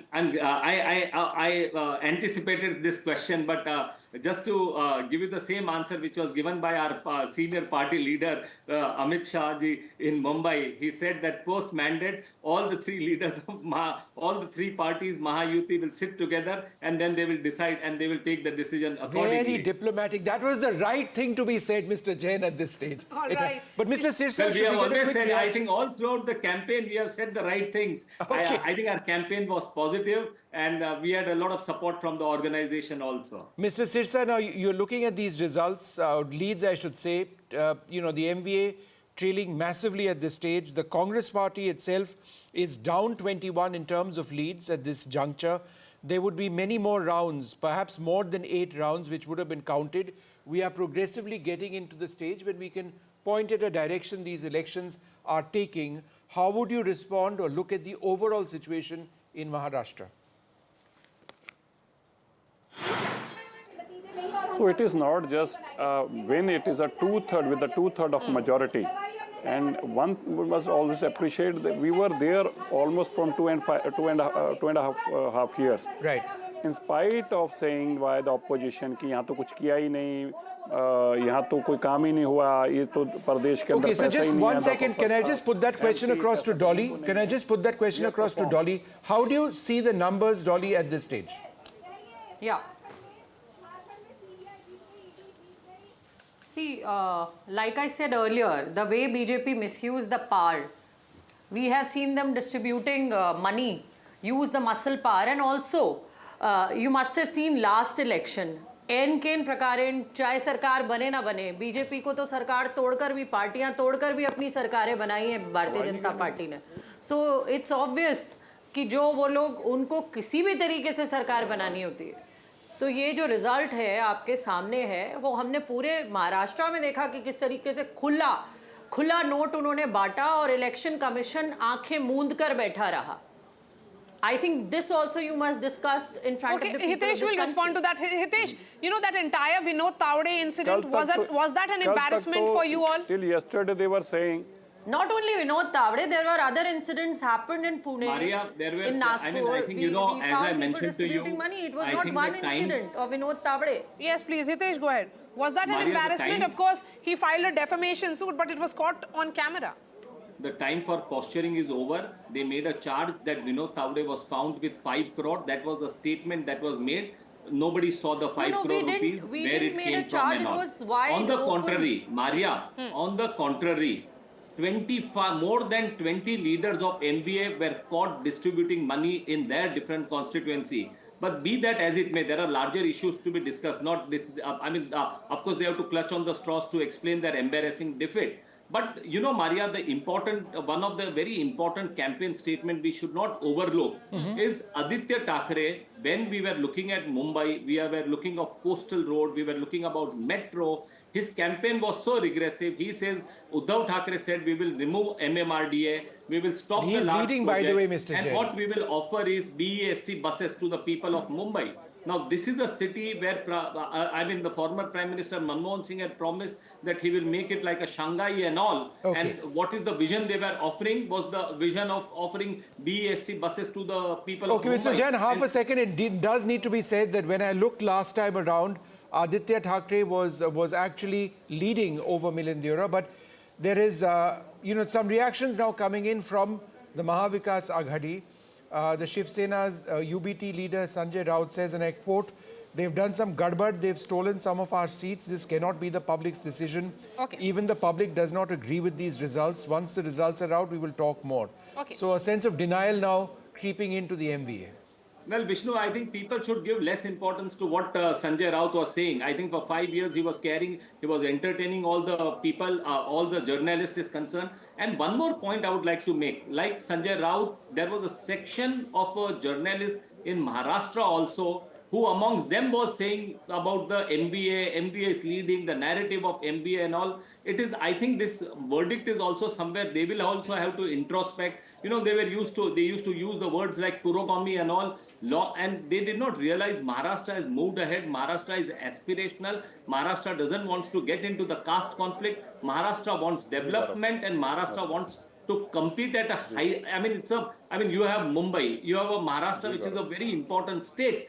And if you again look at the campaign, that is the difference today. Mahayuti was talking about taking Maharashtra ahead, giving the speed to the progress and development of Maharashtra. While, as I was speaking to you earlier, Aditya Thackeray was promising BEST buses to people in Mumbai. All these hard questions, nobody was asking the NBA leaders. They were, I think the journalists in Maharashtra also were asking, about the family, about it was just about the families, the dynasts and all. All right, Mr. Jain, I get what you're saying. Aarti, it almost seems, if you look at what Sanjay Raut's statement, which I read out a little while back, is what we saw with the Congress party in Haryana, the sense of disbelief, then going to the election commission, writing letters even before the day was done, saying that there's something terribly wrong over here, you messed up here, there. I think this preemptive... It's sort of that preemptive, good word, effort at going out to the EC or feeling out the EC seems to have begun.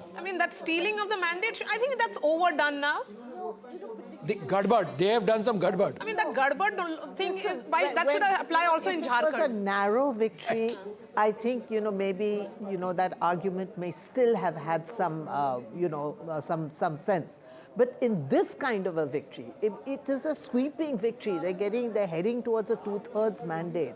Never seen before in Maharashtra. Mr. Jain, how many rounds according to your data? How many rounds according to your data has been counted in Maharashtra? Do you have an update, Mr. Jain, in front of you? How many rounds has been counted in Maharashtra? Well, Maharashtra, you have like 5 to 7 rounds that are counted, and most of the places, I will give you one more data which I have in front of me. Most of the candidates of Mahayuti are winning over 15, 20, 25,000. The leads are consolidating. And if you look at the leads of MBA, they still have some 15 to 18 seats where their lead is not more than 1,500. Aditya Thackeray himself is only leading by some few hundred votes. Okay. Okay, so that's fascinating. Okay, but 7 to 8 rounds. Look at the Bypolls at all, because those there's a elections, very right. interesting one happening in Karnataka. Let's thank Karnataka, where this Bypolls, there are Channapatna, which and is even Uttar Pradesh. and Uttar Pradesh. So let's look at Channapatna, which is sort of Kumar Swami's son. Okay, so let's thank to the Congress. now. Congress Thank you, Hitesh, for joining in us. a JDS Let's stronghold. continue to have other guests and shift focus now to Bypolls. But can I just jump in for half a second, because Yes, that's please. what I do.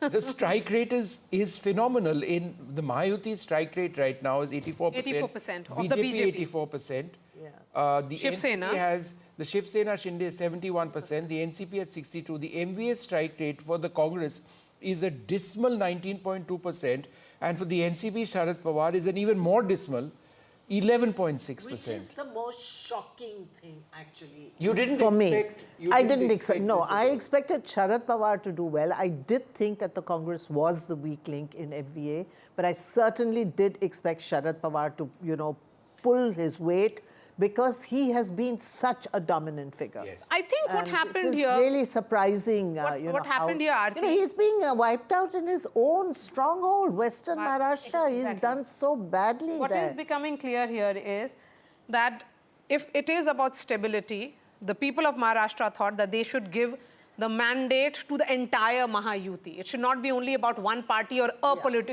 particular party. In case of Mahavikas Aghadi, it is a no confidence to all three of them. As we have been stressing, if it was in the Mahayuti, it was the BJP which needed to do very well. Whereas in the case of the Aghadi, for any success to come to power, it needed all three of them to do well. Okay, so first set of reactions coming in of Sena, NC and Rahul Narvekar. Let's listen in. You know, I have never played divisive politics. I've tried to take everyone along in every sense. But having said that, there are certain parties that only appease vote banks and play pseudo-secular politics. I think we need to move beyond that. The time has come to only talk about development, and the younger generation understands that. और बापा के चरणों में यही प्रार्थना की है कि इस राज्य को महायुति की सरकार प्राप्त हो, जिससे राज्य की जनता को न्याय मिले और राज्य प्रगति पथ पे चलता रहे। मेरे हिसाब से 175 पौने 200 सीट महायुति जीतेगी। Okay, Rahul Narvekar there, who is the candidate of the BJP from Kolaba. He's of course leading Sena NC. Let's from Mumba Devi. Let's switch that plate to look at her picture and what is her scene in Mumba Devi. It appears that she was of course fighting a tough battle. Whether she's trailing or leading, we'll know about it in just a bit. But you know, Rahul Narvekar, we have seen how so she continues to trail at this stage. Yeah, so because this she was an import. She was an import from the BJP into the Shiv Sena. Factors here. BJP and the There are two factors here. One, she was brought into the party. Number two, it's a seat which has traditionally been with the Congress seat. Yeah. So now it is only Mahayuti all the way. As we look at 11 a.m. now, we can clearly see now that it is consolidating for Mahayuti. Mahavikas Aghadi at 55. A word now from Radhika. Radhika, you know, two questions to you. Where is Mr. Devendra Fadnavis? Is he in his constituency in Nagpur or is he in Mumbai? And what about the central leaders, you know, Bhupendra Yadav, Ashwini Vaishnav? Are they sitting in Delhi and monitoring it, or are they very much in their Mumbai office? You know, until yesterday, Bhupendra Yadav was in Mumbai. Devendra Fadnavis is in his residence, is what we are hearing. There is a possibility he will come to our BJP office where we are standing. Perhaps he may take a press conference. This is obviously, you know, although we're not calling elections yet, this is a, you know, the early leads are suggesting that it is a landslide victory of sorts for the BJP. You know, excellent strike rate for the BJP and very closely followed by Shiv Sena. So yes, Fadnavis expected to come to BJP office, not entirely certain when. Eknath Shinde also expected to make an appearance. Of course, Anuj is standing there where Eknath Shinde is in Thane, post which of course he will be making his way towards town, and there could be a joint press conference after things become clear. But you know, as far as the Mahayuti is concerned, the next step will be chief ministerial post. We know that both Shinde Sena as well as BJP have done remarkably well, at least so far as the initial lead suggests. If this is what the trend is going to be, and if it is the Mahayuti that is going to come out victorious, then it will be a discussion on who the chief minister is going to be. Remember, 26th is when the term is ending. So by 26th, if they have to take oath before 26th, on 25th perhaps, then they will have to come up with a name for chief ministerial position. Is it going to be Devendra Fadnavis? Or is it going to be Eknath Shinde? That is a question that will remain. But at this point, I'll just show you around. This is the BJP office here. A lot of movement, a lot of leaders had been going in and out of this particular place, holding small meetings and discussions. There is a huge projector monitor as well, which is showing results too. So this is where all the celebrations could also take place. Some time back, as I was pointing out, laddus were also brought in, which clearly indicates that they are sure of a victory even after multiple rounds that will complete in say, an hour or two.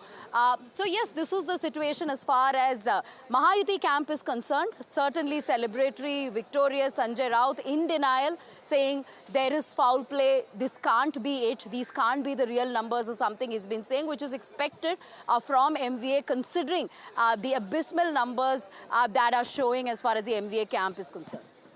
The picture becoming clear at 11 a.m. on the top of 11 in all 288 seats. Of course, 6 to 7 rounds of counting is over. The Mahayuti are 223. If these leads consolidate into actual results, it would mean that Mahayuti is heading for a landslide victory in Maharashtra, never seen before in Maharashtra's history. So for the first time in perhaps several decades, a government would be coming up with a landslide victory. In Maha Vikas Aghadi, all the three alliance partners' strike rate is below 20% at the moment. The Congress, the Shiv Sena of Uddhav Thackeray and also of NCP Sharad Pawar, all of them performing really poorly. And as far as the strike rate of Mahayuti is concerned, it seems to be in upwards.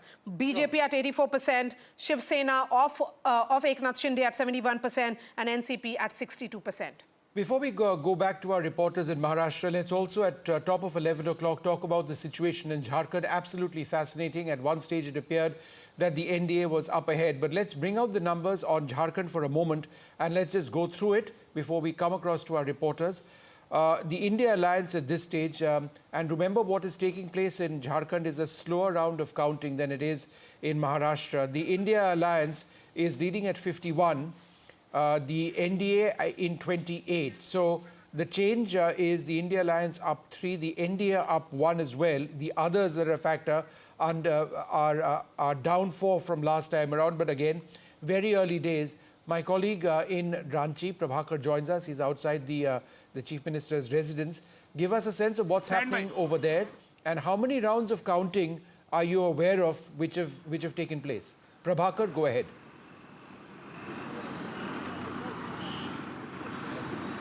Yeah, the last update with us was of 4 rounds of counting, but the numbers are cementing now. And it's going India block way. We all know that the India Alliance is going India Alliance way. But we are parked right now at the Chief Minister's house. Here, the celebration has not started. Even at the JMM office, they are holding their horses. They are probably waiting. They'll wait for some more time actually for numbers to settle down, and then you'll see the laddus and the crackers being distributed here and crackers being bursted here. But as of now, it's a mega comeback. It has never happened in Jharkhand, and it seems that the way JMM over there, we'll try and get that back in a moment. But just in terms of the overall situation in Jharkhand, it is fascinating because the JMM has done well. The BJP, in terms of the lead situation, is where it was in 2019. The Congress is down 4. That was somewhat expected in Jharkhand. They were always riding on the back of the JMM in a sense. But it does believe that the overall situation is one which favors the India Alliance quite clearly. Do we have Prabhakar back with us at this stage? We'll try and fix that audio with him. But let's go back to Maharashtra, where it's the opposite scenario with many more rounds counted. 288 of 288 seats, the counting has begun. At least I would suggest 8 rounds would have been done by now. The NDA ahead, many would suggest that this will start firming up sooner than later. I think we should go to the man of the moment, which is Eknath Shinde. What is happening at his Thane residence? Anuj, give us a sense. Have the supporters of Eknath Shinde started arriving, or is he very much locked inside his house, away from all the limelight? As of now, he is pretty much, locked up in his house, but he's expected to come out anytime soon. And as you said, that close to 8 to 10 rounds have been counted all across the state on all the 288 seats. And one direction that all of these early trends are showing, I am saying early because time-wise this still is early, but the gap between the NDA and the India Alliance, that is the Mahavikas Aghadi here in Maharashtra, is increasing. And I'm outside Thane residence of Eknath Shinde, and as you can see, the activity around this place has increased. The number of supporters coming here has increased, and one can expect Chief Minister to walk out of his residence any point of time.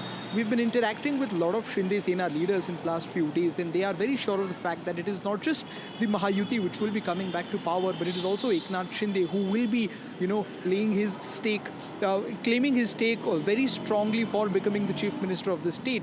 It is under his leadership that they believe, schemes like Maji Ladki Bahin have been popularized across the state. Mind you, it is not just Maji Ladki Bahin Yojana, but it is Mukhyamantri Maji Ladki Bahin Yojana, which means that the name of the Chief Minister has been going around with that scheme all across. Besides that, Eknath Shinde has gained a very good reputation all across the state amongst different categories. He comes from the Maratha community, which is why he's seen as a safer bet by even the BJP RSS cadre when it comes to the growing anticipation and the protest of the Maratha reservation protest. He comes from a farming background as well, and he's got a very good hold over the farming community in the western Maharashtra. In Mumbai and close by regions, he's got a strong hold over the Marathi Manu sentiment, and that was one of the conflicting ideas even in the Lok Sabha elections, where the doubt was whether the core voters of Shiv Sena are going with UBT or are they going with Shinde faction. While it was quite divided in the 2024 June elections, but right now the picture seems to be much clearer, where all the places where the Shiv Sena had their core voter base, be it the western Maharashtra, be it Konkan region, or several other pockets where the Marathi population vote is higher in number, most of these places seem to be going with Shinde Sena, making him, validating his presence and his position of chief ministership here in the state.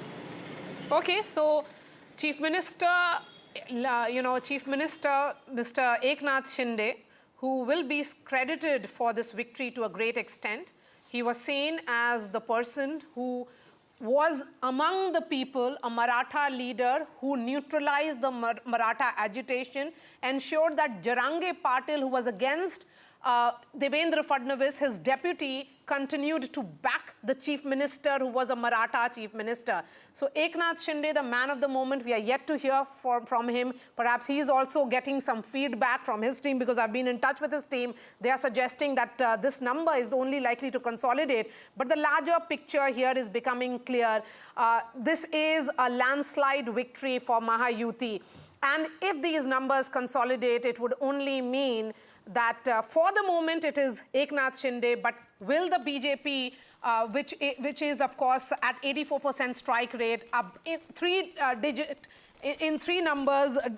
numbers on its own, will its cadres be okay with a non-BJP chief minister? So we'll try and get that answer from the panelists who are joining us on the top of this hour. But Vishnu, what a fascinating battle. I'm told... I suspect that Eknath Shinde's place is pretty quiet at this juncture, primarily because they're thinking about that CM issue. Because with leads in a situation like this, more than 8 rounds of counting, if there is going to be a flip starting at 11 a.m. in the morning, it seems very difficult whichever way you look at it. Nija Chaudhary joins us as well at this stage. Nija, we look at both Maharashtra and Jharkhand in a bit. But at this stage, with at least 8 rounds done, I think it's safe to say that, and this gap, that it appears that the NDA is headed to coming back to power, that also with a landslide. Yeah, I think given the gap that there is, it's a given. What is of interest is not that the Mahayuti is going to come back to power. What is interesting is who is going to be the chief minister now, given the convincing numbers that the BJP has. And remember, Maharashtra being, as we've often said, financial hub, corporate world is there, MNCs are there are development plans. Would the BJP now like its own chief minister? You know, Amit Shah had said this to Eknath Shinde at the beginning of the campaign, that we have made sacrifices for you, now we hope you will make the sacrifices. And the way Mr. Fadnavis was projected during the campaign and backed, of course, if the numbers had been different, suppose it was 80 for the BJP and 50 odd for, or 60 for Eknath Shinde, it would be a different story. But now I think Mr. Devendra Fadnavis's chances to become CM have improved. But let's put that question across to BD Singh. He's the spokesperson of the Shiv Sena Shinde group. Thank you, sir, very much for being with us. I think at this stage it's pretty clear where these elections are headed, with the NDA at 220, 221. But Mr. Singh, in terms of the entire leadership issue, do you believe that it's Mr. Eknath Shinde who should be Chief Minister still? Or do you believe that there could be a change, in particularly if the BJP continues to do as well as they're doing? Mr. Singh, go ahead. Yes. जिस तरह से अगर माननीय शिंदे साहब का देखा जाए, ये जो शिवसेना से अलग हुई ज्यादा दिन नहीं हुआ, 2.5 साल का सफर है। इस सफर में इन्होंने जिस तरह से परफॉर्मेंस किया, ये जो है, जो भी आपके रिजल्ट, सारे रिजल्ट आए हैं, उसमें सबसे अच्छा रिजल्ट जो है माननीय शिंदे साहब का है।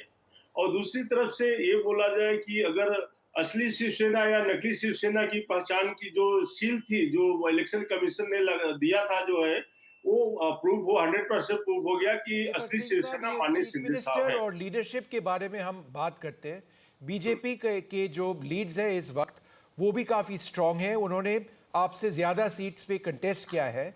तो अगर चीफ मिनिस्टर का पद के लिए एक बातचीत शुरू होता है आप दोनों के बीच में, आप लोग मानेंगे कि शायद बीजेपी का चीफ मिनिस्टर बनना चाहिए इस बार? देखिए, ये तो क्या है कि जो महायुति की सरकार है उसमें डिस्कशन होगा, डिस्कशन के बाद ही ये डिसाइड होगा कि कौन चीफ मिनिस्टर बनेगा। उसके बाद ही सारा डिसीजन होगा, क्योंकि ये जो है महायुति सरकार जो है काफी मतलब केंद्र से भी चलती है, तो उस पे मैं नहीं जाऊंगा। लेकिन ये है कि जो जिस तरह से मैं एक कमेंट और करूंगा कि जिस तरह से बाला साहब ठाकरे ये बोलते थे कि जो है अगर मुझे कांग्रेस के साथ जाना पड़ा तो मैं अपनी दुकान बंद कर दूंगा, लेकिन आज जो है उद्धव जी ने वही कांग्रेस के साथ जाकर के अपना शटर गिरा दिया। जी, all right, Nija, shall we flip this now, take a look at Jharkhand? Or I think we should concentrate more on Maharashtra, because Nija, I've just been told that Maharashtra has largely seen fractured mandate, and not this scale of victory ever in the state. Perhaps it was last in 1967-72. I mean, this kind of victory for an incumbent of 2.5 years, and an incumbent which only 5 months ago faced a massive setback in the Lok Sabha. They did course correction, and then they have come back, and how? Look, I have only one simple, I keep saying this, it's one factor responsible for this, and that is women. Ladki Behan. In Ladki both the states. Behan and money. Mahila Samman and Ladki Behan. Yeah, in both places, women have emerged as a major factor in the electoral process of the country, as a constituency, that the way we not regarded them. And remember, money in the hands of women is different from money in the hands of men. That money has actually come in the case of... Money has come for 5 months in the hands. 5 installments of 1,500 rupees. And Vishnu, I keep... 2.3 crore women. That's right.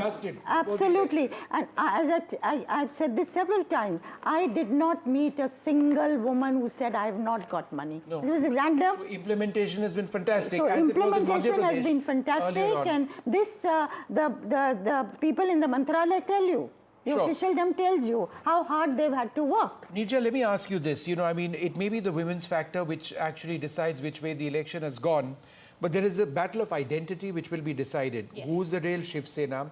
I have suggested that it's an existential question for both the Sena and the NCP. The women's vote we've focused on, and this being India's second largest state, the national sort of scenario over here, should the NDA win, it's huge. So let's talk about the battle of identity first. What would this potentially mean for Sharad Pawar, and what would this mean for the Shiv Sena or the Bala Sahib Thackeray? Look, you cannot write off anybody in politics.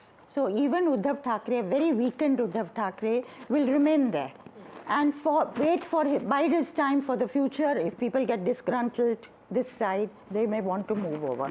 Sharad Pawar, it's now the last battle, and he's the patriarch of, not just, Maharashtra, the tallest leader of Maharashtra.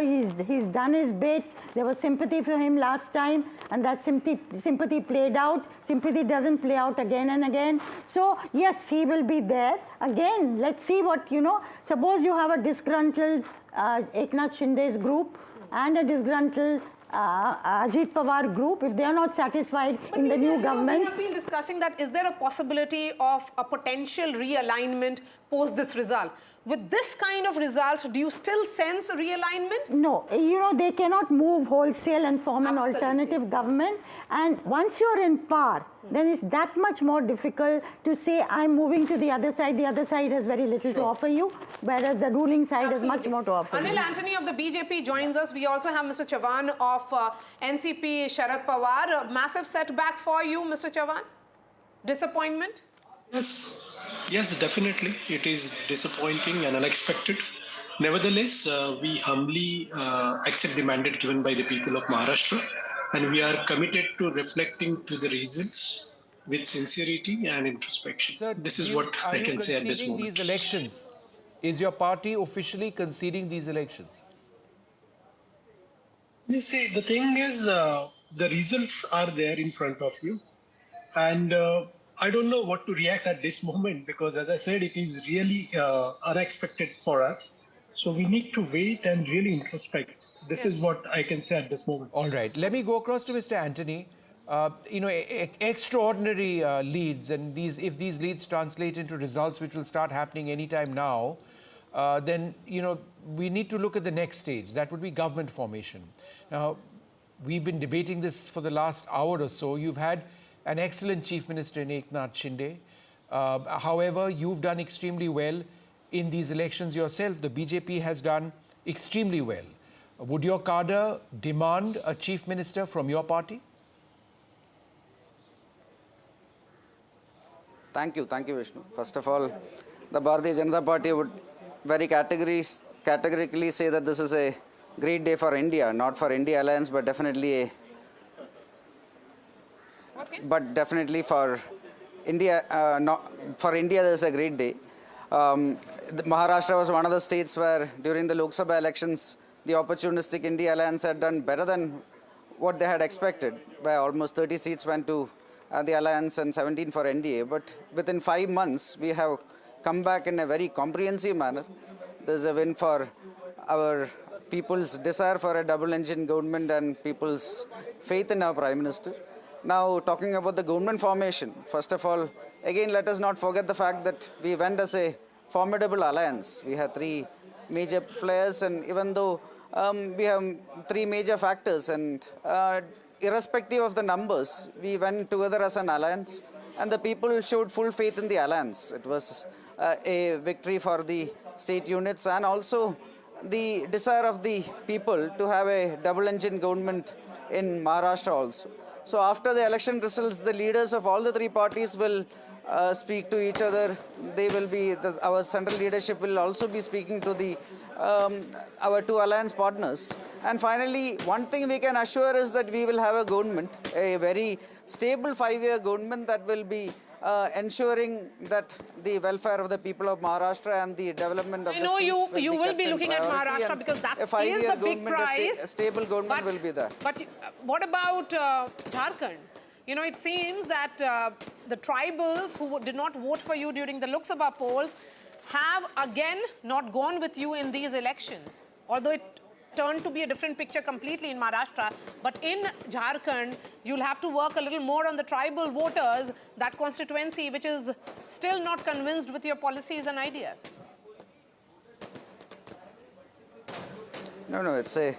No, there are elections happening across India today. There are by-elections happening in many states, including my home state in Kerala. And Maharashtra is definitely a comprehensive result. Jharkhand, yes, at this moment we are slightly behind, but let's say it's 40, it's a difference of 8-9 seats can change a lot, and Not 6-7 really. rounds of counting is left. So Not let really. us not come to let us not come I'm to not conclusions there. Giving you, Let us not- I shouldn't be giving you hope at the moment, because Jharkhand looks like that it's 49 for India bloc, that is JMM and So the they're Congress and ahead of RJD. the simple majority mark Yes. if these leads. But Anil, I'm just trying to understand Yes, over simple here. majority, they are ahead. Yeah, so it does. So if we take a look at what's taking place in Maharashtra now, would you suggest there was any one deciding factor which has resulted in your being in such a decisive lead? Was it the factor of women and schemes? Because Maharashtra is fascinating, from agrarian distress to the women's vote to the demands of an increasingly young Mumbai, to caste identity, to Marathi pride, right? It's a hugely diverse state. What won it, or what is potentially winning it for you? So it's a combination of many factors. It is a outright rejection of the divisive politics that was put forward to the people of India by the India Alliance. It is a thumbs up, a huge thumbs up for our Prime Minister and his vision for Vikasit Bharat. It is also a very good sign of a desire by the people of Maharashtra to have a double-engine government. And then, like you rightly mentioned, a lot of schemes. We have done a lot of development in Maharashtra.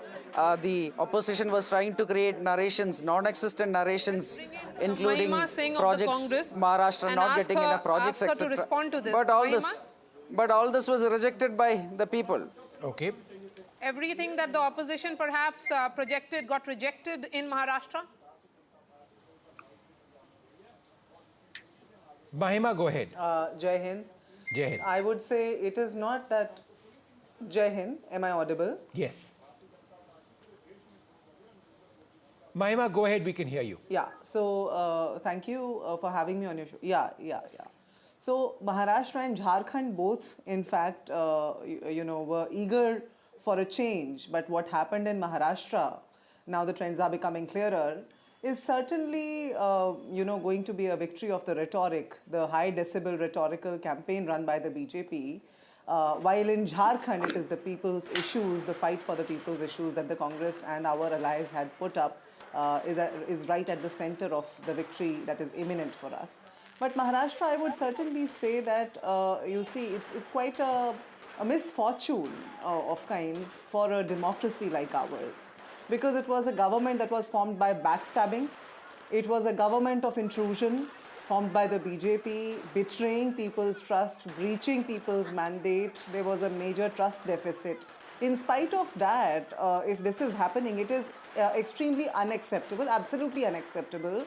And which is what our alliance partners, spokespersons are also speaking about. You must have heard Mr. Sanjay Raut talk about it. And of course, what's happening on the ground, the kind of poaching that has already happened, the kind of factionalism that has happened. A BJP who was accusing Nawab Malik of, linking with Dawood Ibrahim, having links with Dawood Ibrahim, fielding him as their candidate, accusing Ajit Pawar, Mr. Modi accusing Ajit Pawar of 70,000 crores of corruption and then fielding their party. And this kind of mandate is not only unacceptable, Maria and Vishnu, I would say it is also indigestible. We can digest it, but whether the people of Maharashtra will digest it is a larger question. At the end of the day, Be it in it is Haryana about or in other people's states, rights, I think- it is about people's voice. Yes, I think this was the larger sentiment in Maharashtra. This is reflecting on the vote in Maharashtra right now if these seats actually consolidate. People had moved away from anger of 6 months ago. They had moved away from that sympathy of 6 months ago. Maharashtra today is sending that message that they vote differently in the Lok Sabha and Assembly, yes, but it's also a pro-incumbent disagree, mandate. Maria. Let's accept it and go ahead. That's the beauty of Indian democracy. Yes, we have been focusing on the women voter. Legacy debate, yes. But let's not shift the spotlight from Eknath Shinde. Ma'am, here is someone who has managed to do what somebody from the Thackeray family could not. There was a rebel in Raj Thackeray when he created MNS. He has done what Raj Thackeray could not. You're absolutely right. It shows how India has moved on. Yes. And India that appreciates somebody who comes from humble beginning is the Modi phenomenon. And claws his way up and uses Sam Dam Dhand Bhed, has fire in his belly, will to power. People somewhere respect that. And therefore, you compare it to entitlement. You got it, through the family Neerja, name. if I can jump in, what I find the most amazing part of Eknath Shinde's journey is when the Shiv Sena split, there was the entire hotel drama taking place. He broke the party. Nobody thought it would work. People thought that this is just going to be utterly disastrous and all these Shiv Seniks are going to come back to the main group, as it were. He took them to Goa first. From Goa, he went to Assam, came back to Goa, put them on a bus, came back. He became chief minister and might well be chief minister once again. It is an incredible performance. Where does this leave the original Shiv Sena? You're right. I mean, it will be very difficult now, if they are in power, for them to even think of splitting. Much more difficult to move back to somebody who's not got power. It could be the other way around. I mean, it could be the other way around. Also with the NCP, let's see. Yes. Even though there's Sharad Pawar this side, and he's known to pull things out of the hat at various moments, but still, would people go to a group that is in power with all the loaves and fishes that's going to offer and perks that it's going to offer to them? So, and with, of course, Ajit Pawar was leading, and one expects him to win in Baramati, actually. Yes, because but Neerja, again, that was the sentiment that during the Lok Sabha it would be Tai and during the assembly it will be Dada. I came across this. That was the sentiment, and that also Mr. Ajit Pawar believed in, that fielding his wife against Supriya was a mistake. No, not only that, every single person who was opposed to him, for him, would say, Kaam to kiya hai. Kaam to kiya hai. So that was an MP, 5-term MLA, who has delivered on the ground. So, but overall, Ajit Pawar's performance may not be as good as Eknath Shinde's. So, will this be the same troika that will return in Maharashtra politics with Eknath Shinde and his two deputies in Devendra Fadnavis and also Ajit Pawar? That remains to be seen. But we have Mr. Singh of the Shiv Sena joining us. What's your assessment? Yes जो है जो शिंदे साहब का जो जमीनी ये था, इससे पूरा इलेक्शन में दिख रहा है। और जैसे इसमें मैं ये देख रहा हूँ कि भले बड़े भाई की भूमिका में बीजेपी है, लेकिन क्या है कि जो है जो इंडियन कल्चर है, इंडियन कल्चर के अनुसार जो है बड़े भाई हमेशा छोटे भाई का ध्यान देते हैं। जिस तरह से राम का राज्याभिषेक होते होते उन्होंने भरत जी को राजगद्दी पे बिठाया था, इसी तरह से हम लोग उम्मीद करते हैं कि छोटी भाई का भी बड़े भाई ध्यान रखेंगे। Okay. I just want to, for our viewers joining us now at 11:26 a.m., let's just quickly go through what the scene in Maharashtra is and also in Jharkhand. Let's remember, in Maharashtra, the magic mark is 145. That's what they are seeking right now. The NDA at this stage is more than double that of the MVA. At 221, I think it's safe to say that they're going to be forming the next government in the state. At least 9 to 10 rounds of voting would have taken place. The BJP, the dominant party in Maharashtra, they are up 23 compared to last time in terms of leads. They are at leading in 128. The Shiv Sena up 12. And this is the Shiv Sena affiliated with the BJP, the Shinde Sena at 53. The NCP is down 5, but still at a commendable 36 in terms of their leads. But it is the Shiv Sena, Uddhav Balasaheb Thackeray group, the original Shiv Sena in a sense, though that's disputed who's original and who's not, they're up 4 from last time, but they are nowhere compared to the Shinde faction. The NCP Sharad Pawar is exactly where they were at this stage in terms of leads. 13 now, there were 13 last time around. They contested in 86 seats, so there is no change. But it's Ajit Pawar and his NCP, which seems to, really be holding the cards. Now, that's what the overall situation is. Let's turn our attention now to Jharkhand. And in Jharkhand, there have been fewer rounds of counting. The counting started, as we understand it, a little bit later in Jharkhand. But after the very initial trends suggesting that the NDA was coming up, It now appears to be the absolute opposite, with the India alliance leading now in 48, both India and the NDA contesting in 81, the NDA at 31, the India alliance, that's the JMM alliance, leading in 48. So what does it do to the momentum which was built by the India bloc? Yeah. Immediately after the Lok Sabha is the big question. Correct. So will that momentum then, or the Lok Sabha results, be seen as an aberration, Mahima? Mahima? Sorry, who do we have joining us at this stage? Mahima, let's quickly get a word from Mahima. Mahima? Could you repeat the question, Maria? Will the momentum which was seen after the Lok Sabha polls in favor of India, when BJP was down to 240, below the majority mark, be seen as an aberration, that result as an aberration, because you have one victory after another and decisive victories, Haryana, Maharashtra?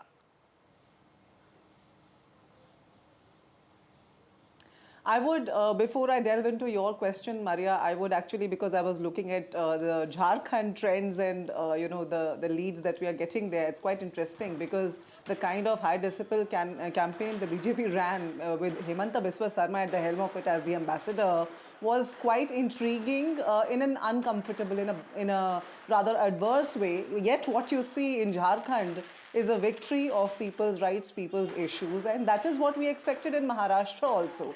Lok Sabha was not an aberration. Rather, it was the reality. You see, the BJP had upset its ideological father, the RSS, and that is when you saw the real people's issues come to the fore. This time around, whether it was Haryana or the Maharashtra, BJP, which was a few months ago telling the RSS to take a back seat because the BJP can stand on its own feet now, is actually, having to rely upon the appendages of its allies that it has broken apart, it has excoriated to the extent of, extinction of the real ideology. So the BJP, that is basically the khichdi of BJP, which is being cooked today, which apparently is gaining these leads today, is setting in a major identity crisis in our society in the forthcoming years, Maria, and that's worrisome. And why I'm saying this is because, as I said, it is a misfortune. It is unfortunate, the kind of trend we are seeing, whether it was Haryana or Maharashtra, because people will not accept the results. Although the BJP may have succeeded, the Congress may at the end of the day go back to its drawing board.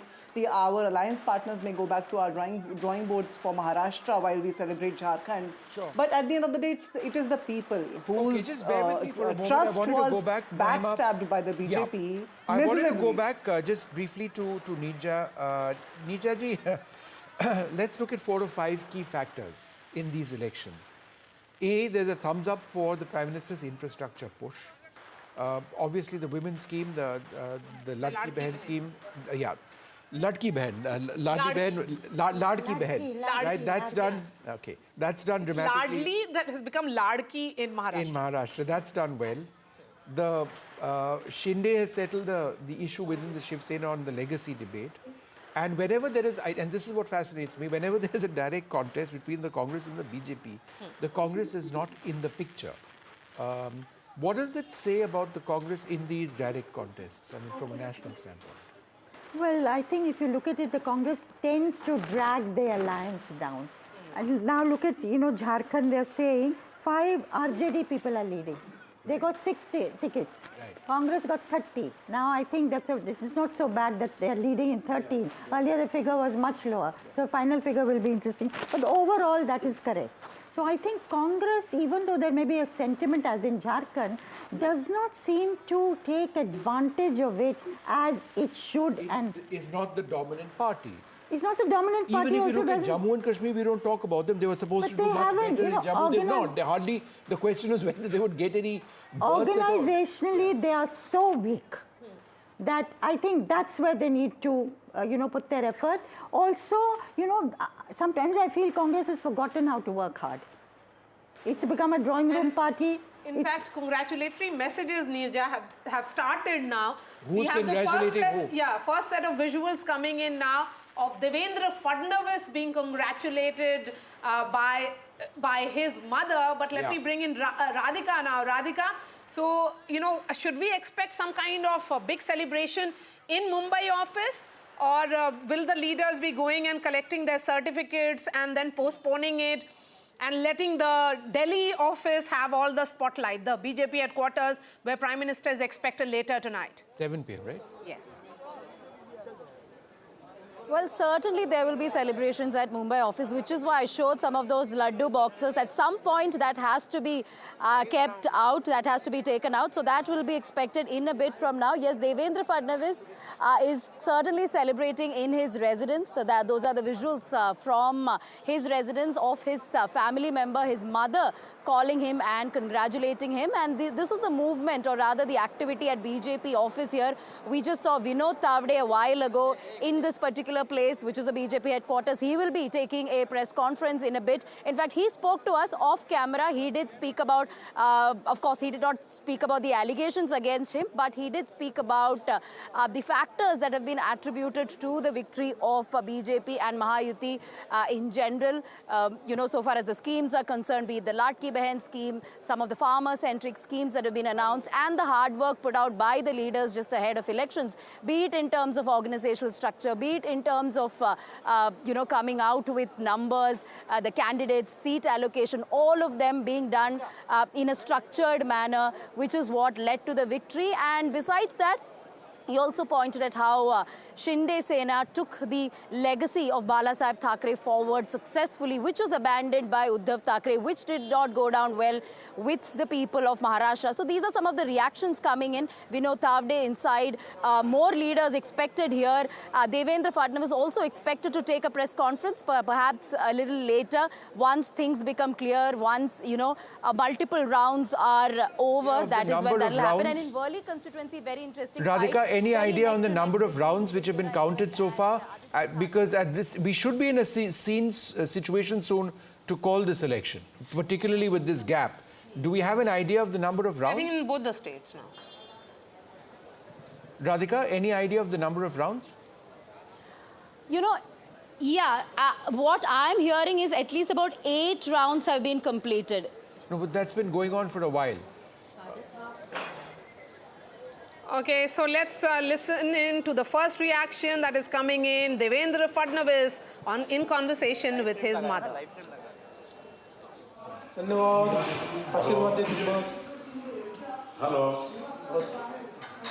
Hello.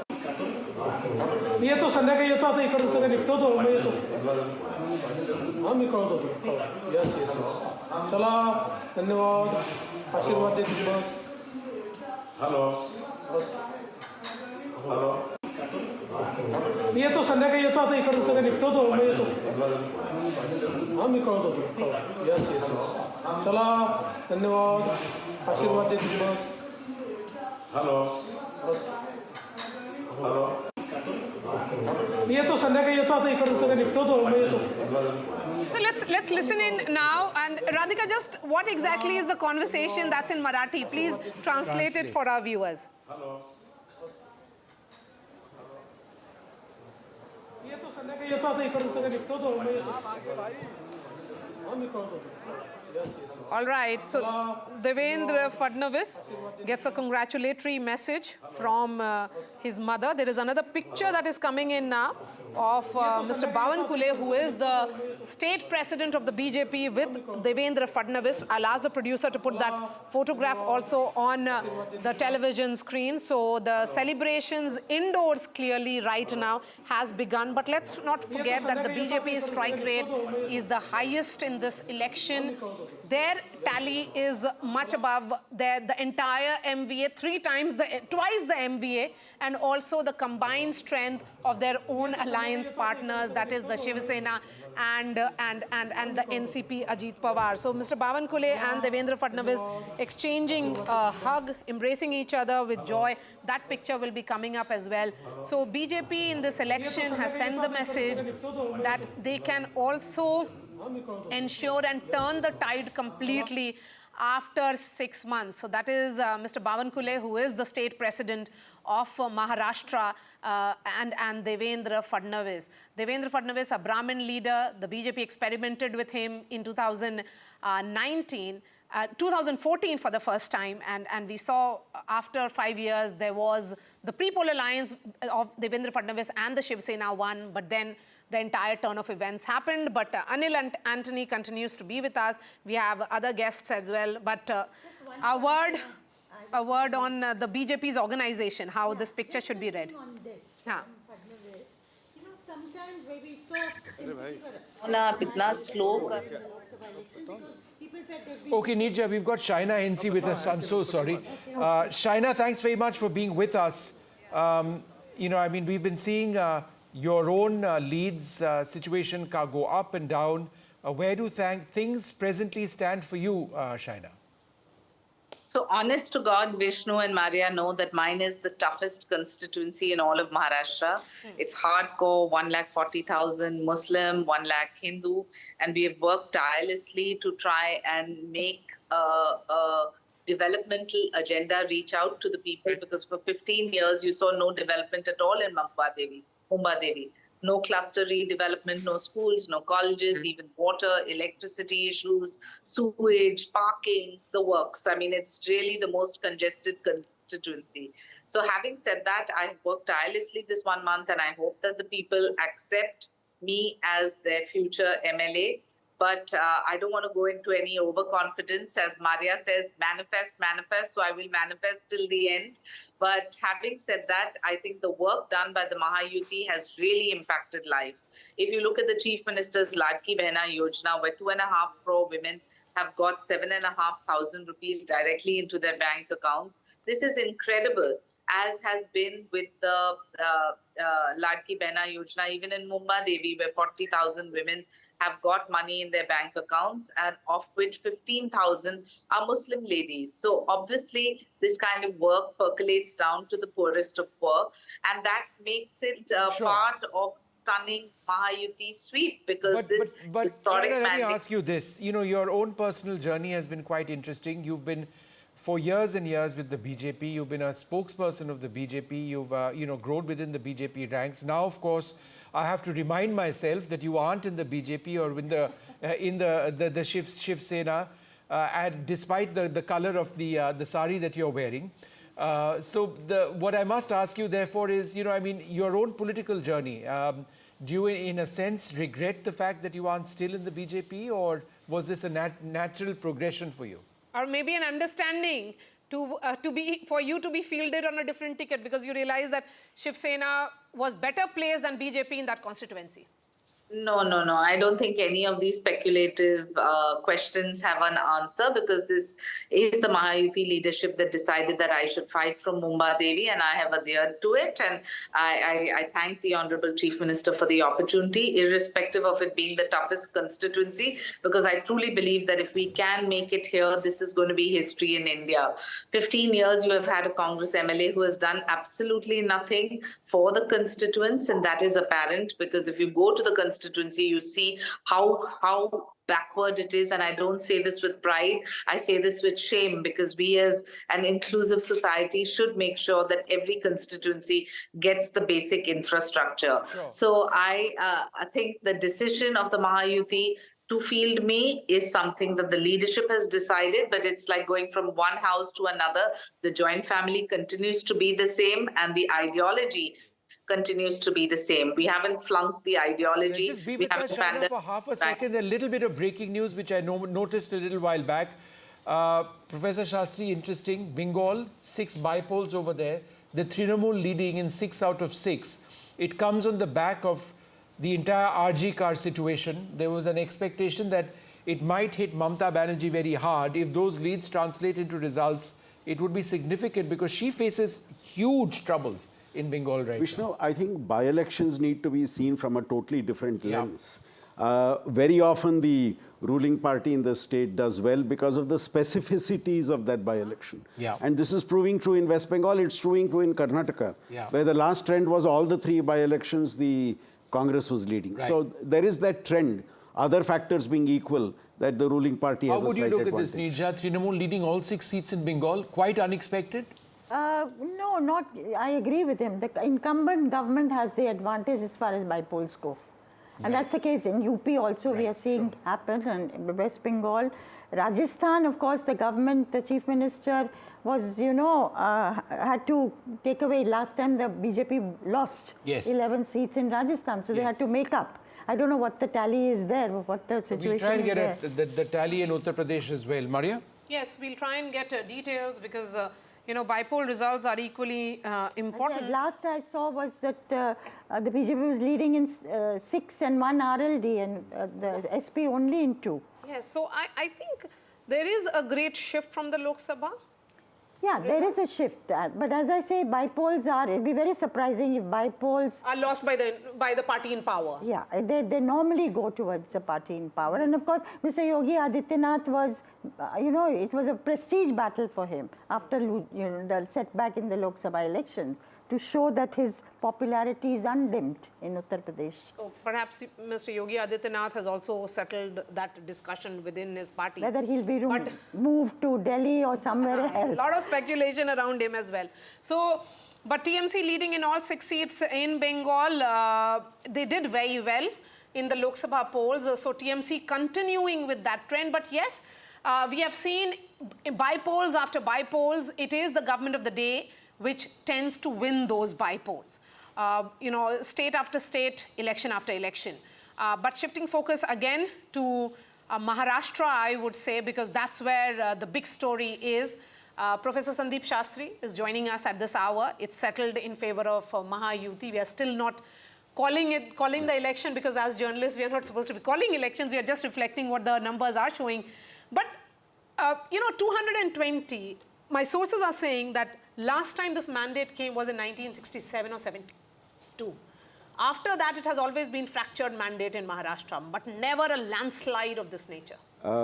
What you referred to earlier was also possibly a single party getting a majority because of a particular sweep. This possibly would be the first example of an alliance doing so well. The numbers may settle little less, little more around where we are, but it indicates a clear trend which is in favor of the NDA in Maharashtra, and which is in some senses a reversal of the Lok Sabha verdict that you had in that state. And as we have been discussing on this channel for quite some time, assembly verdicts are different from Lok Sabha verdicts, and here I think the performance of the state government clearly has played an important role. The caste coalition they were able to create has been successful for them. And thirdly, I think working as an effective alliance has been important for the NDA here. As we have been saying, the BJP was the main partner in the alliance, whereas in the opposition, all the 3 were contesting more or less equal number of seats, and nobody was really seriously driving the coalition as the BJP was driving the coalition in the case of the Mahayuti. Zafar Islam of the BJP is joining us. Zafar Islam, of course, as someone who is from Maharashtra, from Mumbai, do these numbers come as a surprise? I'm sure you will say no, but you know the internal functioning of the BJP. You work very closely with Home Minister Amit Shah.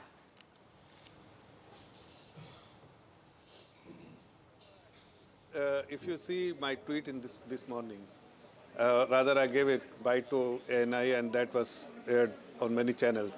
At 8 o'clock in the morning, I said century for BJP, half century for Shiv Sena, quarter century for Ajit Pawarji's party, and put together double century for Mahayuti. And this is something which is coming true.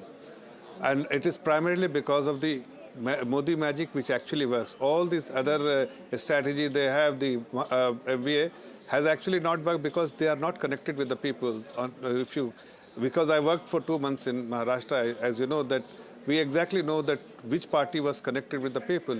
Even though if you can see that even in Uttar Pradesh, Samajwadi at least has some connect with the people. That's why they are at least leading in 2 seats. But as far as Congress and Uddhav Thackeray's party, Bata, they were absolutely away from the ground, and they were more on television and fighting with each other and criticizing each other. And Sanjay Raut in particular of Ubata actually made life difficult for all the political parties of FVA, because every morning it was his strategy to target our leadership, target Mahayuti leadership of no reason and rhymes, and that is something has gone really bad with the people of Maharashtra. They decided, they made up their mind that they will definitely bless Bharatiya Janata Party and Mahayuti, and this is something which is in front of you. And I give credit to the people of the state who has given us blessing, the Karyakarta of Bharatiya Janata Party and Mahayuti. And one more thing which is very important, our leadership has very clear instruction that we have to fight on all 288 seats without exception. So we were fighting not in 149 seats which was allocated to us, but we were fighting in all 228 seats. Yes. And that is why even other Mahayuti partners, they were also fighting in 288. Zafar Bhai, can you hear me? We were able to transfer Zafar Bhai, Vishnu here, can you hear me? And the result is for everyone to see. Yes. Great. Zafar Bhai, how many rounds of polling is actually done? Do you have that data with you? It's almost 12 o'clock. No, see,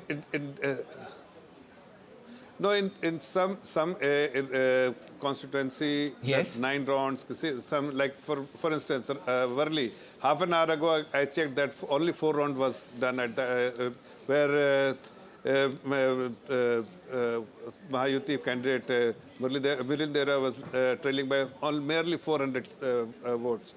So in some constituencies, the 9th round, 4th round, 5th round, but put together, I'm saying there is still many rounds left. In some constituencies, even 27 rounds to be counted. So I think we need to wait for some time, but the trend is set.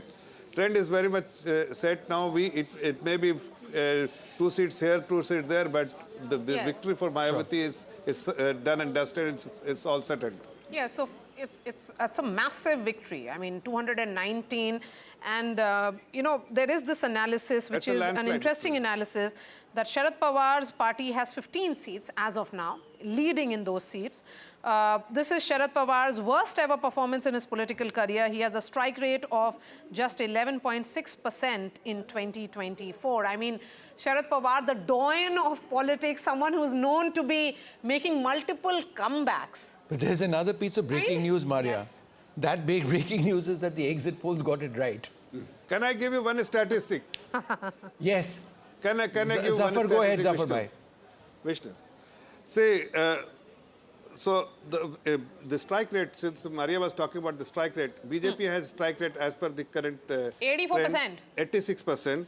And Congress has 86%. Okay. Congress has 19%. Shiv Sena, Shinde Group, 71%, as against Shiv Sena, Ubata, 21%. And NCP, Ajit Pawarji is 62%, as against 12%, 11.6% of NCP Sharad Pawar group. That shows which parties was the preference of the people of Maharashtra. Let's go full frame with those visuals that are coming in. They have blessed, flowers, laddus, patakas, firecrackers, all have started arriving at the Mumbai office of BJP. The celebrations have begun. Those are the pictures of the two men who are fronting it in Maharashtra, in the state. Devendra Fadnavis and Mr. Bawankule, who is the state president. You can see Prime Minister Modi's picture and also Mr. Nadda's and image. Devendra Fadnavis. And Devendra Fadnavis. Very much the man of the moment as well, I mean, in all of this. Along with Shinde. Yes, along with Eknath Shinde. You can see Devendra Fadnavis and Prime Minister Modi's image together. But across Maharashtra, when I was traveling, I did see both of their images on posters. So if it was a big picture of Prime Minister Modi, Devendra Fadnavis was also there. Although his own personal acceptability may not be high, particularly in Marathwada because of because of the Maratha agitation, but largely this kind of victory requires togetherness or strategy working at multiple levels. I think 2 levels, I would say. The RSS is back with the bank as far as campaigning went.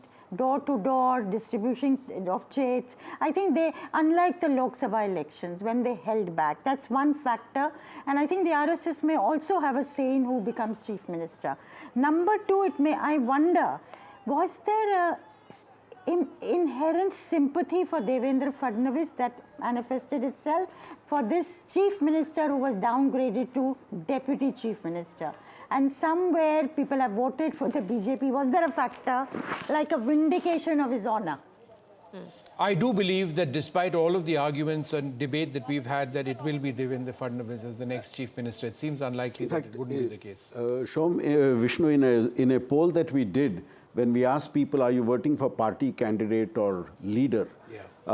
Nearly half the respondents said candidate. Yeah. It's the candidate who makes the difference, then the party, and then the leader. So I think Fadnavis has got the benefit of a party which was on the upswing and a right set of candidates being chosen, and the two factions supporting what the BJP wanted. I mean, the two parties in the alliance supporting what the BJP wanted, that worked to their advantage. Where I think there was a lot of division within the three partners in the opposition alliance, which is seen in the type of results that we are getting. I'm just saying that 6 months ago it was a different story altogether. Absolutely. I mean, the same alliance was seen as cohesive. Maha Vikas Aghadi's differences the narrative in our politics has changed completely, Absolutely. right? I mean, the BJP is on the upswing again. From Rahul Gandhi saying, I think the day after the Lok Sabha elections, that we have reason no longer to fear the Prime Minister.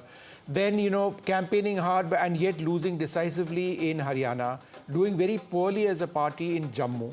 And now it appears that they've not done well over here as well. So in terms of the momentum which the Congress believed they had picked up, many would suggest that that may not be the case, though yes, there is a strong possibility that they may win Jharkhand. Also, you know, the consolidation of the OBCs behind the BJP has been very, very strong. And possibly the consolidation of the Marathas behind the MVA has not been that strong. Yes, Marathas behind the chief minister, perhaps. Maratha chief minister. There is a split in the Maratha. See, the Maratha vote last time was consolidated with the Aghadi. But now with the projection of the Maratha chief minister and Shinde being very visible in their campaign, I think a segment of the Maratha vote, a big segment has shifted to the And perhaps alliance. the fact that he appeared to be more sincere by giving that 10% reservation which got passed by the Maharashtra Assembly. And nobody else has taken any other position. Nobody they said in excess to 50%, we'll give 10%. They're not agreed, any of them, to making them, you know, in the Kundi vote. Yes. All right, let's take a look at what the overall situation is, and let's have the strike rate numbers up as well. We are gradually getting to a scene where the trends are now going to fast become results, and it appears quite clearly that the NDA is winning Maharashtra. Devendra Fadnavis is likely to be the next chief minister. We would wait, of course, for a formal series of conversations between the alliance partners. Vishnu, you spoke too soon on Devendra Fadnavis becoming the chief minister. For the moment, it appears that the BJP could very well go with the same formula of Are you hearing that? Are you hearing that?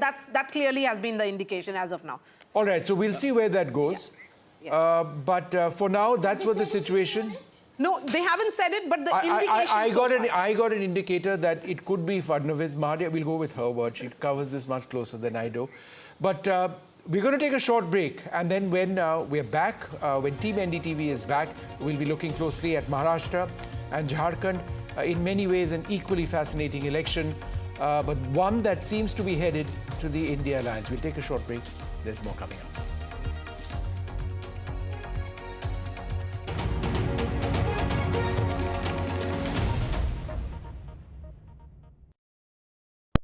Stay informed and entertained with the new and updated NDTV News app. You can watch all our channels live, listen to podcasts, read breaking, and it's right there. Pound rewards, मैं everywhere. कहीं से भी करूँ collect, spend करूँ direct. Download any single ID partner app, link your card and earn reward with top brand. Get it free with single ID. Stay informed and entertained with the new and updated NDTV News app. You can watch all our channels live, listen to podcasts, read breaking and exclusive news from around the world and more. Download the NDTV app today and get access to the best journalism and storytelling on your smartphone or tablet. The NDTV app. News that matters to you. NDTV proudly upholds its legacy of trust and credibility. According to the prestigious Reuters Institute's Digital News Report 2024, NDTV is the top-most news platform in the country. Number 1 in both online and offline reach in India, beating all its competition. NDTV stands for trust. Hello and welcome to India Sense, where I speak with global opinion makers. The United States has made a strategic decision over the last 20 years to move closer to India. Our $7 trillion economy seems a perfectly conceivable number. If you want to be a national party, it's that you sort of accept the way the world is rather than want to endlessly hark back to how it was. Modi is promoting the digitization of the economy, which is accelerating growth in the country. It's a web of frauds, calls, luring emails, threatening messages.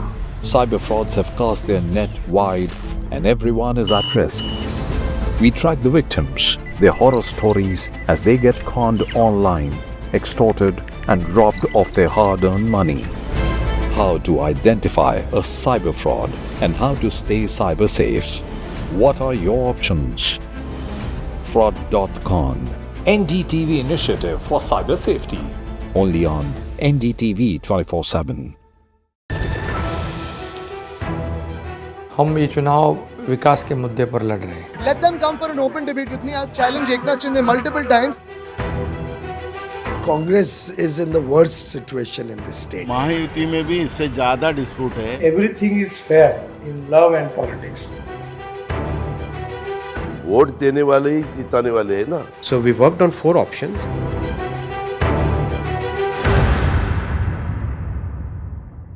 I've been reporting on all issues, big and small, from Andhra Pradesh, Telangana, rest of South India, bringing you all the action, all that you need to know, all that you want to know. The energy of Maximum City is infectious. I bring in that energy in our news coverage from financial capital, Mumbai.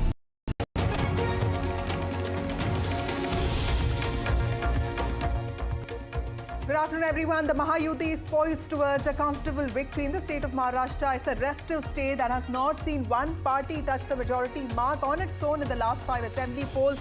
And in the last 5 years, it has seen 3 chief ministers, 4 deputy chief ministers, multiple wars for symbols and names. But leading in over 127 seats, the BJP also seems to have really put on its best performance. But how does that change the dynamics? What are the large implications of this win? All of that is going to be keenly watched. Good morning, and it's just not a victory, it's a tsunami for the Mahayuti in Maharashtra.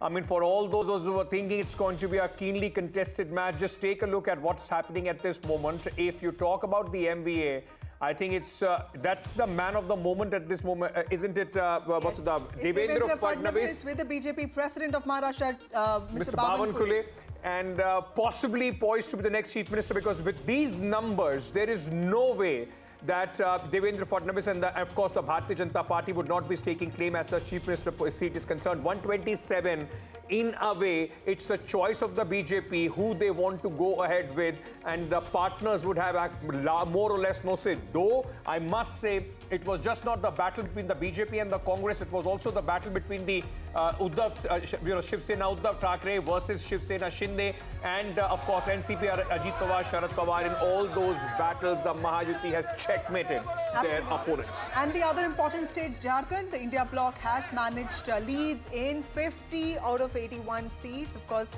NDA, as per the leads we have now, is ahead in 30 That's the seats. solace. Yes. That's the solace for the India Alliance, because the route after Haryana and the route now in Maharashtra and the kind of numbers that we are seeing, it will be in fact a mayhem as far as the India Alliance is concerned for the Congress party, an embarrassment at this moment coming in there from Maharashtra. So we'll get you all the latest details, but let's quickly start with the headlines.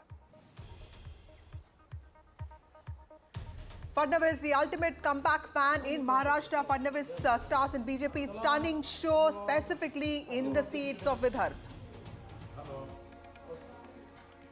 NDA set for a landslide victory in Maharashtra. Stunning feat by the BJP. Contested 149 at this moment, leading on 127. Some relief for the India bloc. Its source in Jharkhand widens its lead, defying anti-incumbency. Hemant Soren most likely to retain power.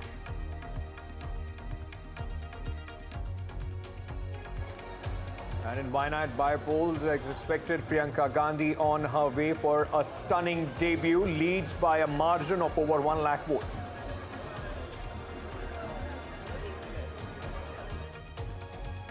Results of Bypolls that took place, 42 of them are also coming in. TMC and BJP maintain lead in West Bengal, UP respectively. In Punjab, Aam Aadmi Party leads in 3 seats, Congress in 1.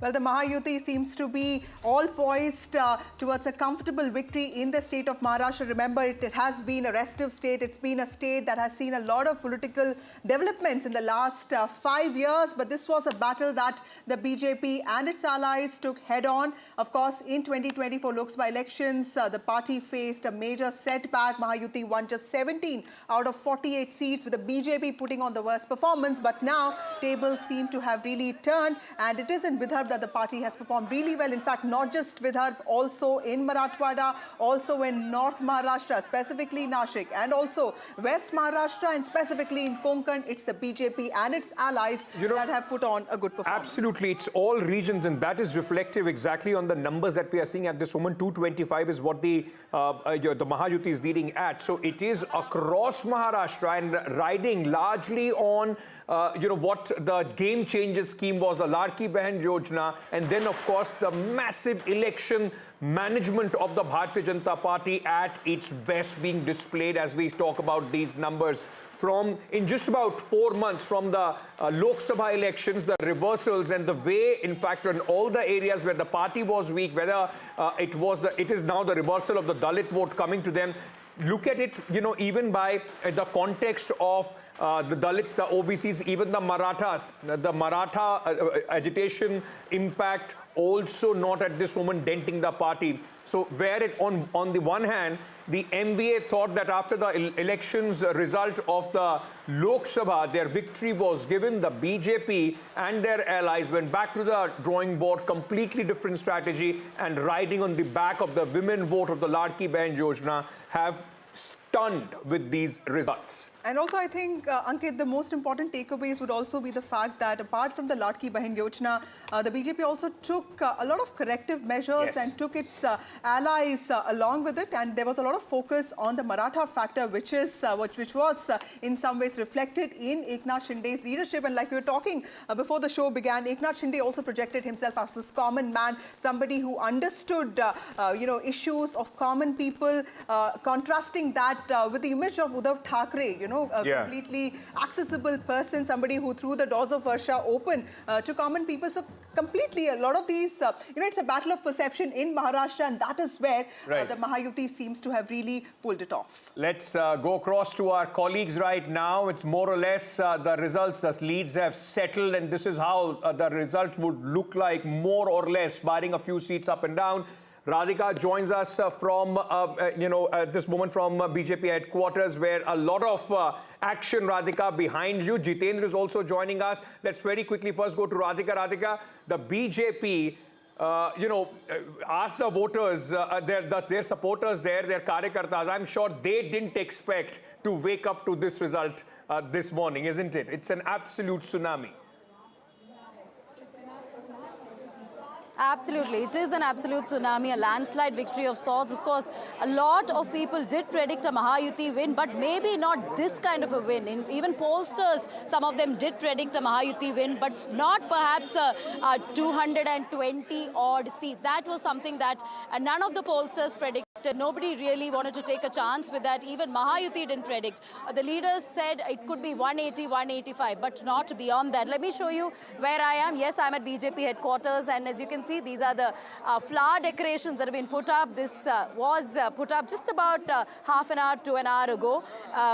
flowers here, and of course a huge banner has also been put up by the BJP just about 10 minutes back. This poster, or rather the banner, has been put up which says that this is a great victory for the BJP, for Mahayuti, and a huge round of congratulations to all of the winners. That's what the banner here says. And saffron wave is what we are seeing outside the BJP office. BJP flags all around. This is the decoration that just started coming up about half an hour back, flowers all around, BJP flags all around, and banners in every corner of BJP office. And a lot of Karyakartas are here in and around. They were seen sloganeering as well. I will try and go across to some of them. But this is the scene here, and predictably, expectedly so, considering the landslide victory that we are talking about. It is a clean sweep for BJP. Very few seats lost by BJP, and it obviously puts the MVA in shame, and obviously a time for them to perhaps introspect. But this is the situation outside the BJP office, and I will go across to a few कार्यकर्तास. आप बताइए, आप इधर आए हैं, आप victory के बारे में बताइए. ये तो लैंडस्लाइड सुनामी टाइप विक्ट्री हो गया. बहुत बड़ी जीत है, बहुत बड़ी जीत बोलता हूँ मैं तो मेरे लिए. आपने एक्सपेक्ट किया इतना नंबर्स? 180, 185 तक तो सब लोग कह रहे थे. इससे ज़्यादा की उम्मीद थी, इससे ज़्यादा की उम्मीद. नहीं, उम्मीद से ज़्यादा हुआ ही है, और इसमें जो है हमारी लाड़की बहनों ने बहुत अच्छा वोट दिया है, जिसके लिए मैं हिंदू भाई बहनों को बहुत बहुत धन्यवाद दे रहा हूं कि उन्होंने अच्छे तरह से मतदान किया, और इसके लिए हम इतने अच्छे से जीते हैं. ये तो बस झांकी है, लोकसभा बाकी है.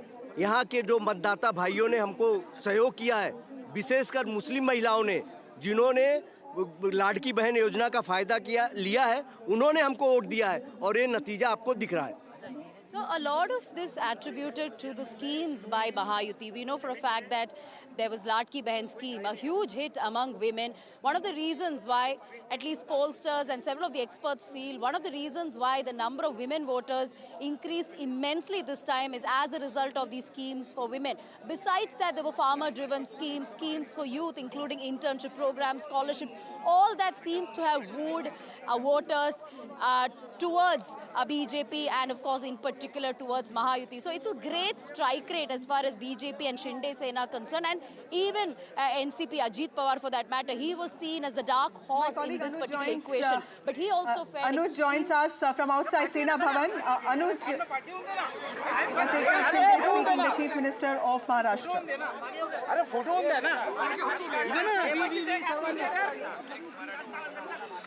The Chief Minister is also leading from his constituency, Kopri Pashpakadi, and also a strong man there, a Maratha strong person. But of course, the BJP doing well on its own this time. But also, you know, one of the big winners of the day, Eknath Shinde, who transformed the image. You know, if you would have asked somebody 2 years back, who is Eknath Shinde, many people in Maharashtra would not have been able, to tell you who Eknath Shinde is today. He transformed the chief minister to the common man. His house is also open all the time, and that is something that Shiv Sainiks would have always wanted. He's speaking at this moment. Let's listen in. Oh, all right, he's speaking in Marathi. I don't think Vasudha and I are capable of translating that for our viewers. As soon as we get a translation, we'll put those, But Ankit, I think this ideological divergence that people talk about, with respect to Uddhav Thackeray not really aligning with the Hindutva ideology, betraying that, was something that Eknath Shinde managed to turn it around on him, because he was often called the Gaddar. But he said that, you were the one who really didn't stick by values that we were brought up with, and hence what I did was the right thing to do. I think for Uddhav Thackeray, we've been seeing, that's the problem with the Mahavikas Aghadi. Right from the Lok Sabha election, whatever worked for them, they continued with that. Rahul Gandhi continued with his constitution plan. Uddhav Thackeray still continued to try and gain some sympathy, calling him Gaddar and Pachas Koka, so on and so forth. That trick worked once, did not work in this election. And of course, with the Ladki Behan Yojana riding on the popular women vote, I mean, there has been an increase as far as the women voters are concerned in Maharashtra. And Eknath Shinde, he was able to present himself as an absolute contrast to what Uddhav Thackeray was standing at. And if this election was in any way a referendum on who the real Sena is after the Lok Sabha, possibly the voters, especially the Marathi Manus, who the Uddhav Thackeray faction was banking heavily on, has answered that. Like, you know, somebody in the BJP told me that Maharashtra does not need mass leaders. Like if you talk about Yashwant Rao Chavan or Shankar Rao Chavan or Mr. Nayak or... Okay, we have Anuj with us to translate what Mr. Shinde is speaking about. नोंद आणि त्याची कामाची पोचपावती या महाराष्ट्रातल्या जनतेने आम्हाला दिलेली आहे. खरं म्हणजे आता आम्ही 2.5 वर्षात जे काम केलं, आता पुढच्या कार्यकाळामध्ये आमची आणखी जबाबदारी वाढली आहे. The people of Maharashtra have validated all the work that we have done, but this also puts us under more responsibility to work even harder in the next term. सर्व कार्यकर्ते मनापासून काम करत होते आणि म्हणूनच हा विजय एवढा मोठा. All the workers worked very honestly for this fight, and that is why this victory has been possible for the entire Mahayuti. मतदारांना धन्यवाद देतो की खूप मोठ्या लीडने मार्जिनने त्यांनी मला. I would like to thank to all the workers and all the people of Maharashtra for giving us such a huge and unprecedented lead. पुन्हा एकदा सगळ्यांना मनापासून खूप खूप शुभेच्छा. मनापासून सगळ्यांचं सर्व मतदार. I am thankful to everyone, all the workers and all the people of Maharashtra. आज मैं महाराष्ट्र के तमाम मतदाताओं को बहुत बहुत धन्यवाद देता हूँ, उनका अभिनंदन करता हूँ, क्योंकि ये विक्ट्री जो है ये लैंडस्लाइड विक्ट्री है. ये मैंने कहा था कि महायुति को थम्पिंग मेजोरिटी मिलेगी और इसीलिए मैं तमाम मतदाता जो है, मेरी लाडली बहनाओं को मैं धन्यवाद देता हूँ, लाडले किसानों को मैं धन्यवाद देता हूँ और लाडले हमारे भाई हैं, लाडले सीनियर सिटीजन हैं, सभी वर्ग जो है, सभी वर्ग को मैं धन्यवाद देता हूँ कि उन्होंने ऐसी विजयश्री प्राप्त कर दी है कि न भूतो न भविष्य तो ऐसी विक्ट्री जो इस बार मिली है, जो 2-2.5 साल हमारी महायुति ने काम किया है. ये महायुति ने जो काम किया है उसके काम के ऊपर ये जनता ने शिक्कामोर्तब किया है, काम को तवज्जो दिया है, प्राथमिकता दी है और इसीलिए महायुति को इतनी बड़ी जीत हासिल हुई है. इसलिए मैं महायुति के पूरे महाराष्ट्र की जनता को तो धन्यवाद देता ही हूँ, उनका स्वागत करता हूँ, लेकिन महायुति के सभी कार्यकर्ताओं को भी धन्यवाद देता हूँ. उन्होंने जो काम किया है बहुत ही बढ़िया काम किया है और इस चुनाव में हमारे महायुति को जिताया है. इसलिए मैं बहुत बहुत उनका आभारी हूँ.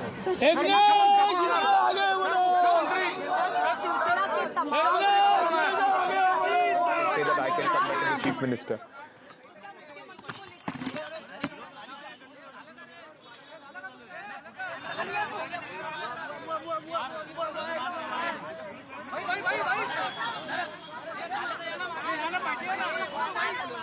Sweet victory for him as the Chief Minister of Mahayuti at this moment. Whether he continues or not, that is going to be $1 million question with the kind of numbers that the BJP has got. But you know, he has proved his utility. He's a Maratha face. You remember the Maratha protest that took place under Devendra Fadnavis. The Peshwai allegation is often there. But you know, remember that it is because of Devendra Fadnavis and also because of Nitin Gadkari that Vidarbha has really turned around for the BJP. So while the BJP is the real winner there, they cannot really deny the utility that Mr. Shinde brought to the table. Yes. But what is going to happen to Ajit Pawar? Let me also tell you that Ajit Pawar has actually performed better than Sharad Pawar's teammates, except of course some of his leaders, which include Chhagan Bhujbal and couple of leaders here and there. Of course, Nawab Malik seems to be trailing, but other than that, most of his leaders, most of his influential MLAs seem to be really retaining their hold over their seats. Now the big problem for that is what we were discussing, and we'll go into that. The big problem would be with these kind of numbers, whether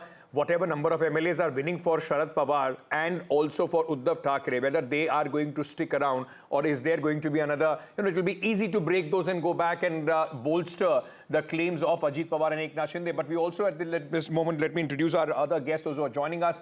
Neerja Chaudhary, senior journalist, political analyst, is with us at this moment. Zainab Sikandar, political analyst, is also joining us. Dr. Shama Mohammed, national spokesperson of the Congress party, is with us. Pradeep Bhandari, BJP national spokesperson, also joining us at this moment. Thank you so much to all of you and welcome to the broadcast. Let me, Mr. Sushil Vyas, spokesperson of the Shiv Sena Shinde faction, is also with us.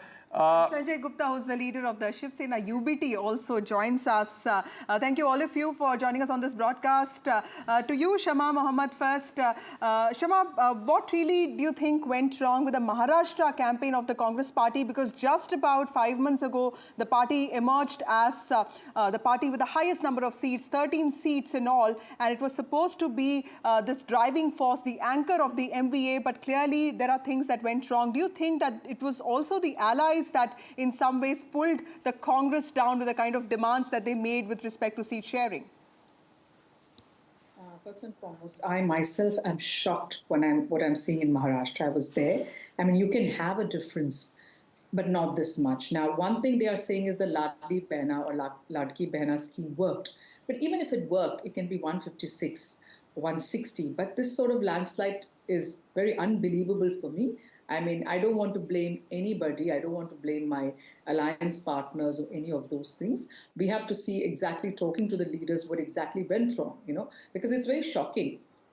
Farmer distress was huge, unemployment was huge, businesses going out of there was huge, women's security, many issues as such were very big.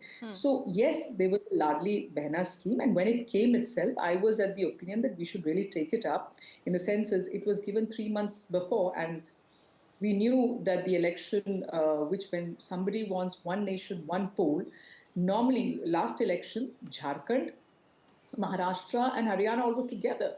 So why it? Of course, we knew it was for this. But as you know, I mean, I'm not going to blame anybody, but there is no independent election commission in this country. That is a very big issue.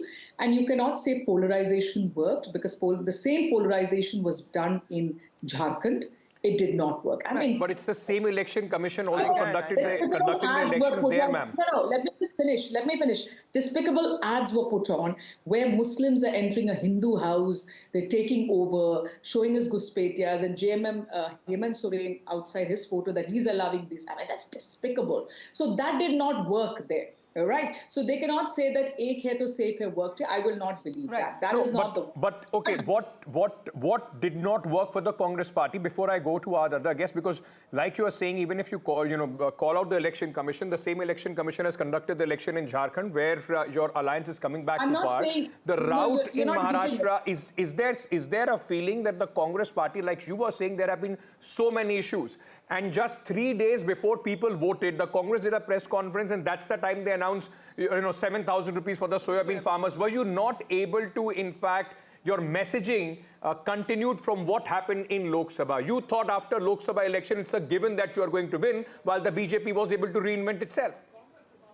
So just one point. I'm not blaming the election commission for anything, but for the dates of the election, when they say, one nation, one poll, you can't tell festivals are there and then change dates. That I don't agree. We all know festivals in the beginning of the year, we get the calendar. So we know when festivals are. The other thing is, yes, I agree with you and admit, in Telangana, the guarantees were given much before. The guarantees itself came 2 weeks before. It was very late. The people, I was in Pune, many of the candidates did not even publish those, get the guarantee cards to give it to the houses. So guarantees were released very late. I agree on that. In Telangana, it was done 1.5 months before. We were up to there. We gave it to the people. Yes, there was a coordination issue in Maharashtra. I saw it. So there are definitely issues. So the coordination issue is important here, and I'm glad that you mentioned it. Pradeep Bhandari, the Prime Minister and a lot of BJP leaders have been extremely critical of freebies. But of course, what is happening is state after state, we see the BJP actually offering a lot of guarantees. Okay, I think Pradeep is not able to hear us. Yes. We'll go back to Pradeep. Let me go across to Sanjay Gupta, who comes from the UBT Shiv Sena.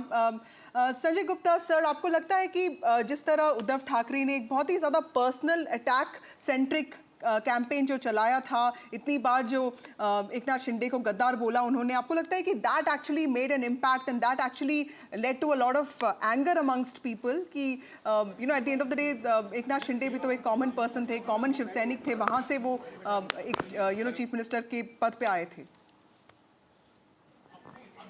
देखिए, एकनाथ शिंदे जी गद्दार नहीं, वो बागी थे. उन्होंने बगावत की थी, और बगावत जिस बात पर की थी, इस बात को हमारी पार्टी के सीनियर लीडर्स ने कई बार बोला. मनोज जोशी जी ने बोला कि हमारा नेचुरल अलायंस बीजेपी है. प्रताप सरनायक जी ने भी बोला कि हमारा नेचुरल अलायंस बीजेपी है. और हमने भी कई बार इस बात को चेताया कि जिस तरह से हवा दिखाई नहीं देती मगर जीवन उसी से होता है, ठीक इसी तरह से हर पॉलिटिकल पार्टी अपनी विचारधारा पर टिकी होती है। लेकिन जब हम बोलते थे तो अक्सर हमसे पूछा जाता था कि आप किस तरफ हो। तो जिस विचारधारा को छोड़ करके पार्टी ने जिस तरह से कांग्रेस के साथ गठबंधन किया, इस बात से हमारे उद्धव गुट में भी 90% लोग ऐसे हैं जो आज भी ये चाहते हैं कि हम कांग्रेस के साथ गठबंधन में ना रहे और हम बीजेपी के साथ ही गठबंधन में रहे, क्योंकि हमारी पार्टी चुनावों के नंबर्स का असर है। अभी हैं। से इस तरह की आप बात कर रहे हैं, कल आपके जो एमएलए दोनों जीत के आ रहे हैं वो भी अगर बीजेपी के साथ चले जाएंगे, वो भी वापस चले जाएंगे शिंदे जी के साथ। तो उद्धव ठाकरे का जो पूरा सवाल था कि असली शिवसेना कौन है, वो क्या अब इन चुनाव से जवाब मिल गया है? बिल्कुल, देखिए किसी भी बात का सबसे अंतिम निर्णय लोकतंत्र के अंदर जनता ही लेती है। और मैंने हमेशा किसी एमएलए ने क्या कहा क्या नहीं कहा मैं इस बात को नहीं कहूंगा, लेकिन मैंने हमेशा इसी बात को कहा कि जो भी 5 साल के अंदर महाराष्ट्र की राजनीति में घटा उसका अंतिम निर्णय महाराष्ट्र की जनता ही लेगी और महाराष्ट्र की जनता जो निर्णय लेगी वही सही निर्णय होगा। First impact of these elections, Vasudha, where the spokesperson of the Uddhav Thackeray Sena at this moment somewhere conceding to the fact that we may have made a mistake by going to the Congress party. Pradeep Bhandari, often we have seen the Prime Minister and also BJP leaders actually, call out this idea of providing welfare and calling it freebies, revdies. But state after state, we are witnessing the BJP also offering very similar welfare programs and saying that this is empowerment of women. I completely agree that it is empowerment of women. Women need that kind of money, especially, in times like this. But do you think that's become a blueprint for the BJP? And now that also doesn't put you in a position to criticize the Congress for its guarantees or even question, how irresponsible it is? Well, thank you so much, Vasudha and Ankit, for having me. Well, there is a difference, Vasudha, here that when we give a guarantee, we complete and we ensure that the guarantee we live to our what we promise. And there's a difference because the Congress Party, whatever it promises, the Congress Party does not deliver. Look at Karnataka as a test case of Congress Party, and look at Maharashtra as a test case of Prime Minister Narendra Modi's Bharatiya Janata Party and NDA. In Karnataka, the Congress Party could not provide Greh Lakshmi. Congress Party has increased the price of milk. Congress Party has increased the price of water. Congress Party has ensured that the land of the farmer is given to work. So we can go on to our political debate. Today I want to focus on a very important point, Vasudha. I was listening to Shama and she could not even concede. She started to blame the election commission and was saying that the result is unrealistic. Please look at this last history. 2014, the same individual said the result was unrealistic. Prime Minister Narendra Modi came with full majority. 2019, the same individual said that the result was unrealistic. Prime Minister Narendra Modi came with full majority. 2024, they said that they're coming in absolute majority. We repeated the government for the third consecutive time. In Haryana, they said that it is impossible for the Bharatiya Janata Party to come. We came back and defeated all odds. In Maharashtra, they were claiming victory. We've got a landslide victory. The commonality in all of this is that we get a pro-governance vote, we get a pro-welfare vote. And in all these elections, the good part for a democracy has been, whether even it is Jharkhand, that the women voting in the democratic process has increased substantially. For the first time in Maharashtra, since 1962 onwards, the women vote surges more than the men vote surge. So in our democracy, it is the women which is the swing vote, and the women is going with welfare and development. Pradeep, may I just come back to you in just a fraction of a second, because our colleague Prabhakar is joining us from Jharkhand at this moment. Jharkhand, of course, Pradeep, interesting things to talk about as well. As interesting as Maharashtra is, this is the only solace as far as the India alliance is concerned. Prabhakar, for Hemant Soren, now, not only does he emerge as one of the biggest tribal leaders, not just in Jharkhand, but across the country, he has also done something which is not usual in Jharkhand. 5 years, we have seen the government changes. This time, he has been able to make sure that the alliance crosses that victory mark. Yes. And is it more of an emotive vote? Because, like Ankit said, that he is, Hemant Soren is this, most popular tribal, in fact, the only tribal chief minister that the country has. He was also jailed for a few months. What is an emotive vote, or was it also the welfare push and also... Maya Samman, I mean, the women voter once again. And the campaign around tribal identity, protecting Sarna Code, is that all, all these factors, did they play an important role in making the voters, go for Hemant Soren's party, or at least as of now, we think that's where the leads are showing us to.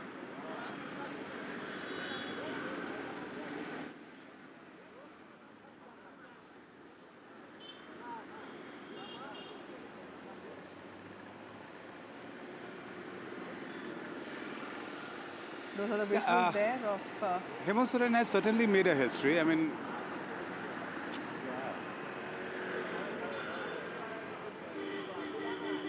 so Hemant Soren certainly has made a political history, and it has never been done in Jharkhand before.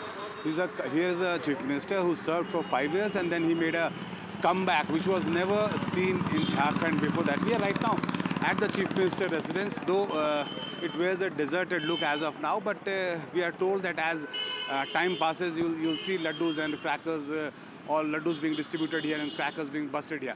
Now, what actually worked for JMM on ground is something very interesting. Hemant Soren was from day one playing a victim. He said that he was a tribal chief minister, a tribal leader, and the way BJP had not only targeted him, but he was sent behind bars. So he went to his voters actually claiming to be a victim, playing a victim, and that seems to have worked on the ground. As far as BJP's effort to dent into that tribal vote bank of JMM, which is considered to be their vote bank, it did not work on the ground. We saw the narrative of the infiltrators, the Bangladeshi migrants, all being floated on the ground by BJP, but that actually did not seem to be working on the ground and did not work for BJP at all. And most importantly, the women voters. Remember, Maiya Samman Yojana is the flagship program of JMM, and they have been giving 1,000 rupees stipend to women living under below poverty line, 1,000 rupees monthly, and they've already given away four installments. Now, JMM has promised that if they are voted back to power, they would increase this stipend from 1,000 to 2,500 rupees.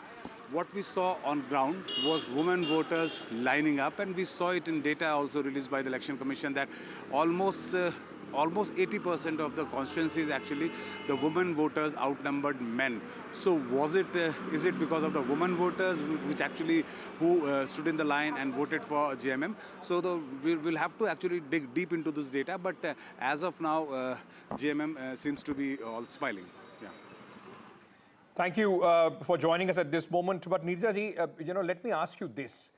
Does this now present the blueprint for, for every political party, for every alliance? Yes. We have seen the whole women voter, and especially trying to give the direct benefit of cash incentives to the women voters, state after state. If you are in government, if you start doing this, even if it is just 6 months before the election, that becomes the most formidable thing. Whether it is Madhya Pradesh, whether it is now, of course, in the state of Maharashtra and Jharkhand, whether what you do in 4.5 years matter less, what you do in the last 6 months with these direct cash transfers to the women, is that the way forward for every political party? And also two more things, sub-classification in the Dalit category, in the SC category, something that we saw in Haryana also, and also in Maharashtra, and of course, electricity for farmers. So I think these are the three things that the BJP has managed to crack, and they feel that that is one thing that gets voters on their side. And you see, if women are almost 50% cutting across caste, and I saw in Maharashtra, Dalit women, OBC women, Maratha women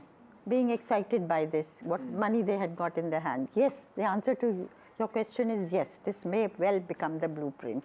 And even in Maharashtra... I'm sorry I'm interrupting you. Mr. Vinod Tavre is speaking at this moment. The man was in a lot of controversy 24 hours before the voting. Let's listen in.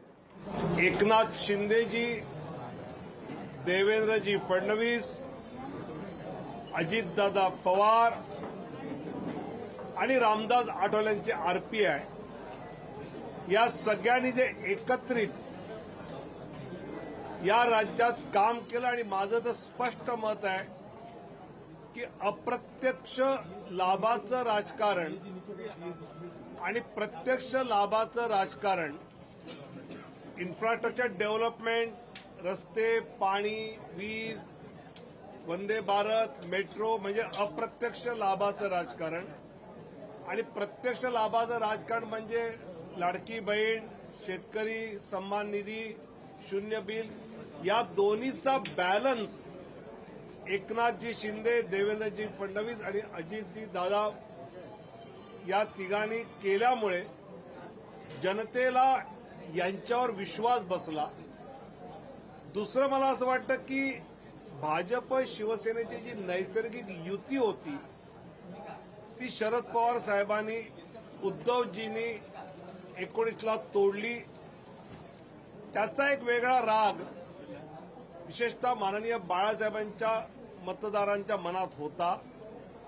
रोज सकाळी राज्याचं राजकारण कलुषित होणारं वक्तव्य भांडूपवरनं यायचं आणि ज्यावेळी एकनाथ शिंदेनी बाळासाहेबांचं हिंदुत्वाचं धनुष्यबाण, हिंदुत्वाचं शिवसेना नाव हे हिंदुत्वाच्या मूळ प्रवाहात भाजपबरोबर आणल्यामुळे एकनाथ शिंदे साहेबांना बाळासाहेबांच्या विचारांची मतं ही बीजेपीच्या बरोबर मिळाली.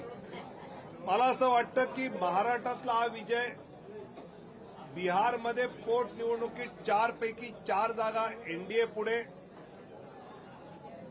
उत्तर प्रदेशमध्ये 9 पैकी 6 जागा भाजप पुढे आणि तसंच राजस्थानमध्ये 4 जागांवर भाजप पुढे.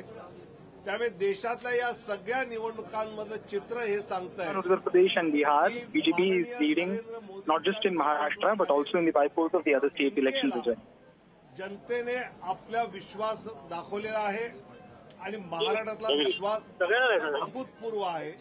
तुमचा पुढचा प्रश्न असणार मुख्यमंत्री पदाचं काय, तर एकनाथ शिंदेजी, देवेंद्र फडणवीस, अजितदादा पवार आणि भाजपचा निर्णय घेईल. आज महायुती म्हणून आम्ही खूप खूप धन्यवाद.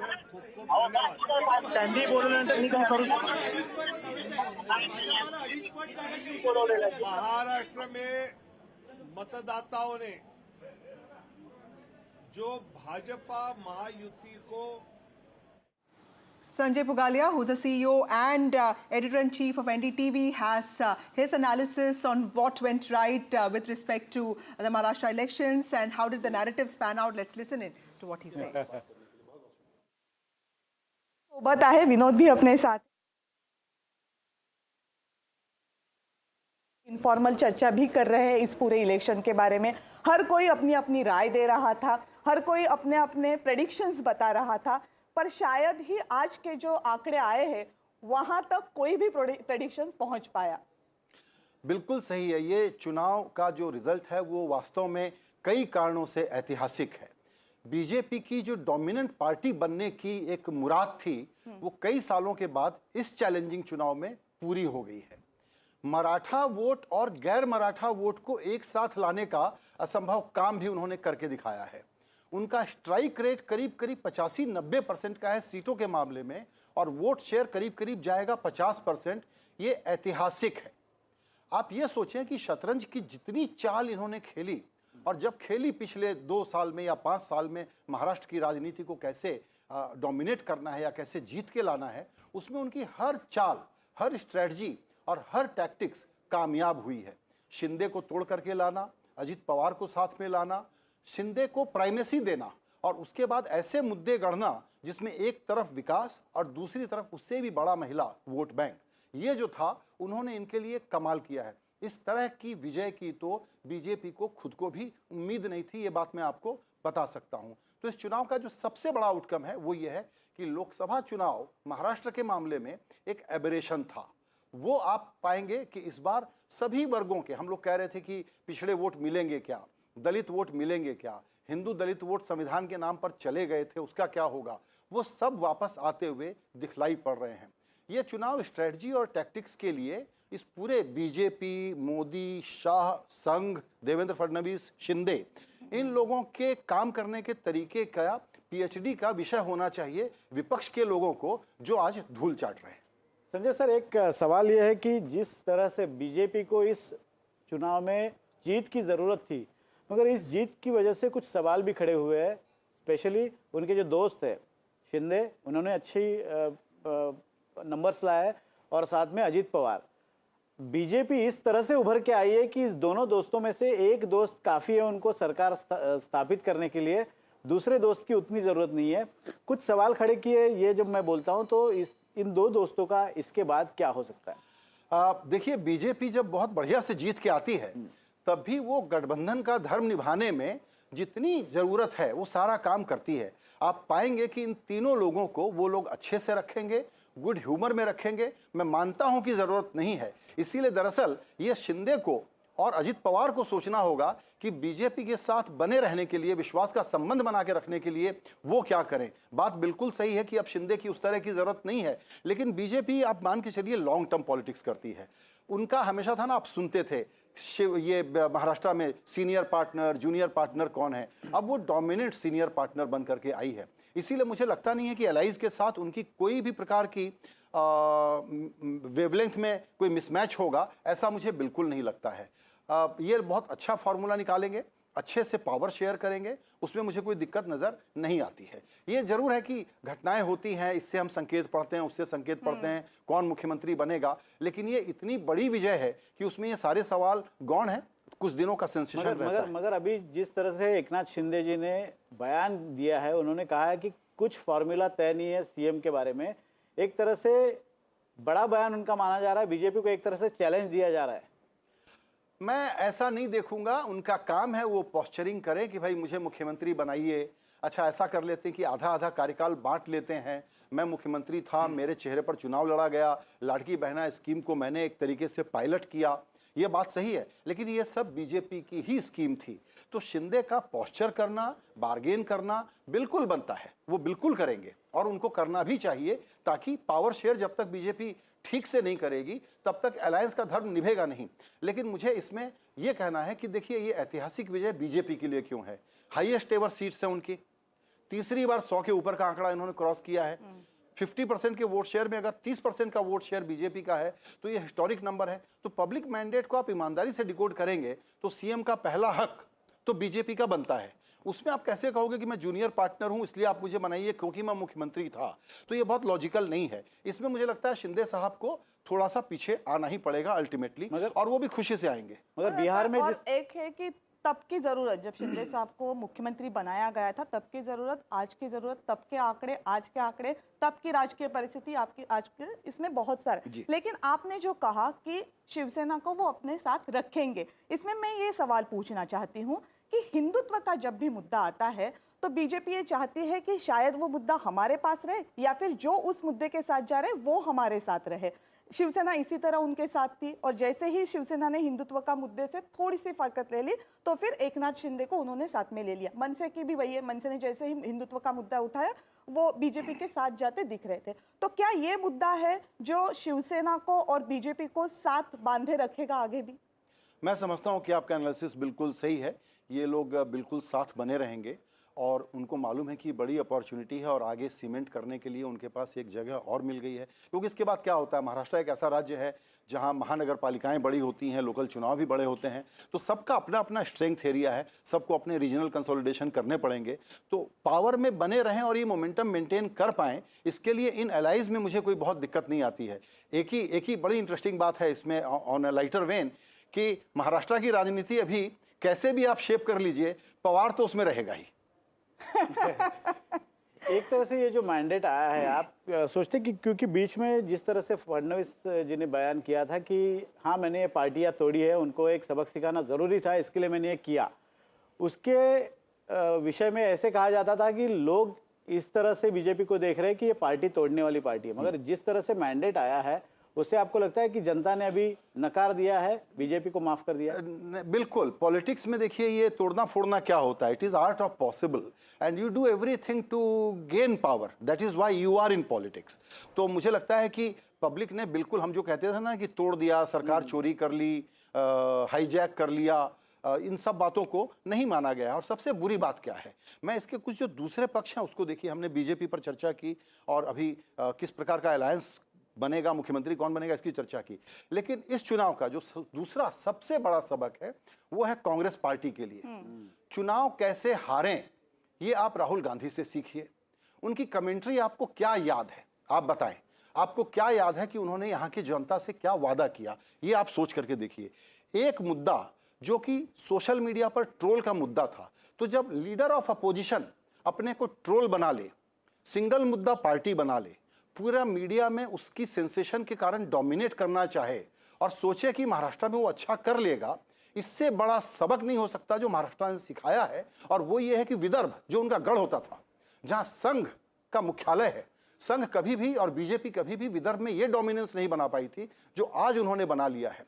तो कांग्रेस को हारने की कला इतने शानदार तरीके से आती है, ये इसका दूसरा उदाहरण है। वो झारखंड में भी कोई बहुत अच्छा नहीं कर रहे हैं, इसीलिए कांग्रेस पार्टी को यह सोचना पड़ेगा कि इस प्रकार का लैकलस्टर, स्टैमर करने वाला, हकलाने वाला नेतृत्व लेकर के वो कौन सी पॉलिटिक्स कर रहे हैं, उनकी स्ट्रेटजी क्या थी, उनकी टैक्टिक्स क्या थी, और चुनाव में जितना एफर्ट उन्होंने महाराष्ट्र में लगाया क्या उतना या उससे ज्यादा उन्होंने वायनाड में नहीं लगाया। वायनाड जीता हुआ चुनाव था, पूरा का पूरा कैडर अपने नेता को चेहरा दिखाने के लिए वहां पर बिजी था। इसीलिए मेरा यह मानना है कि महाराष्ट्र में कांग्रेस पार्टी के लिए बहुत बुरी खबर है, ये कांग्रेस के ध्वस्त होने की खबर है, ये राहुल गांधी के नेतृत्व के ऑल राउंड फेल्योर का मैसेज है इसमें। और मैं पुराना कांग्रेस बीट रिपोर्टर हूं, इस नाते ये बात बहुत अधिकार के साथ कहना चाहता हूं और पोलाइटली कहना चाहता हूं कि राहुल गांधी जिस पॉलिटिक्स को परस्यू कर रहे हैं, ये पॉलिटिक्स षड्यंत्र की पॉलिटिक्स है, ट्रोल की पॉलिटिक्स है, इस पॉलिटिक्स का इलेक्टोरल कन्वर्जन नहीं है। दरअसल आज तो बीजेपी और संघ का नेतृत्व हो सकता है राहुल गांधी को बहुत बधाई दे रहा हो कि आप जो अडानी अंबानी कर रहे थे, आप सिंगल मुद्दे पर बने रहिए, उसमें आपको वोट नहीं मिल रहे हैं और हम ऐसी हिस्टोरिक लैंडस्लाइड विक्ट्री के साथ आने वाले हैं। दूसरी तरफ आप उद्धव ठाकरे की हालत देखिए, बाला साहब ठाकरे की लीगेसी को उन्होंने कैसे निभाया, इसको समझने की कोशिश करिए। उनकी बातों में भी कर्कशपना था, एंटी डेवलपमेंट बात कर रहे थे, प्रांतवाद को फैलाने की कोशिश कर रहे थे। अब ये कांग्रेस पार्टी क्या जा करके गुजरात में कैसे वोट मांगेगी, ये सोचने की कोशिश करिए। और ये बाला साहब ठाकरे अब के नाम पर कैसे उद्धव ठाकरे आगे की राजनीति करेंगे। 20-20 सीटों की पार्टी हो गई है ये महाराष्ट्र में, ऐसा जमींदोज इनको किया गया है और बीजेपी की चुनाव लड़ने की महारथ जो है उसकी वजह से किया गया है। और वो कोई सीक्रेट प्ले बुक थोड़ी है, वो सब पढ़ते हैं, सब जानते हैं, आप उसको कॉपी करते हैं, लेकिन कॉपी करते हैं तब तक 5 साल का आपका एक चुनाव निकल जाता है। तो ये चुनाव राहुल गांधी के पर्सनल फेल्योर की सबसे बड़ी मिसाल है, सबसे बड़ा सबूत है। और ये बहुत गंभीरता से ये बात हम आपको समझाने की कोशिश कर रहे हैं कि देखिए, लोकतंत्र चलना चाहिए, बीजेपी का ऐसा डोमिनेंस किसको चाहिए, कोई पब्लिक नहीं चाहती है कि ऐसा डोमिनेंस हो। लेकिन अगर अपोजिशन ऐसी एंटी डेवलपमेंट, ऐसा एंटी नेशनल, ऐसा anti business and no pro people क्या कर रहे हैं, उन्होंने 3,000 रुपए दिए, मैं 5,000 रुपए दे दूंगा, ये कोई पॉलिटिक्स होती है क्या? इसीलिए मेरा कहना है कि कांग्रेस पार्टी अभी भी, अगर आप लोगों को ये लग रहा है मेरी बातों से कि भ्रम हो रहा हो कि कांग्रेस पार्टी जागेगी इस झटके के बाद भी, तो इसको भूल जाइए, क्योंकि जब तक राहुल गांधी का नेतृत्व है कांग्रेस धराशायी होते रहेगी, इसी तरह से टूटते रहेगी। और आखिरी बात, 2029 अगर ये इस ट्रोल पॉलिटिक्स से लड़ना चाहते हैं तो भूल जाएं। कांग्रेस के प्रचार में जो एक बात दिख रही थी वो ये दिख रही थी कि कोई भी महाराष्ट्र व्यापी, जिसको आप पैन महाराष्ट्र कह सके, ऐसा मुद्दा लेने की वजह एजेंडा सेटिंग लग रहा था। ऐसा लग रहा था कि जो मुद्दे कांग्रेस लाना चाहती थी वो पहले से तय किए गए थे और उन्हीं को कांग्रेस आगे लाना चाहती थी, पर बदकिस्मती महाराष्ट्र के लोगों ने उसको एक्सेप्ट नहीं किया। मतलब जनता से जुड़े सवाल भूल के कांग्रेस कुछ अलग सवाल उठा रही थी। वही प्रॉब्लम है ना कि जनता सोच क्या रही है, इनको पीपल पल्स का कुछ नहीं मालूम था ना। ये अगड़े पिछड़े की राजनीति नहीं समझ रहे थे, इलाकों की राजनीति नहीं समझ रहे थे। हमारे पत्रकार लौट करके सोया कपास को बड़ा मुद्दा बता रहे थे, कौन सा मुद्दा निकल करके आया, कोई रिजोनेंस था ही नहीं इनकी बातों का। क्या कह रहे थे आप लोगों ने, इतनी कमेंट्री की, आप लोग मुझे बताइए, मेरे इस सवाल का जवाब मैं आप लोगों से लेना चाहता हूं। आपको कांग्रेस का कौन सा इशू याद है, कोई एक इशू याद है आपको जो पब्लिक में रिजोनेट करे? किस राज्य में? महाराष्ट्र, जहां पर की कांग्रेस मजबूत थी, जहां शरद पवार का साथ था। ये तो शरद पवार हैं, इसलिए आपको एक सेम्बलेंस ऑफ चुनाव लड़ने वाला फाइटिंग मोड थोड़ा सा नजर आया, वरना कांग्रेस की क्या हैसियत थी इस चुनाव में सामने आ गया है ना। उद्धव ठाकरे किस तरह से तितर बितर होकर बिखर करके पराजित हो गए हैं, सामने आ गया है ना। मेरा यही कहना है कि अगर आपका ऑब्सेशन कॉरपोरेट दुश्मनी और एक ऐसी आवाज, अमेरिका का चुनाव, लिबरल अमेरिकन डेमोक्रेसी का हम एग्जाम्पल देते हैं, आपको दिख नहीं रहा है वहां पर कि क्या बयार बह रही है, आमतौर पर पब्लिक क्या सोच रही है? आप अपनी पॉलिटिक्स को रीएडजस्ट नहीं करेंगे क्या? और चूंकि आप अपनी पॉलिटिक्स को रीएडजस्ट नहीं करेंगे तो ऐसा ही नतीजा आएगा जिसमें आप जमींदोज हो जाएंगे। इनको पब्लिक पल्स का कोई आइडिया ही नहीं है। ये सोशल मीडिया के ट्रोल को पॉलिटिक्स समझते हैं और सोशल मीडिया के ट्रोल में ये जब तक फंसे रहेंगे कांग्रेस पार्टी का भविष्य अत्यंत ही अंधकारमय है, ये मैं आपको बताना चाहता हूं। आप सोचिए, ये बैठ करके ब्लैक बोर्ड ले करके अपने प्रवक्ता के साथ जब इनको चुनाव प्रचार में गली मोहल्ले में घूमना चाहिए तो वहां बैठ करके कॉन्स्पिरेसी थ्योरी का, जैसे नहीं होता व्हाइट बोर्ड पर कोई बड़ा स्ट्रेटजिस्ट अपने को समझ रहा है, बैठ करके कोई डिजाइन बना रहा है, उस प्रकार का बीच चुनाव में कैंपेन के दौरान अपने आर्म चेयर पर बैठ करके ज्ञान दे रहे हैं। तो मेरा ये कहना है कि इस वक्त एंटी डेवलपमेंट पॉलिटिक्स के ये बड़े चेहरा बन गए हैं। दुर्भाग्य की बात है, लोकतंत्र मजबूत में कांग्रेस मजबूत हमको चाहिए, लेकिन ये तो नहीं दे पाएंगे। इसीलिए इनका पब्लिक में कोई रेजोनेंस नहीं दिख रहा है। महाराष्ट्र में, महाराष्ट्र कौन है? सबसे बड़ा सोशल रिफॉर्म वाला राज्य। महाराष्ट्र कौन है? सामाजिक रूप से सबसे जागा हुआ राज्य। महाराष्ट्र कौन सा राज्य है जहां इतनी जातियां, धर्म, सबके बावजूद ये एक ऐसा मैंडेट ला करके आपको देते हैं? आपकी कौन सी थ्योरी सही निकली, आप ये बताइए ना। क्या फ्यूचर देखते हैं तीन पार्टियों का जो बुरी तरह से हार रही है? ये जो रिजल्ट है उसके बाद कभी भी पॉलिटिक्स में ये नहीं कहना चाहिए कि कौन सी पार्टी उठेगी या नहीं उठेगी, लेकिन पवार लेड जो पॉलिटिक्स चली थी इस महाराष्ट्र में, और पवार का मतलब होता है पूरे देश में एक खास तरह की पॉलिटिक्स, पवार लेड पॉलिटिक्स का ये आखिरी अध्याय है। ये दुख की बात है। पवार साहब की पॉलिटिक्स को जिंदा रहना चाहिए और सक्सेसफुल होना चाहिए, ये दुख की बात है। और उसको फ्लॉप किसने किया है? ये दो कमजोर खिलाड़ियों ने, जो लोग कॉरपोरेट दुश्मनियों के कारण और छोटे मोटे जिसको कहते हैं ना गुदगुदाने वाले अचीवमेंट के कारण एक ऐसी पॉलिटिक्स को परस्यू कर रहे थे जिसका जनता ने करारा जवाब दे दिया है। ये लोग ब्रीफ पर काम करने वाले लोग हैं, ये लोग ट्रोल करने वाले लोग हैं, इसीलिए इनकी इतनी धुनाई हुई है। एक तो इनका फ्यूचर बहुत खराब है। एक तो आपने मुद्दों की बात की, लेकिन अगर हम पॉलिटिकल पार्टी के तौर पे बात करें तो भी कांग्रेस कुछ अच्छा करती नहीं दिखाई दे रही थी। जिसको हम कैडर मोबिलाइजेशन कहते हैं, जिसको हम वोटर मोबिलाइजेशन कहते हैं, उसमें भी कांग्रेस कहीं नहीं दिख रही थी। कहीं ना कहीं इसका भी खामियाजा कांग्रेस को इस इलेक्शन में भुगतना पड़ा। इसीलिए क्योंकि आपने कांग्रेस पार्टी के कार्यकर्ता को ये एहसास दिला दिया है कि सोशल मीडिया पर ट्रोल करने से चुनाव प्रचार हो जाता है, तो पूरा कैडर घर पे बैठा रहता है, इनके नेता घर पे बैठे रहते हैं, इनके जो प्रभारी बन करके आते हैं चुनाव लड़ने के लिए वो ड्राइंग रूम में बैठे रहते हैं। ये लोग ग्राउंड पे हैं कहाँ? इनको मोबिलाइजेशन आता कहाँ है? इनका वोट है, उनको ये बूथ तक ला नहीं सकते। ये आप पिछले 10 साल की हिस्ट्री नहीं है, उससे ज्यादा की हिस्ट्री है। पब्लिक मूड थोड़ी ही कोई बीजेपी के पास 60% है, 40% ही है ना नेशनल लेवल पे, 60% दूसरे साइड में है ना। फिर ये अपोजिशन वोट मोबिलाइज क्यों नहीं कर पाता? इसलिए नहीं कर पाता क्योंकि कांग्रेस पार्टी को ये गेम खेलना आता ही नहीं है।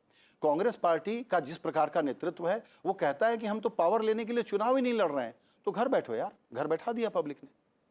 राहुल गांधी के नेतृत्व पे जो प्रश्न चिन्ह लगाया जा रहा है, लोकसभा के दौरान थोड़ा सा कम होता दिख रहा है, पर लोकसभा के बाद जो जो चुनाव हो रहे हैं उसमें वो प्रश्न चिन्ह और गहरा होता जा रहा है। महाराष्ट्र के चुनाव में उसमें एक और मोहर लगा दी। बहुत अच्छा सवाल है। भारत की जनता अपनी पॉलिटिक्स को शेप करती है, उसमें एक बड़ा नेतृत्व होता है, वो उसको क्राफ्ट करके एक फ्रेमवर्क देता है कि मैं आपको विकास की राजनीति दूंगा, मैं आपको ऐसी राजनीति दूंगा, वैसी राजनीति दूंगा, जो भी है। इनके पास पब्लिक मूड को पढ़ने का कोई तरीका या पैमाना ही नहीं है। इसी कारण इनकी ये परिस्थिति हुई है कि लोकसभा में जो अपॉर्चुनिटी क्रिएट हुई थी, इसको इन्होंने गंवा दिया। हरियाणा में जीता हुआ राज्य था, तो अगर आप हरियाणा में नहीं जीत सकते, आप राजस्थान जैसे राज्य में, मध्य प्रदेश में जहां लगातार 3 बार बीजेपी लौट के आई है, वहां आप अपनी नई शुरुआत नहीं कर सकते, तो बड़ी प्रॉब्लम है। अब ये क्या करेंगे मैं बताता हूं। मुझे नहीं मालूम कि इनको चिंतन मनन शिविर इस बार कहां लगाना चाहिए, बारामती में लगाना चाहिए या बैंकॉक में लगाना चाहिए। लेकिन ये सोचने की बात है कि आप अपने कैडर को ब्लेम करेंगे। आप जानते हैं क्या कहेंगे? अब नेतृत्व को इंसुलेट करने के लिए कांग्रेस पार्टी के नहीं नेता ये कहेंगे कि जी लोकल नेतृत्व पर डिसीजन छोड़ा हुआ था। कोई लोकल नेतृत्व पर डिसीजन नहीं छोड़ते, सब जगह फ्लुक में बैठ के कहते हैं इसको लड़वा दो, इसको हटा दो, इसको सबक सिखा दूंगा। घर के अंदर ही अशोक गहलोत और पायलट की राजनीति को लोग ठिकाने लगाने में लगे रहते हैं। उस प्रकार का इनका काम है। इसीलिए ये पॉलिटिक्स जो बॉटम ऑफ पिरामिड सिटीजन के खड़े होकर के डेमोक्रेटिक अपरेटस को अपने हाथ में लेने की राजनीति है, वो राजनीति इनको समझ में नहीं आ रहा है। ये एलीट पॉलिटिक्स है, ये फैमिली डायनेस्टी ओरिएंटेड पॉलिटिक्स है। उसके आगे इनका कोई बहुत ज्यादा एम्बिशन है भी नहीं लाइफ में। ये प्रॉब्लम है। अगर जिस तरह से चुनाव के नतीजे आए, आप किस तरह से देखते हैं? लोगों को क्या चाहिए? मतलब इस मैंडेट का क्या अर्थ निकाले हम? इस मैंडेट का जो सबसे बड़ा अर्थ है वो ये है कि भारत की पब्लिक ने ही, जो आपने सवाल पूछा उसका एक सप्लीमेंट्री आंसर ये है कि भारत ने ही लोकसभा के चुनाव में भारत की पब्लिक ने ही एक कोर्स करेक्शन किया। तो ये उसके विल का कोर्स करेक्शन था कि आप गवर्न करिए एनडीए, मोदी जी की ही सरकार हमको चाहिए, लेकिन हम थोड़ा सा चेक एंड बैलेंस आप पर लगा रहे हैं। ऐसी अपॉर्चुनिटी को अगर अपोजिशन भुना नहीं पा रहा है तो ये भारत के लिए